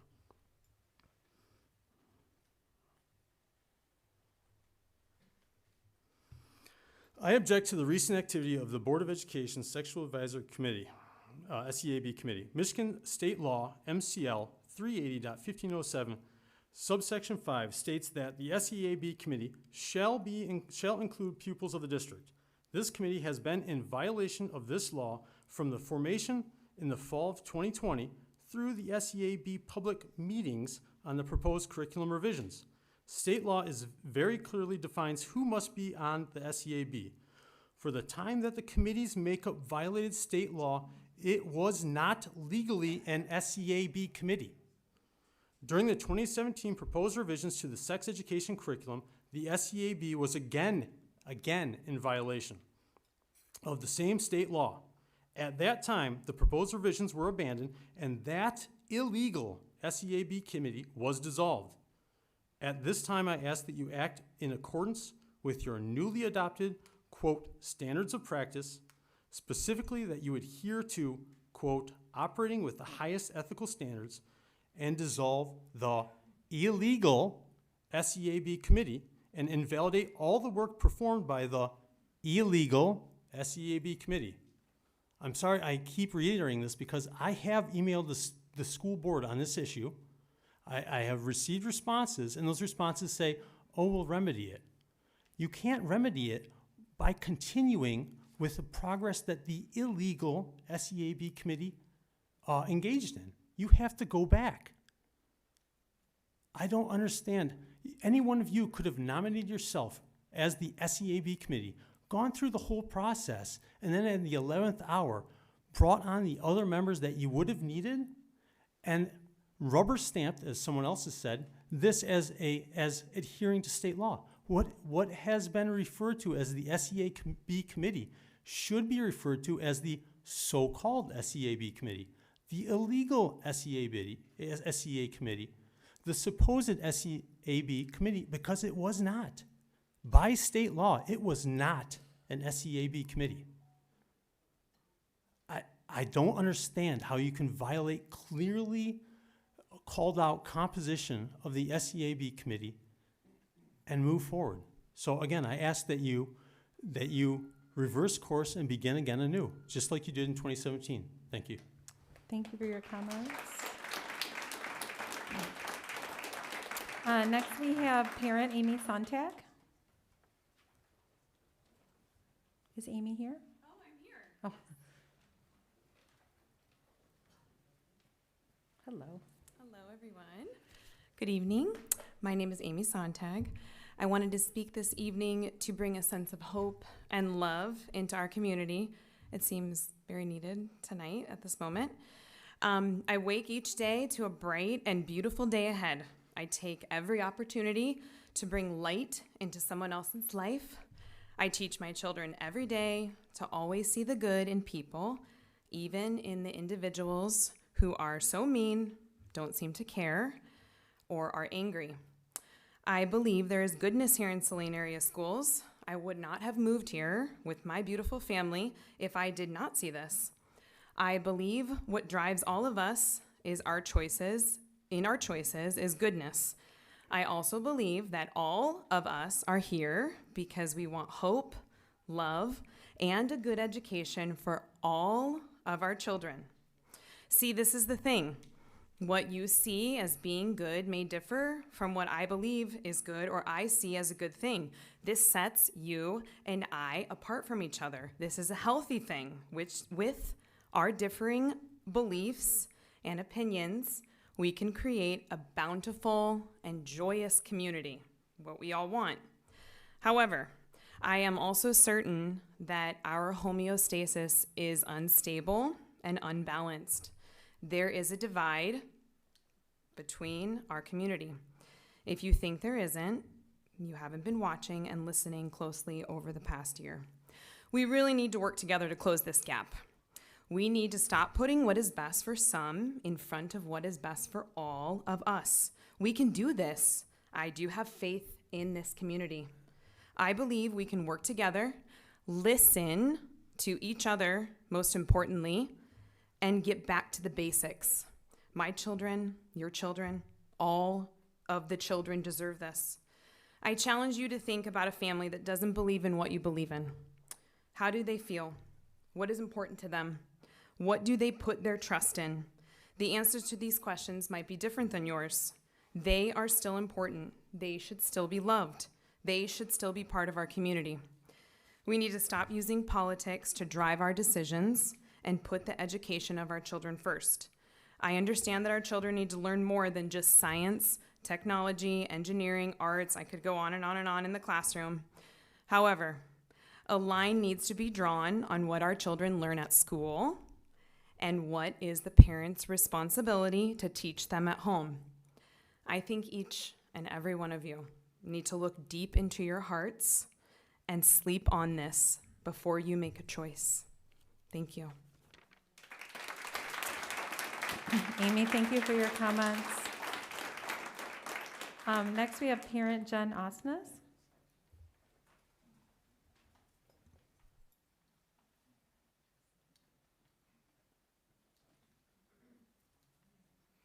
Hi. I know it was stated earlier that somebody thought a lot of the people speaking tonight didn't have children that were going to be affected by this. My husband and I are here, and we do. We have twins that are freshmen in high school, and they're both in the life skills class.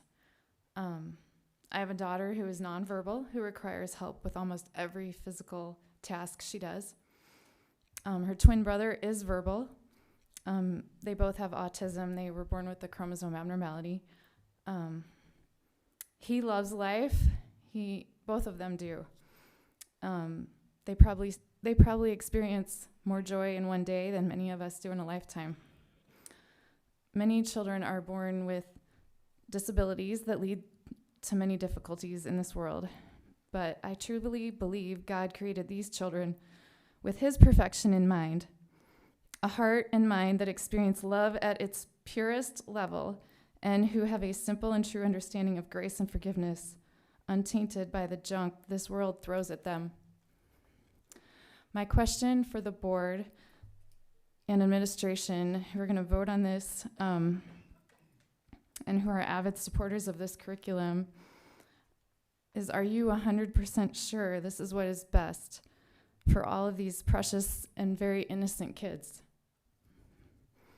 I know you talked about evidence, but are you banking on that evidence that these students with varying degrees of disability will be better off learning about these very sensitive, confusing, and life-altering topics?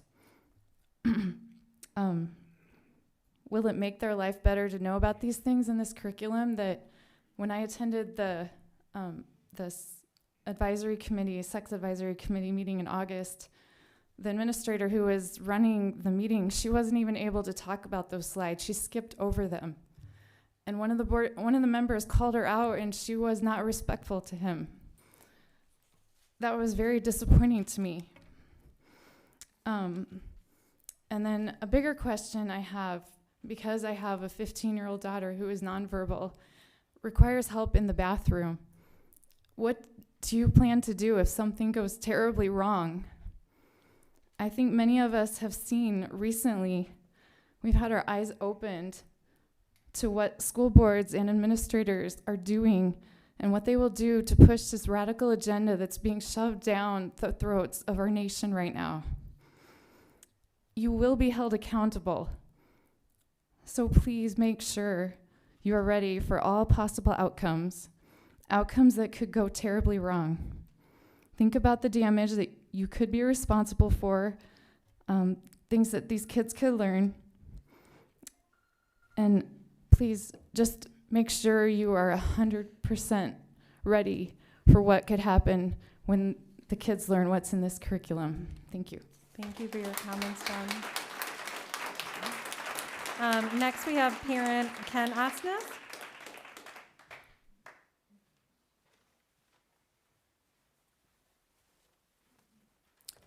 If I could make one suggestion for future meetings, and that would simply be when we're out here, when people clap, we can't understand a thing you say. It's like you're saying a bunch of stuff, and then we stop, and then it's Ken Osnes. I'm not sure what you're saying before that, so it might just be helpful that everybody's clapping. We can't hear that. So, my wife just said a second ago, I do have 15-year-old twins. We have 15-year-old twins. They've been attending Saline School since they were 3 years old.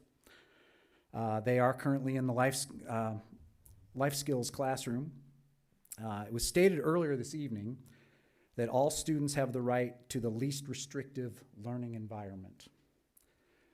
Because of your now pending decision to adopt this curriculum, I just want to let you know that we'll be opting our kids out of the special education and would like to have them enrolled in the general education classroom.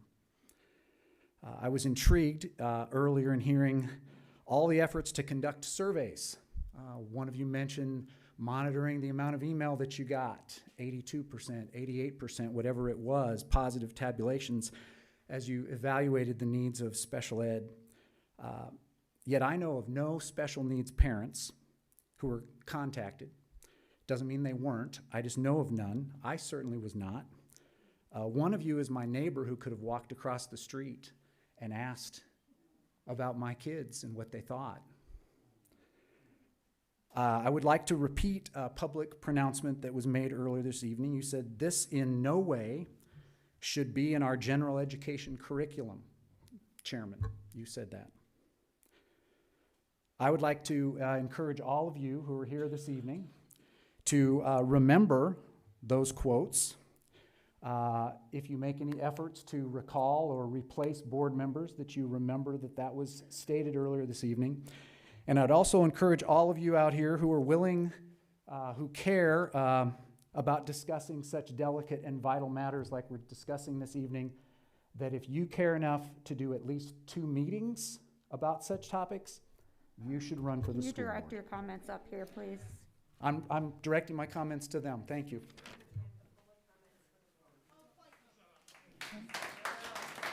All right, thank you for your comments. Just to reframe, the trustees are correct. All of the comments should be addressed to the board. Next comment is from Saline resident and former parent Dave Rosenfeld. I'm just gonna, I take them in the order they were received, and I want to make sure there isn't somebody who hasn't spoken yet. I should.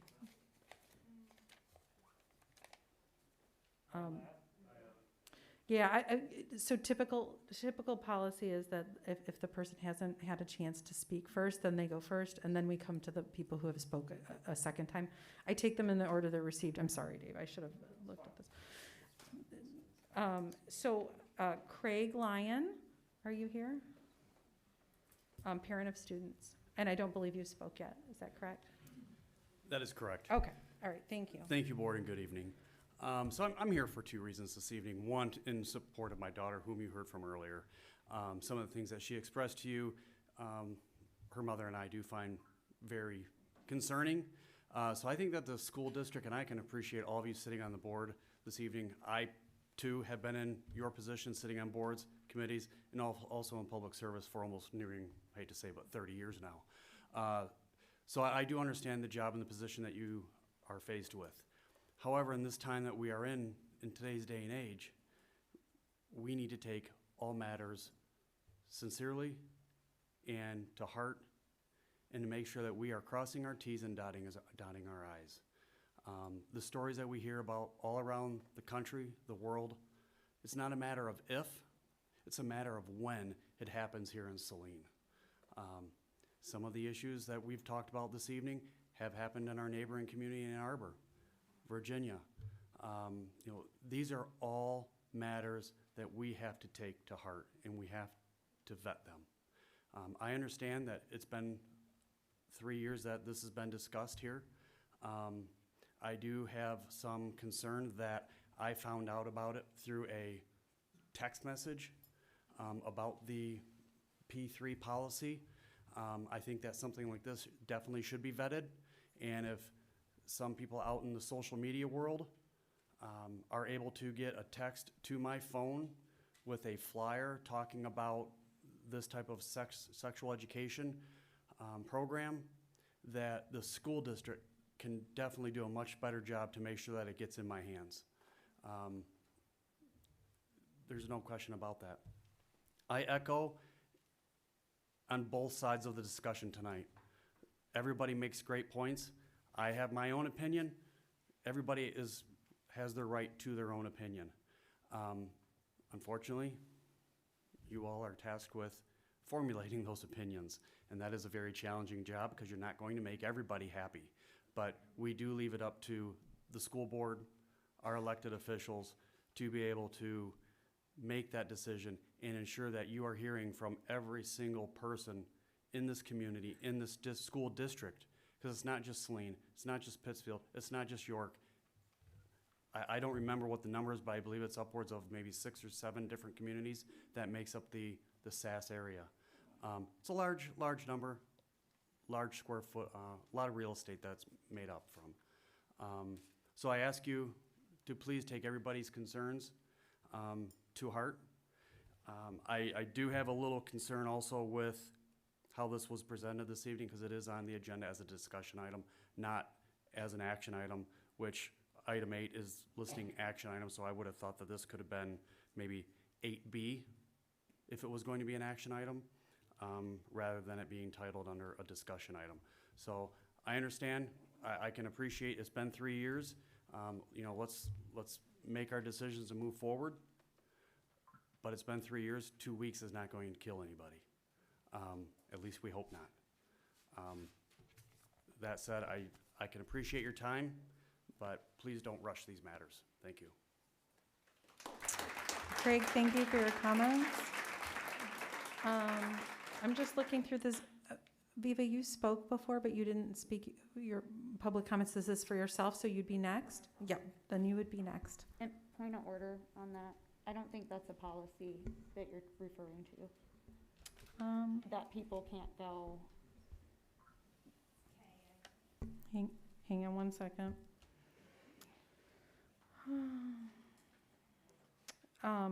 So item F, no participant may speak more than once on the same topic unless all others who wish to speak on that topic have been heard.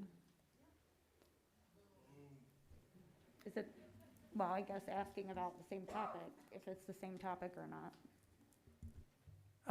Viva, if you want Dave to go first, that's fine. I mean, No, I didn't speak the last time. I spoke for someone else. that's correct.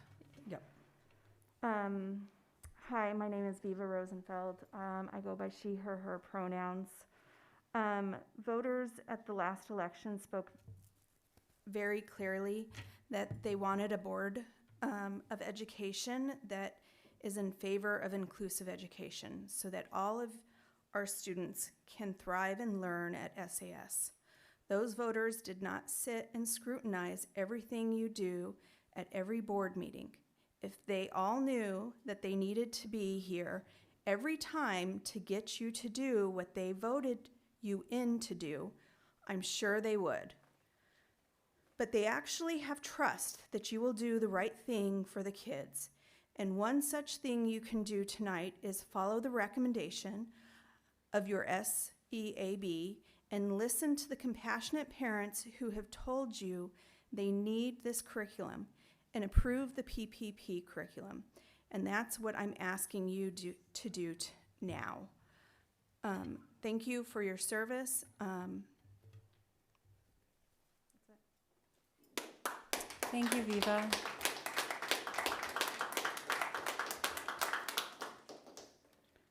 Dave, I'm sorry. Go ahead. I'm just trying to follow the policy. Oh, that's fine. All right. Whenever you're ready. Yeah, I appreciate, my name's Dave, he, him, his. I appreciate your desire to allow everyone to feel that they've been heard. But quite frankly, I have a feeling that there will be a number of folks who will never feel that you've listened to them unless and until you actually submit to their demands. And that's not really what, public feedback is about. As far as have people had a chance to give their input on this? I mean, as was just mentioned, the SEAB started looking into this 3 years ago. They went through a lengthy process of soliciting feedback from the entire community regarding this particular curriculum. They had 2 separate public meetings as required by Michigan state law with opportunity for public comment on this very curriculum. There have also been multiple board meetings since then where the public has had a chance to speak out on this curriculum, and they have. The board has been receiving emails for months on this curriculum. If I'm not mistaken, you doubled the length of the first public comment period tonight. Normally it's 30 minutes, but we had 60 minutes tonight. And now you've done this, which is commendable. People have had a chance to be heard, and I don't want you to listen to me when I ask you to approve this curriculum. I'm no expert in this area. I ask you to listen to your sex ed advisory board and listen to the experts. And most importantly, listen to your professional educators and special educators. And most importantly, listen to your life skills parents who tell you that they need this curriculum and they need it now. Thank you.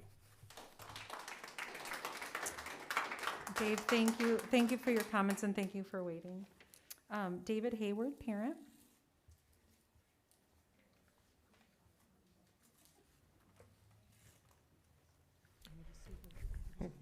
Thank you for listening to me again. Where to begin? The one thing that I would like to address in furtherance to my initial comment, having noticed that when the concerns that were brought forth by the 2 dissenting members of the SAAB were presented to us, the primary complaint that seemed to come up was about the notion that the science on gender is somehow unsettled. Now, to give you a little bit more about my background, I have a PhD, and my PhD is in psychology. I also spent 2 years as a postdoctoral training fellowship at Duke University studying psychiatry and behavioral medicine. I've done a decent amount of research specifically in the area of LGBTQIA studies, although it's not my primary field. And I would like to respectfully offer a dissenting counterpoint, quite forcefully, that indeed the science and the research regarding gender is quite well supports the small amount of material which appears in this curriculum. And again, I think we've heard more in terms of public comment about gender than we have than kids will hear in their entire careers in school with this curriculum. I don't know why there's been such a laser-like focus on that from some members of this audience. Brevity does not allow me to share all of that information with you in this setting, but I would be more than happy to provide you with any number of peer-reviewed references in that regard if you would be interested in finding those things out, although I can't imagine that's going to be the deciding factor in anybody's vote tonight.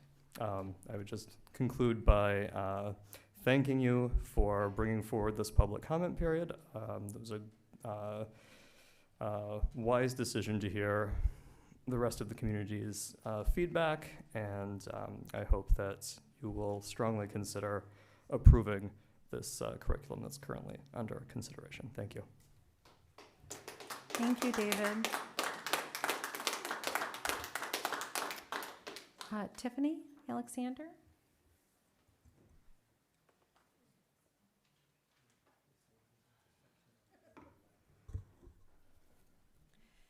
Hello again. So, don't teach kids about drugs, because if you do, then they'll use them. Don't teach kids about sex, because then clearly they won't have it. These are things we know to be completely false. When we talk about, I'm going to be extremely blunt, when we talk about teaching a child to masturbate, that's not what this program teaches. That's not what anybody in there is teaching. What you're teaching them is privacy, how to keep from getting infections, how to keep from getting arrested, because they'll figure that part out on their own. That's not what's being taught.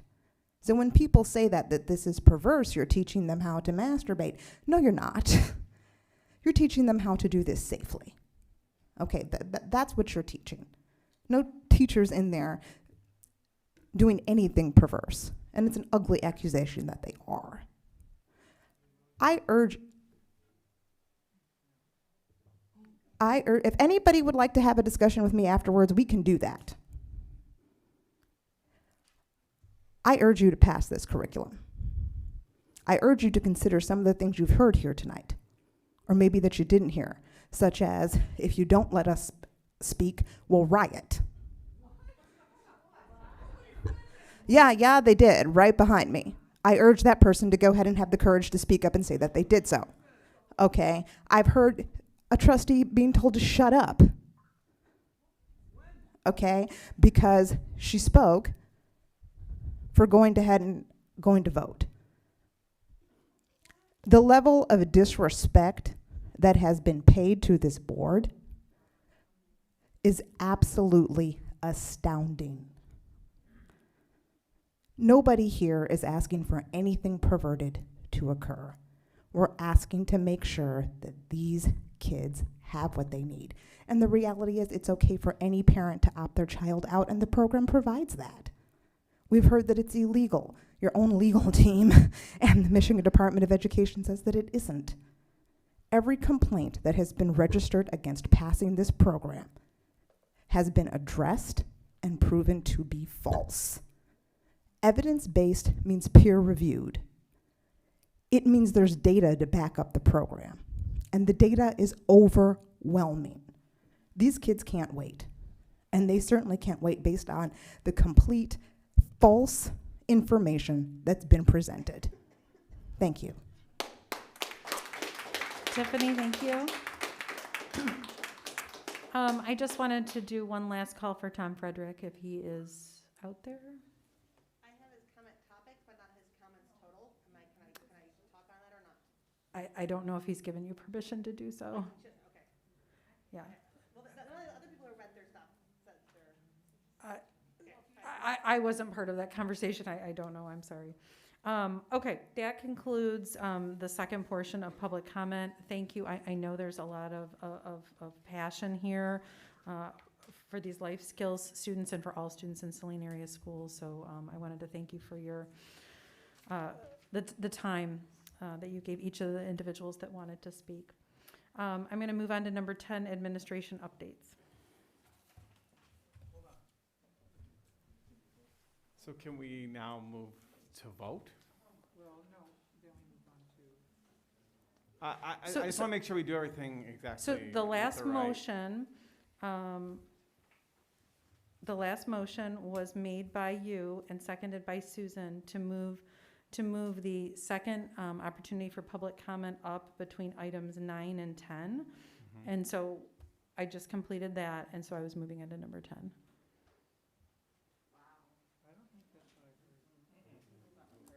Yeah, so I'm just wondering, like, if we still wanted to pursue voting tonight, when is the appropriate time to make that motion?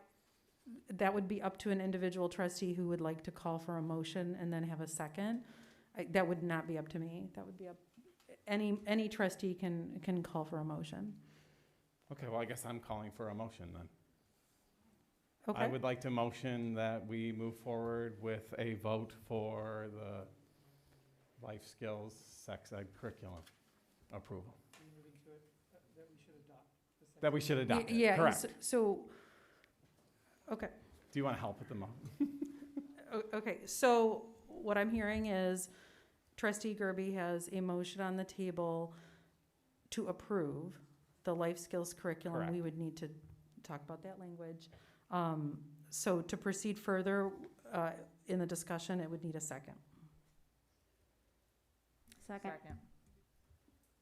Okay, I don't know. I heard Susan first. I'm better on my right side, apparently. Okay, all right. So, Brad, what we will need is the exact phrasing of the motion. So I'm just going to write Brad, Susan. Okay, so Trustee Gerby is entertaining a motion to approve the life skills. If I'm doing this incorrectly, please tell me, because it's your motion if you want to write this. Approve the life skills curriculum. Adopt the life skills curriculum as proposed by the SEAB, as proposed by the SEAB, which will be in compliance with the laws of the state of Michigan or something like that, or? I think the sentence is there, that's where the theory goes after SEAB. Okay, so that's how you want it to read. Motion to adopt the life skills curriculum as submitted by the SEAB. Okay, all right, so Brad, motion for that. Susan seconded. Is there any discussion on that before vote? I do have a question. Yeah. I think this was brought up, I can't remember which hearing or which discussion, Steve, so this is why I wanted to ask you again, but I do understand that the SEAB proposed that the curriculum would be presented intact so that we didn't redline any items. However, I thought that I understood that you said that in compliance with Michigan law, the information around Planned Parenthood was removed. Are you asking me or Steve? Steve. Okay. Information around abortion was removed. So I'm just verifying that if the information around abortion was removed, then the information around Planned Parenthood was removed, correct? No, the number was not removed. I'm speaking about any teaching of abortion. Any reference to phone numbers, I'm not aware of removal. Jenny, do you want to see the page? The reference is to, so there's like 4 numbers, and it's, I think, based on. Michael's going to grab it. We know where it is. Suicide, I believe sexual violence, pregnancy, which I think links to that, so it's not abortion related, specifically. Michael's going to pull up the exact page. Okay. It doesn't. All right, I just wondered. I knew that we had removed references to abortion, so that was That was a misunderstanding. References to abortion, so I can tell you because I've looked at this several times. So the phone number is listed as a phone number. It doesn't say Planned Parenthood. It does say Planned Parenthood on the left-hand column of the same page. Okay, thank you. And Michael's looking for it. I'll look at it. Yeah, thank you. Is this under teacher staff resources, or is it like part of? We're looking for it. So, yeah, it's that section. So the one item in question is the handout. So it's like a perforated piece where it says, like, is it suicide prevention hotline? Yeah, can I just see this? Sorry, this is why I knew we would want the binder. So page 309. 309, it says call for help, and it lists 4 phone numbers: sexual assault, runaway, pregnancy, STI test. So that doesn't mention Planned Parenthood, but it's the Planned Parenthood phone number. On the page previous, page 307, it is lesson 7, module 4. On the left-hand column, it discusses California Education Code, which obviously needs to be replaced with Michigan state law, which is why I was recommending we add a sentence to the end of that motion. And it does list, for more information on these hotlines and their services, go to, and it has 4 websites. The third website is plannedparenthood.org. So that's not a document that goes to the like. Is it a teacher resource, a parent? Good question. resource? Yeah, good question. So it's in module 7, sexual relationships. Yes means yes. 10, is permission important? Remind students that in lesson 2 we identified the characteristics of a healthy relationship, etc. So it is a teacher's page 307 is a teacher's guide. Page 309 is a tear out for the students. Does that answer your question, Jenny? Yeah, absolutely.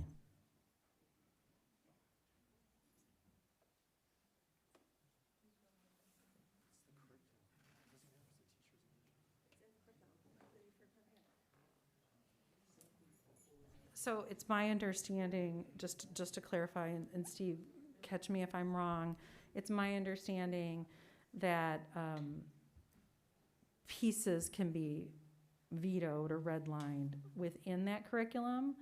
I think you were asking about that.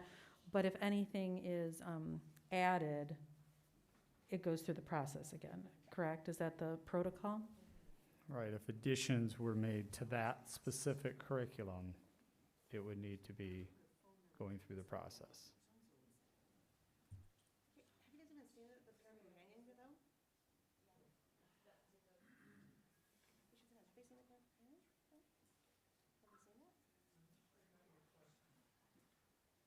So, Jetty, just to clarify, I would possibly be in support of removing page 307 and 309. It looks like 308 was blank. It's the back side of the teacher guide. So that would remove the 2 instances, the website and the teacher's guide of Planned Parenthood, and it would remove the phone number handout. It's not just omission, it's any revision in state law. I'm sorry to interrupt. It's any revision. But they're in this process. Further process. Anything added or deleted. They can still add stuff. Michael, yeah, go ahead. Go ahead.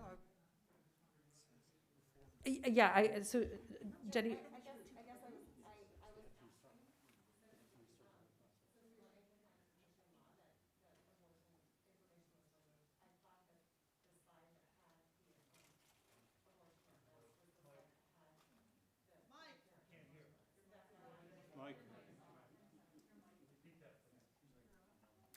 I knew that the information regarding abortion to be in compliance with MDE and with the rules around sex education in Michigan. I knew that we had to remove the abortion information, and so I had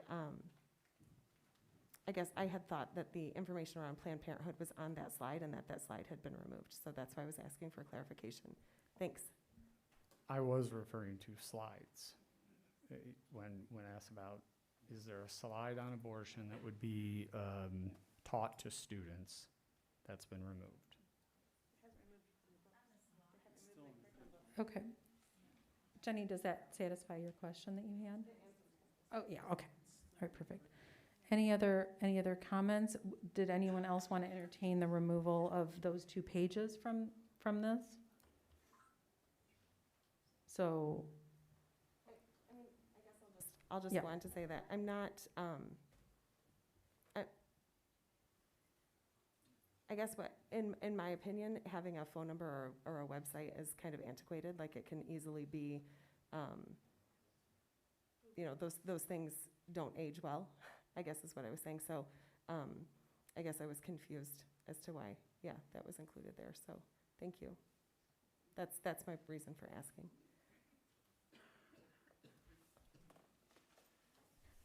Would anyone be interested in adding a second sentence to the motion that could reference Michigan law, since we do have California law, for example, on page 307 that I just mentioned, putting in a sentence to make sure that this is compliant with Michigan law?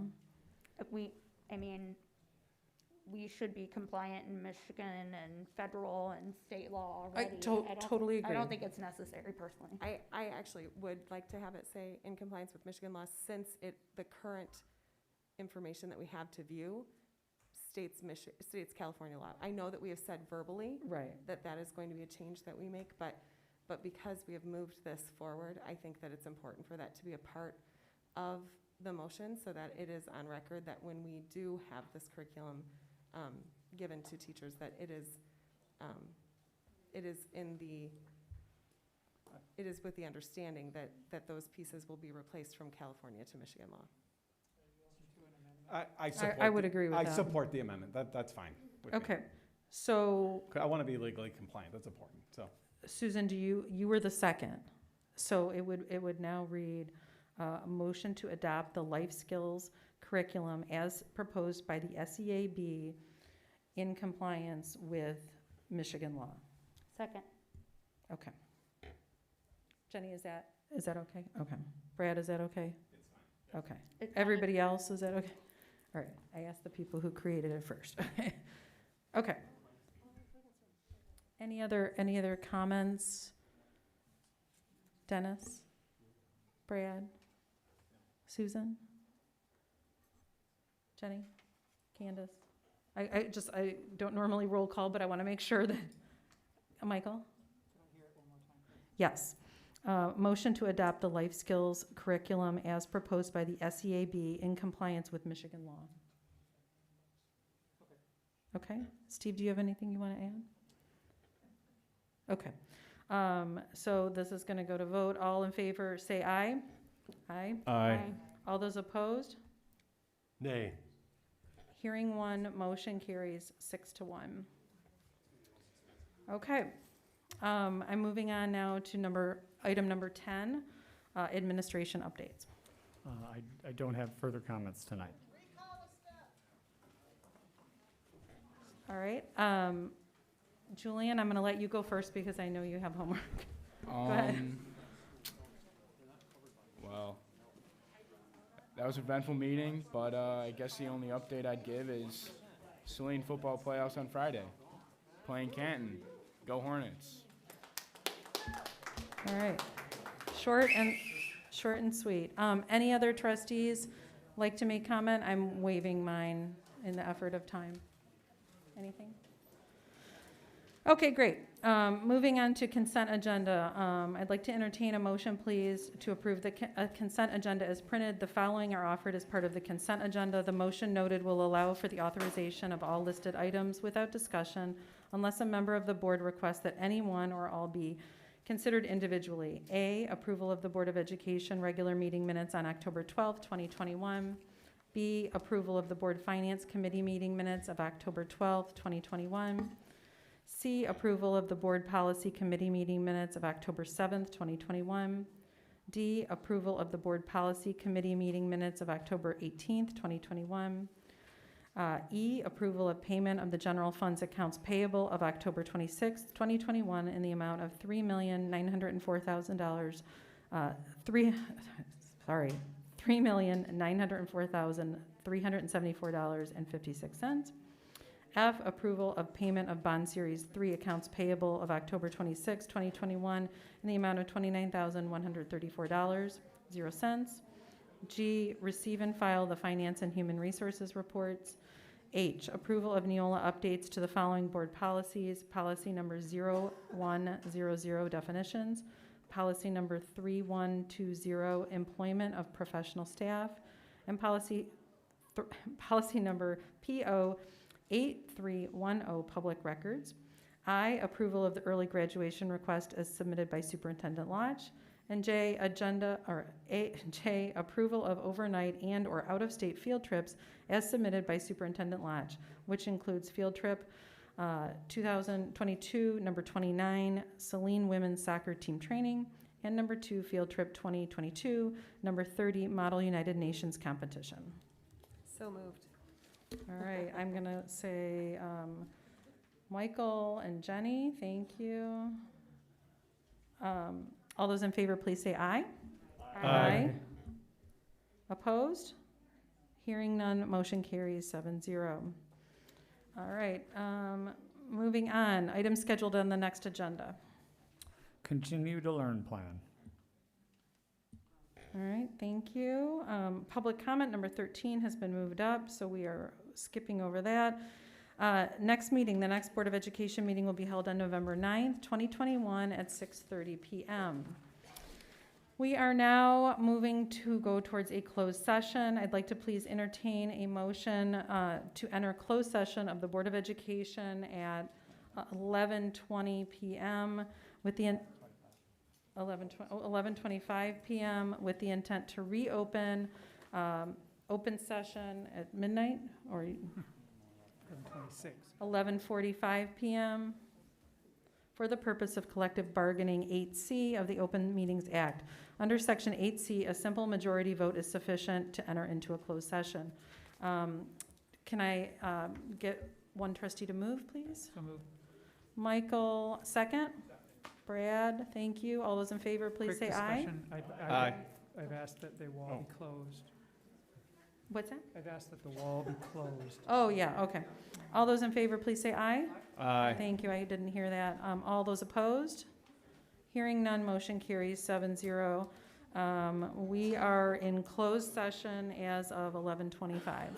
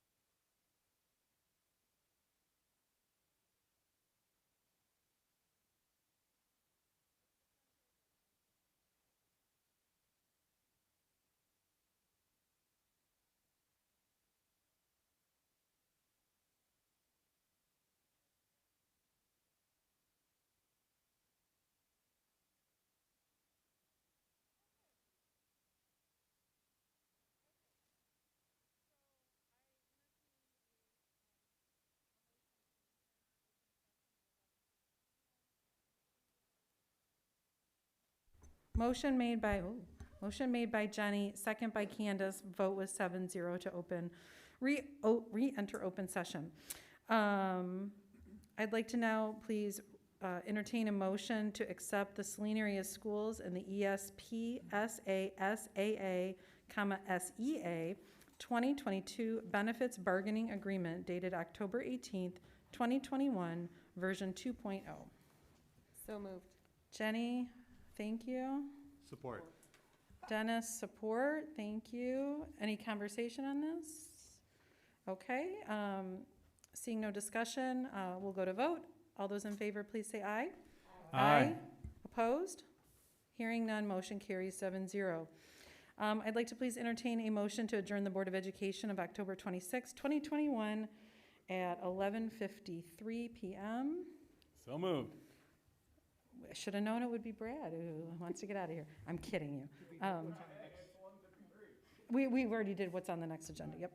Brad, second? Second, Jenny, thank you.